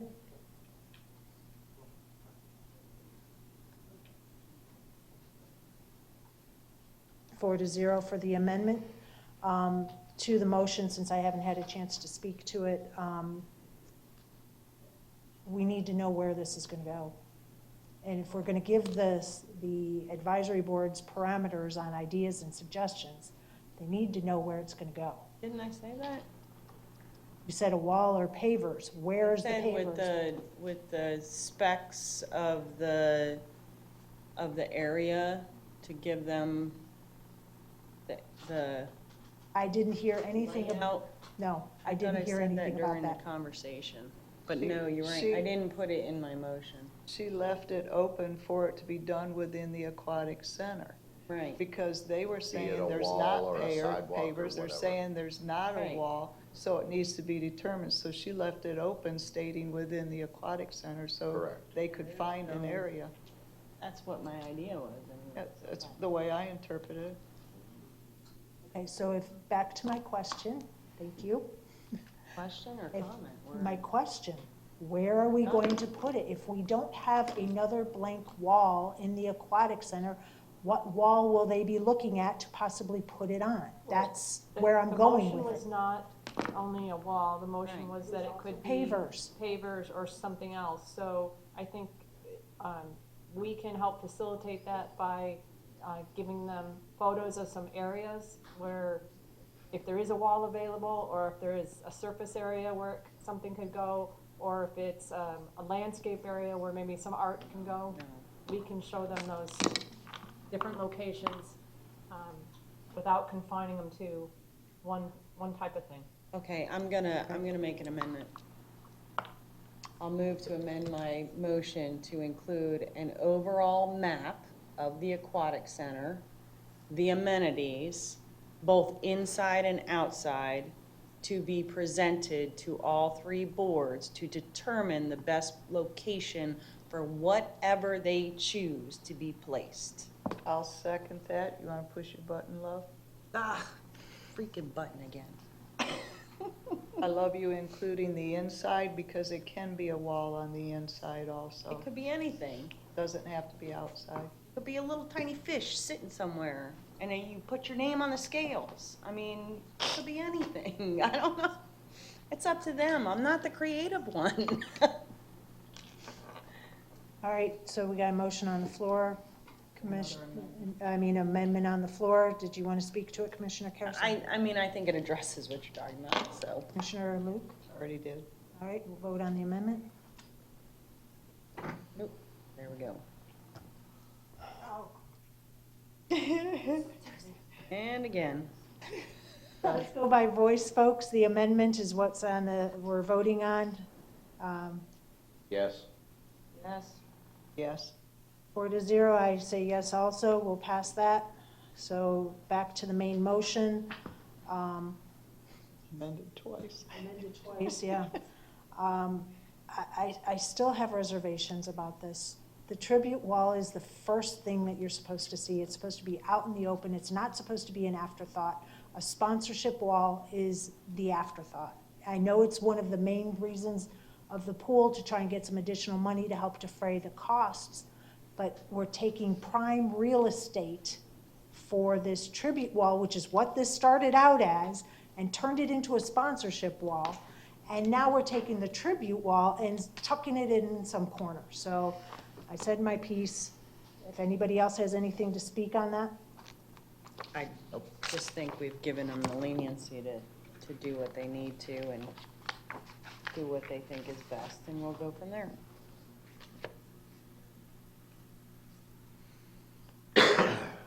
We ready to vote? Boys, Okay. yeah. We're waiting to. Yeah. We wait for the cue to call the, that's okay. We'll go ahead and vote on this. I didn't want to put it out there too early.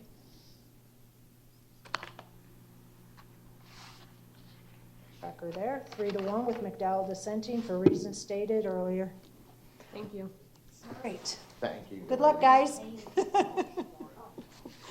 All righty, moving on to the next item. If there's no other amendments or motions pertaining to, Tribute oh, walls? wait, No. we do have one more. We do have one more. We have a question. Okay, and I was gonna bring up about the sponsorship program to include this. Is that what you're looking for direction on? No, one of the requests in the staff summary was to approve the concept, but also the funding source. Oh, the funding source, yes. Oh, Thank well, you look for- at that, my bad. Gotta get your sales Funding team options. together out there and Could get you- them sold, and there's your Could you please funding. put that item back up on the screen for All everybody? right, I will move to approve use of the arts, what was it called? The arts, Public places. and public places, funding for this project. Second. It's got plenty of money in there. For this project, we just gave them 2. So I think we need to make an amendment for the sponsorship wall with the wildlife, marine life, to use the funding for the art fund. So you're saying, to clarify my motion, that the money from the R fund is for the sponsorship Thank you. wall that was in the original motion? Thank Just you. for clarification. That's the way I saw it too, so it's. I just guess wanted the to make same. sure, because we have 2 projects now, so I just wanted to make sure. All right. It's clear. Is it clear to the city clerk? Yes, thank you. Thank you. Anything else before I move on? Do I have to amend this again? Okay. It's been a lovely day. Wonder why I have migraines. All right. Nicely done. And that ladies. passed 4-0. Nicely done, Thank you. ladies. Thank you.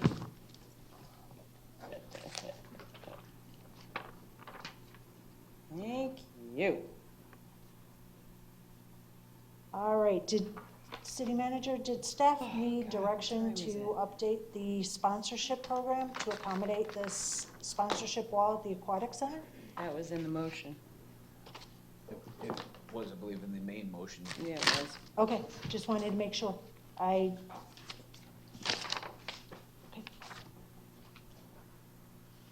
So moving on, let's go to the 2020 census, city manager. Thank you, Vice Mayor. We had a conversation a while back, and I've had multiple conversations, both internally and externally to our organization, about the upcoming census. As some of you may know, some of you may not, so I don't want to assume, the more accurate and higher census count that we get, the more money that brings to our community. That said, like I said, there was a discussion about helping out, making sure that we do our best to get the most complete and accurate census count we can for our community. We're recommending the establishment of a complete count committee to promote the 2020 census that is coming up. There's a memo attached from Mr. Frank Miles that is quite extensive of what we want to look to do and how we want to do it. We're looking for the direction of the commission to approve the establishment of a complete count committee. All right, anybody got questions? I don't see any. There it is. Commissioner Carrison, go ahead, please. Okay, so in the past, when the census would come out, we would do our own count in-house by staff. We would look at building permits that we currently have, building permits that had come in up to that date. We would then go and, not appeal it, but what's the word I'm looking for? We would. Calculate. No, suggest they're wrong in their numbers. Something along the lines of an appeal. Thank you, challenge the numbers. And then they would be essentially forced to change the numbers. Now, we did that with staff. I would imagine we'd probably have to hire another staff person, but maybe a temporary staff person to do that. I know that that's kind of the way that we have done it to make sure we get the most and accurate updated numbers. What is the difference between that way and this way, I guess? This way is This is more like promoting it, but everybody rather knows than about after the fact census. challenge. This would be instead of going after the fact and saying your numbers are wrong, we're going to go before the fact and try and make sure and help that they get all of the correct people counted. We're going to make it as easy for people to come in and be counted. For instance, we could set up a kiosk at City Hall, at libraries in town, at social services building. There are a lot of people who may not be the easiest for census counters to find. And we can do our best to make sure we help find them, get them to register. The best I remember it when we had our presentation by the league last year was that they went by population, by the property appraisers, as well as those walking door to door. So it wasn't just a one way that they received it. And then it was all going to be done by electronic submission this year. and that it was suggested to have a census committee made up of staff members. We would involve a lot more than just staff. We're gonna look for Okay. volunteers, involve the Chamber of Commerce, involve everybody we can. The county is also, I know the county administrator has actually presented on this at conferences of ways to help get, obviously you want your number as high as possible, as accurate as possible is probably a better way to put it, but. Yeah, accuracy is the key. There are, like you talked about, when you're doing the count electronically, that requires the access to something electronic to be counted. So that's why we're looking at items such as kiosks, setting them up, setting a computer for the count doesn't need to be a great computer, because it can be an older one. Because the only thing you're gonna have on there is access to the counts, to be counted. So there are a lot of people in our community, that don't have a computer, may not have access to what they need to. And there's a whole segment of our population who might not want to be counted, might not But- trust people coming to Yeah, their you're door. right, you're right, counting. yeah. And our goal Like- is to do what we can to get those people to be counted. I guess, but will they actually take those numbers? Like, the way it was presented to me, it was that they only took it from those places, and then our staff would have their group, and then they got to submit or challenge. Jason Yarborough, Assistant City Manager. On the building permits and also electrical meter counts, those are typically used by the University of Florida for Bieber population estimate, which is done in the state. Now, as far as this county committee, its primary goal is to get the word out and kind of push out into the community the count. And it's primarily going to be a marketing tool. They're not going to be out in the weeds, holding people's hands, helping them fill out census forms and that kind of stuff. It's a marketing and a messaging tool. That's basically it. Yeah, I'm getting the two confused. You're exactly right. The difference between the Bieber and the census. Yes. That's exactly what it is. Okay. How much of the cost? I forget.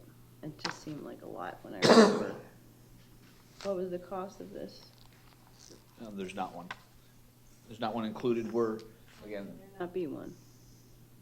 we would use the idea is to mainly use volunteer people and existing staff resources. Social media. Social media, again, a marketing tool, using in-house stuff and any other. The census will be organization we spending a get. lot of money themselves, tens of millions of dollars to get the marketing out. Okay. Well then, I mean, if it costs nothing, it's a no-brainer. Commissioner Luke? I thought there was a I'm cost. sorry, were you finished? I apologize. I thought there was a Commissioner cost. I could have sworn I read there was a cost somewhere. Carrasona, are you finished? Yeah, I'm Commissioner Luke? kind of finished. Along the lines of the cost, I believe Mr. Miles was stating that there may be a cost to this.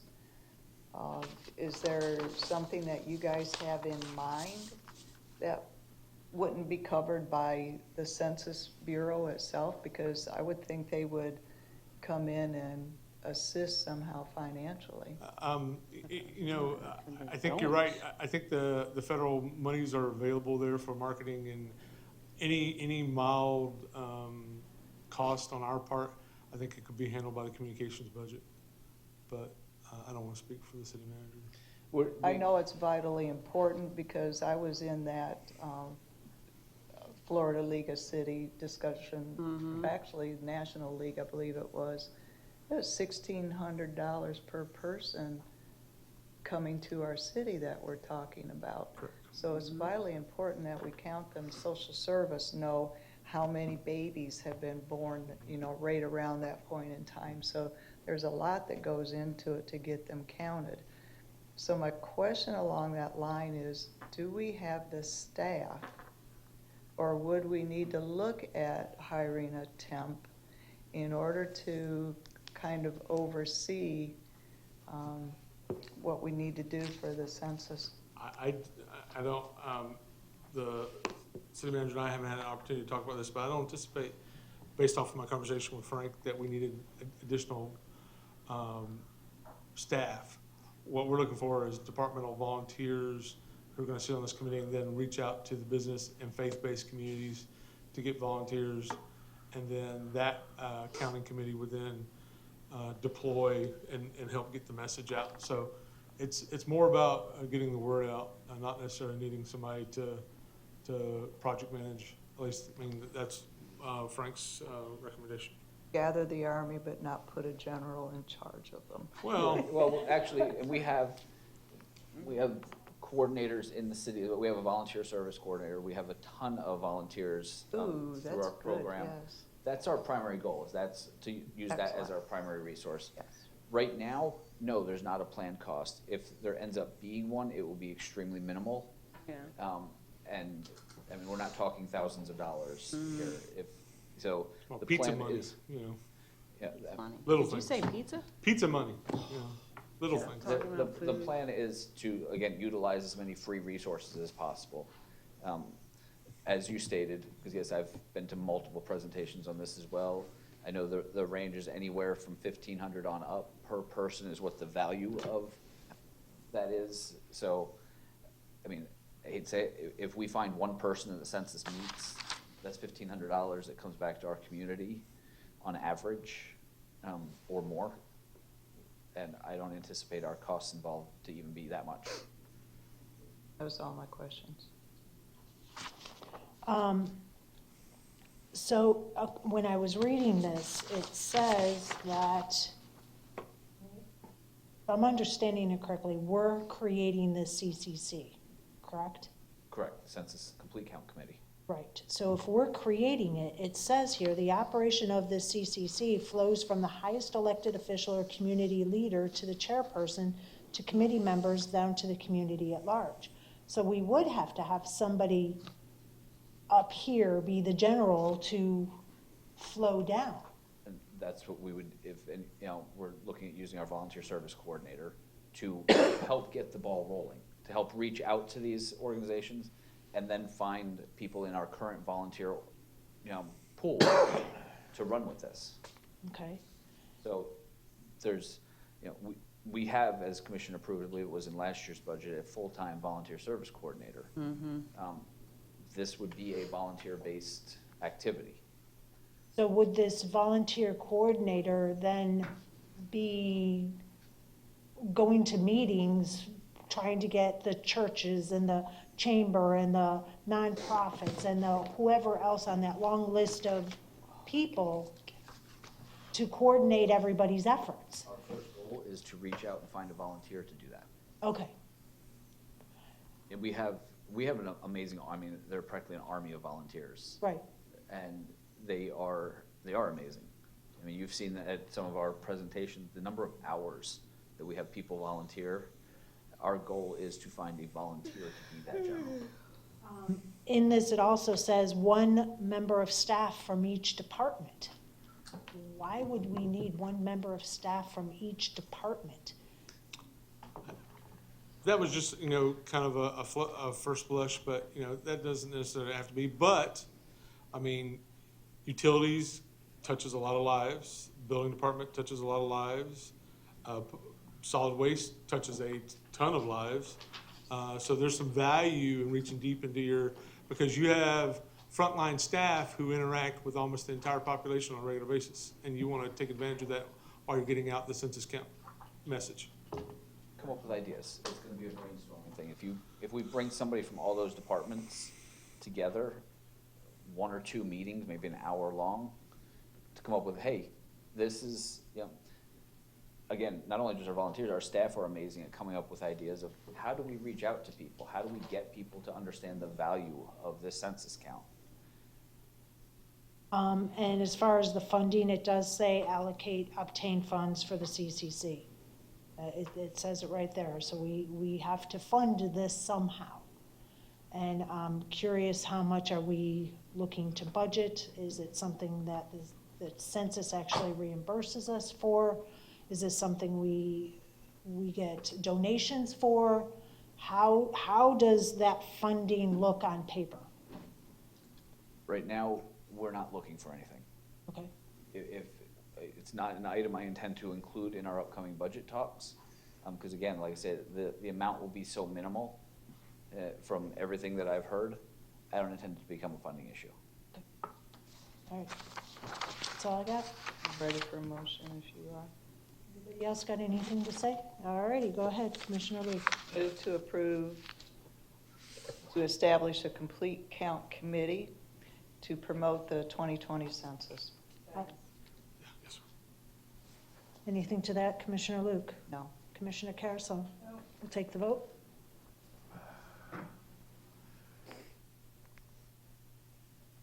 All righty. 4-0, thank you. That was approved 4-0. I'll get the hang of it by the end of this meeting, I promise. You're doing good. All righty. Actually doing great. So now we go on to public comment, which I don't see. Oh, we do have a C. We do. Oh, designation of voting delegate. Yes, we do have a C. I see, we have a C. I think that's why Mayor Hanks didn't come today. The C me. Because I think we were trying to put the mayor in charge. It's a good way to delegate them, isn't it? He's not here, so we can voluntold him. Yes, we can. After all. So moved. Second. What we need to know is who is going to that meeting in August? Because we. Didn't stop y'all from last year. Well, I believe you're skipping it to go somewhere else. Exactly, and I already gave y'all this direction. I'm not doing it. Do you know who's going in August? I believe the rest of you are, I think there's, Is the mayor going? I don't know if he is going, I believe, because I don't know that he's actually even on a committee. Yeah, I believe the remaining 3 of you are going. I do not believe the mayor is going. He's not on the committee. We already made that clear. So it's got to be one of you 3. I was gonna say, I don't mind doing I it was either, gonna but say, I'm she's pulling still. the early shift when it comes to MPO. She can do this one. So I need a motion to appoint.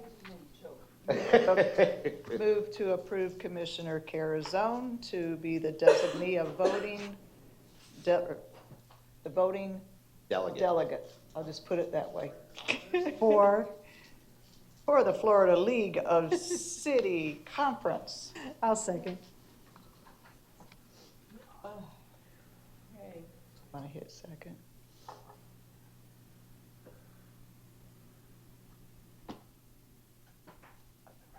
This vote thing's awful slow today. Have to have a little chat with Katie. All righty. Now we'll move on. Public comment. I don't see any cards still. Anybody? No. All right, Commission Communications. We'll start at the other end. Commissioner Emmerich. Nothing. Commissioner Carrison. Nope. I do have a few things.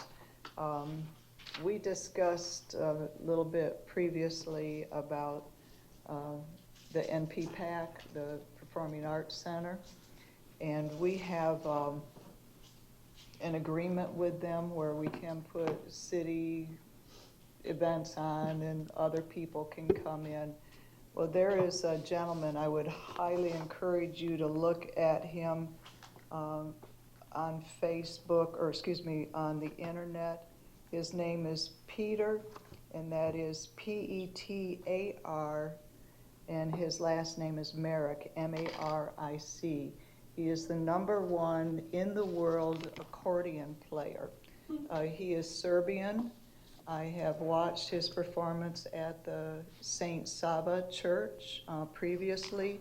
Is phenomenal. He is doing basically a world tour all around the world. Just a phenomenal young man, and he has the opportunity 2 days in July, the 13th and the 14th, that he could schedule a performance at our Performing Arts Center, if that is something that the commission, I mean, probably the St. Saba Church would, organize it, sponsor it, be behind him. It wouldn't be the city doing it, but it would be the church. But wanted to bring it forward to see if you would like to see a performance such as that, displaying the diversity within our community.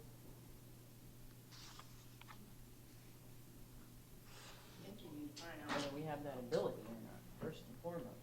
I thought that was the whole point of having the I brought it up to city manager. He asked me to bring it up here to you I asked guys. this to be brought, last year, Commissioner McDowell came in front of you all regarding, Almost Sunrise. Almost Sunrise.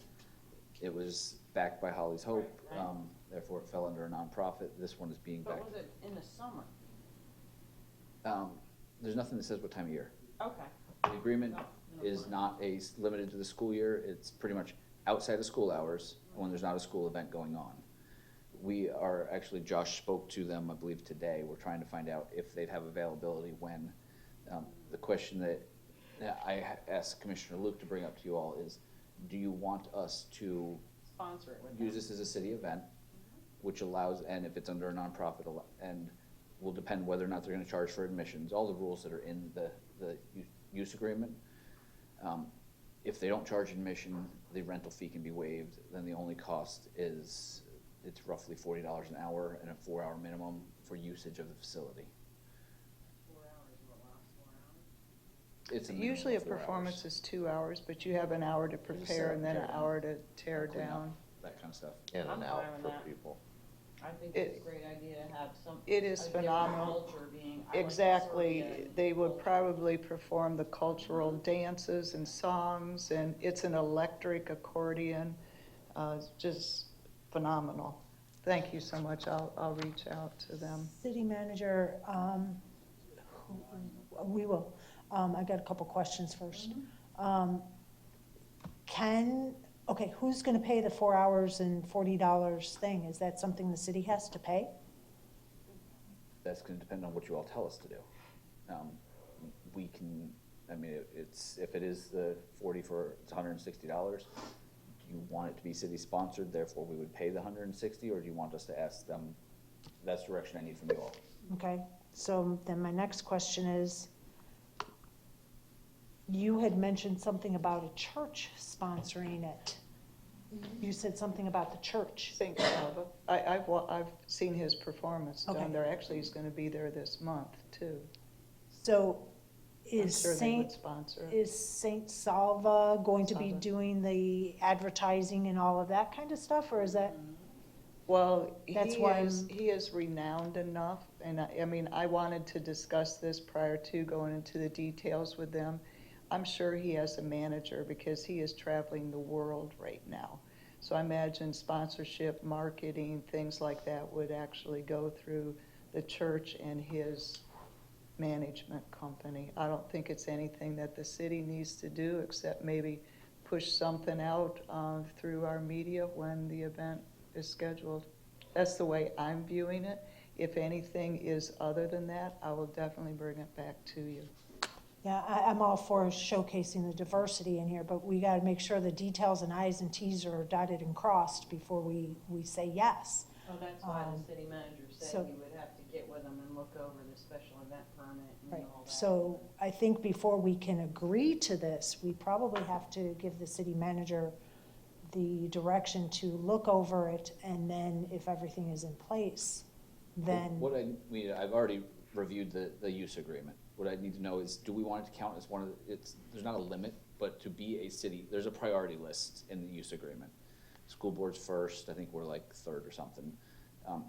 Otherwise, it could fall after us, but we would find a date, we're looking at a few dates, see if it's available, one of those dates. Do we want to use it as a city event, which means the $160 would go through us. We would end up paying the school the $160. The question is, do you want us to pay it contingent upon them paying us back? The sponsor. Back.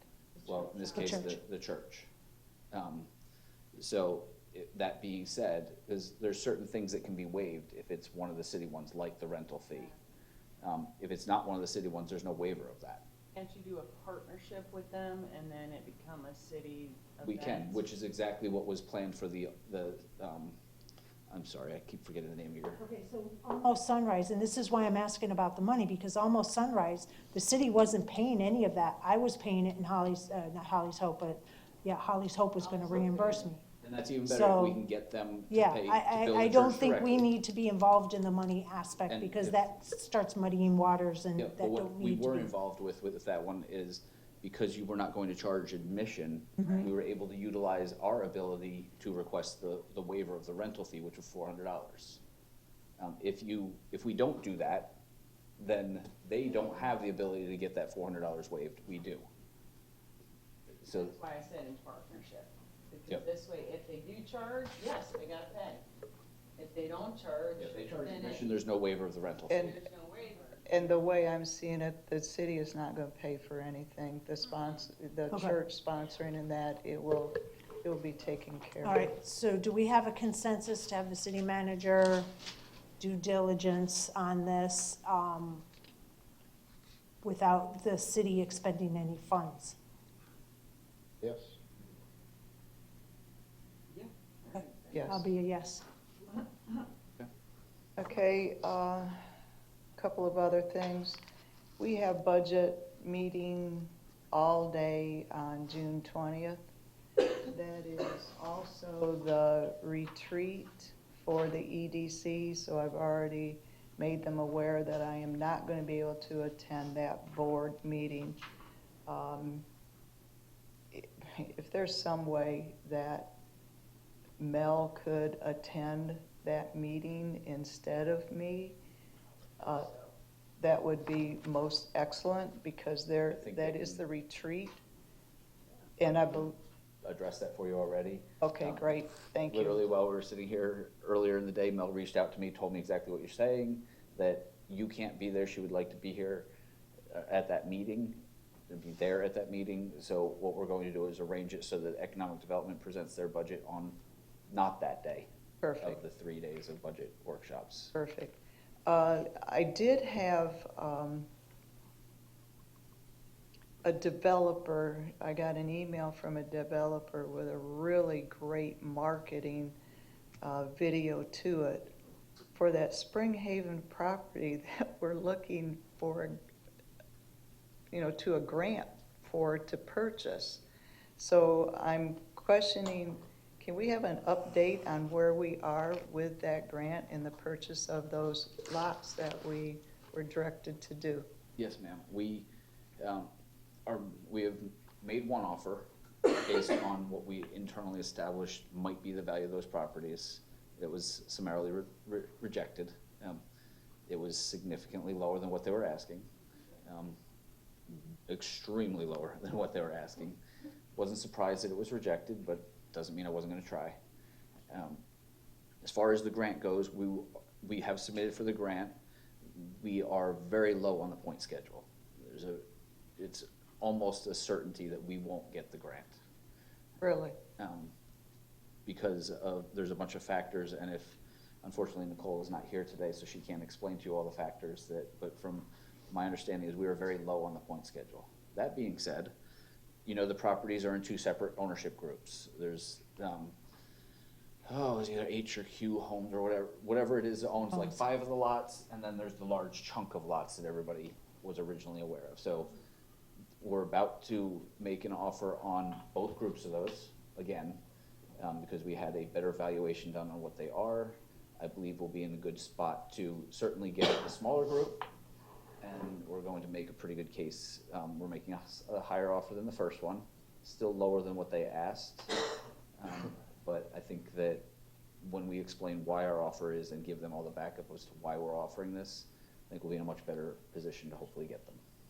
Okay, because just we thought- also have those county funds too, where you purchase lands for preservation too. We discussed that. The downside to using that, and the commission direction was actually not to use those funds. Because if you use those funds, then the land is in the control of the county, not the city. And the commission decided not to use those funds because we wanted control of the land. Of that particular land, okay. Thank you for that update, that was very important to me. Just another shout out for D-Day, 75 years. I think I was in tears for a straight hour this morning as I reviewed some of the stories and, what actually took place. I even heard the head of France speaking in English, thanking the United States for freeing their country. And so just a shout out to the men and women that made that possible. love that 97-year-old parachuting back where he parachuted in before on D-Day. That was friggin' awesome. The last thing that I have is Venice is having a meeting either today or tomorrow, their commission and possibly some other commissions, discussing sending a letter to the county commission in regards to the single-member districting, requesting them to not do that redistricting at this point, allow it to just go to the census of 2020, and then if they need to do so. But they are having a discussion as to whether they want to send a letter to the county commission requesting them not to redistrict at this point in time. I'm wondering if this commission wants to have that type of discussion Yes. also. I'd say just jump right to the letter and say, no, we don't want this done, but I agree, we need to have a discussion about it because it is going to affect the city of Northport, so. I have a discussion now, or if you want an agenda item, or if you just want to give a direction to have them send a letter saying that we're against it. I think we better put it on an agenda, because there's a whole lot more to talk about when it comes to that. And I will place it on forthcoming, and I'll try to have maybe some of the backup of what some of the other communities feel about this within that backup material. Thank you. That's all. So for me, I attended the Water Summit. I had mixed emotions coming out of the Water Summit. Staff did a fantastic job. Oh my gosh, they did a really, really good job on that. My mixed emotion was it was very informational, but then it stopped. There was no conversation about, okay, what's the next step? How about some possible solutions? What are some possible solutions? What are some of the constraints? So I would have liked to have seen it be carried forward one more step, and it wasn't. It just kind of died with information. Walked out of there going, okay, so what did we solve? Would have liked to have seen some of the solutions. So I'm hoping that they are going to do a part 2 with more solutions and ideas on how this could be resolved. Can I piggyback on that? Sure. That is something that we see all the time in legislators and things. They talk about, they have a survey, they do this study, and then there's no action on it. There's no reviewing of it to come up with conclusions. But the last panel held our legislators, 3 out of 4 of them stated that the state had to come in and pretty much the cities. And everything. Because we just come up with the stupidest stuff. And so they just make it, preempt all over the state because somebody's done something stupid, such as regulate sunscreen. Monroe County down in the Keys. Key West wanted to regulate sunscreen because it was going into the reef, killing the reef. Well, guess what? They had a bill that said you can't regulate sunscreen. Now that is a specific thing that they need the home rule about, and they preempted them because they thought it was stupid to regulate sunscreen. So 3 out of 4 of them up there. Yay, Margaret, good. Let's see, I'm trying to think. Oh, we did the Boys and Girls Club, served them lunch. That was pretty cool. That was really cool. Enjoyed doing that. I think that's about it. So that's all I have. City Manager, do you have anything for us today? I'm good for now, thanks.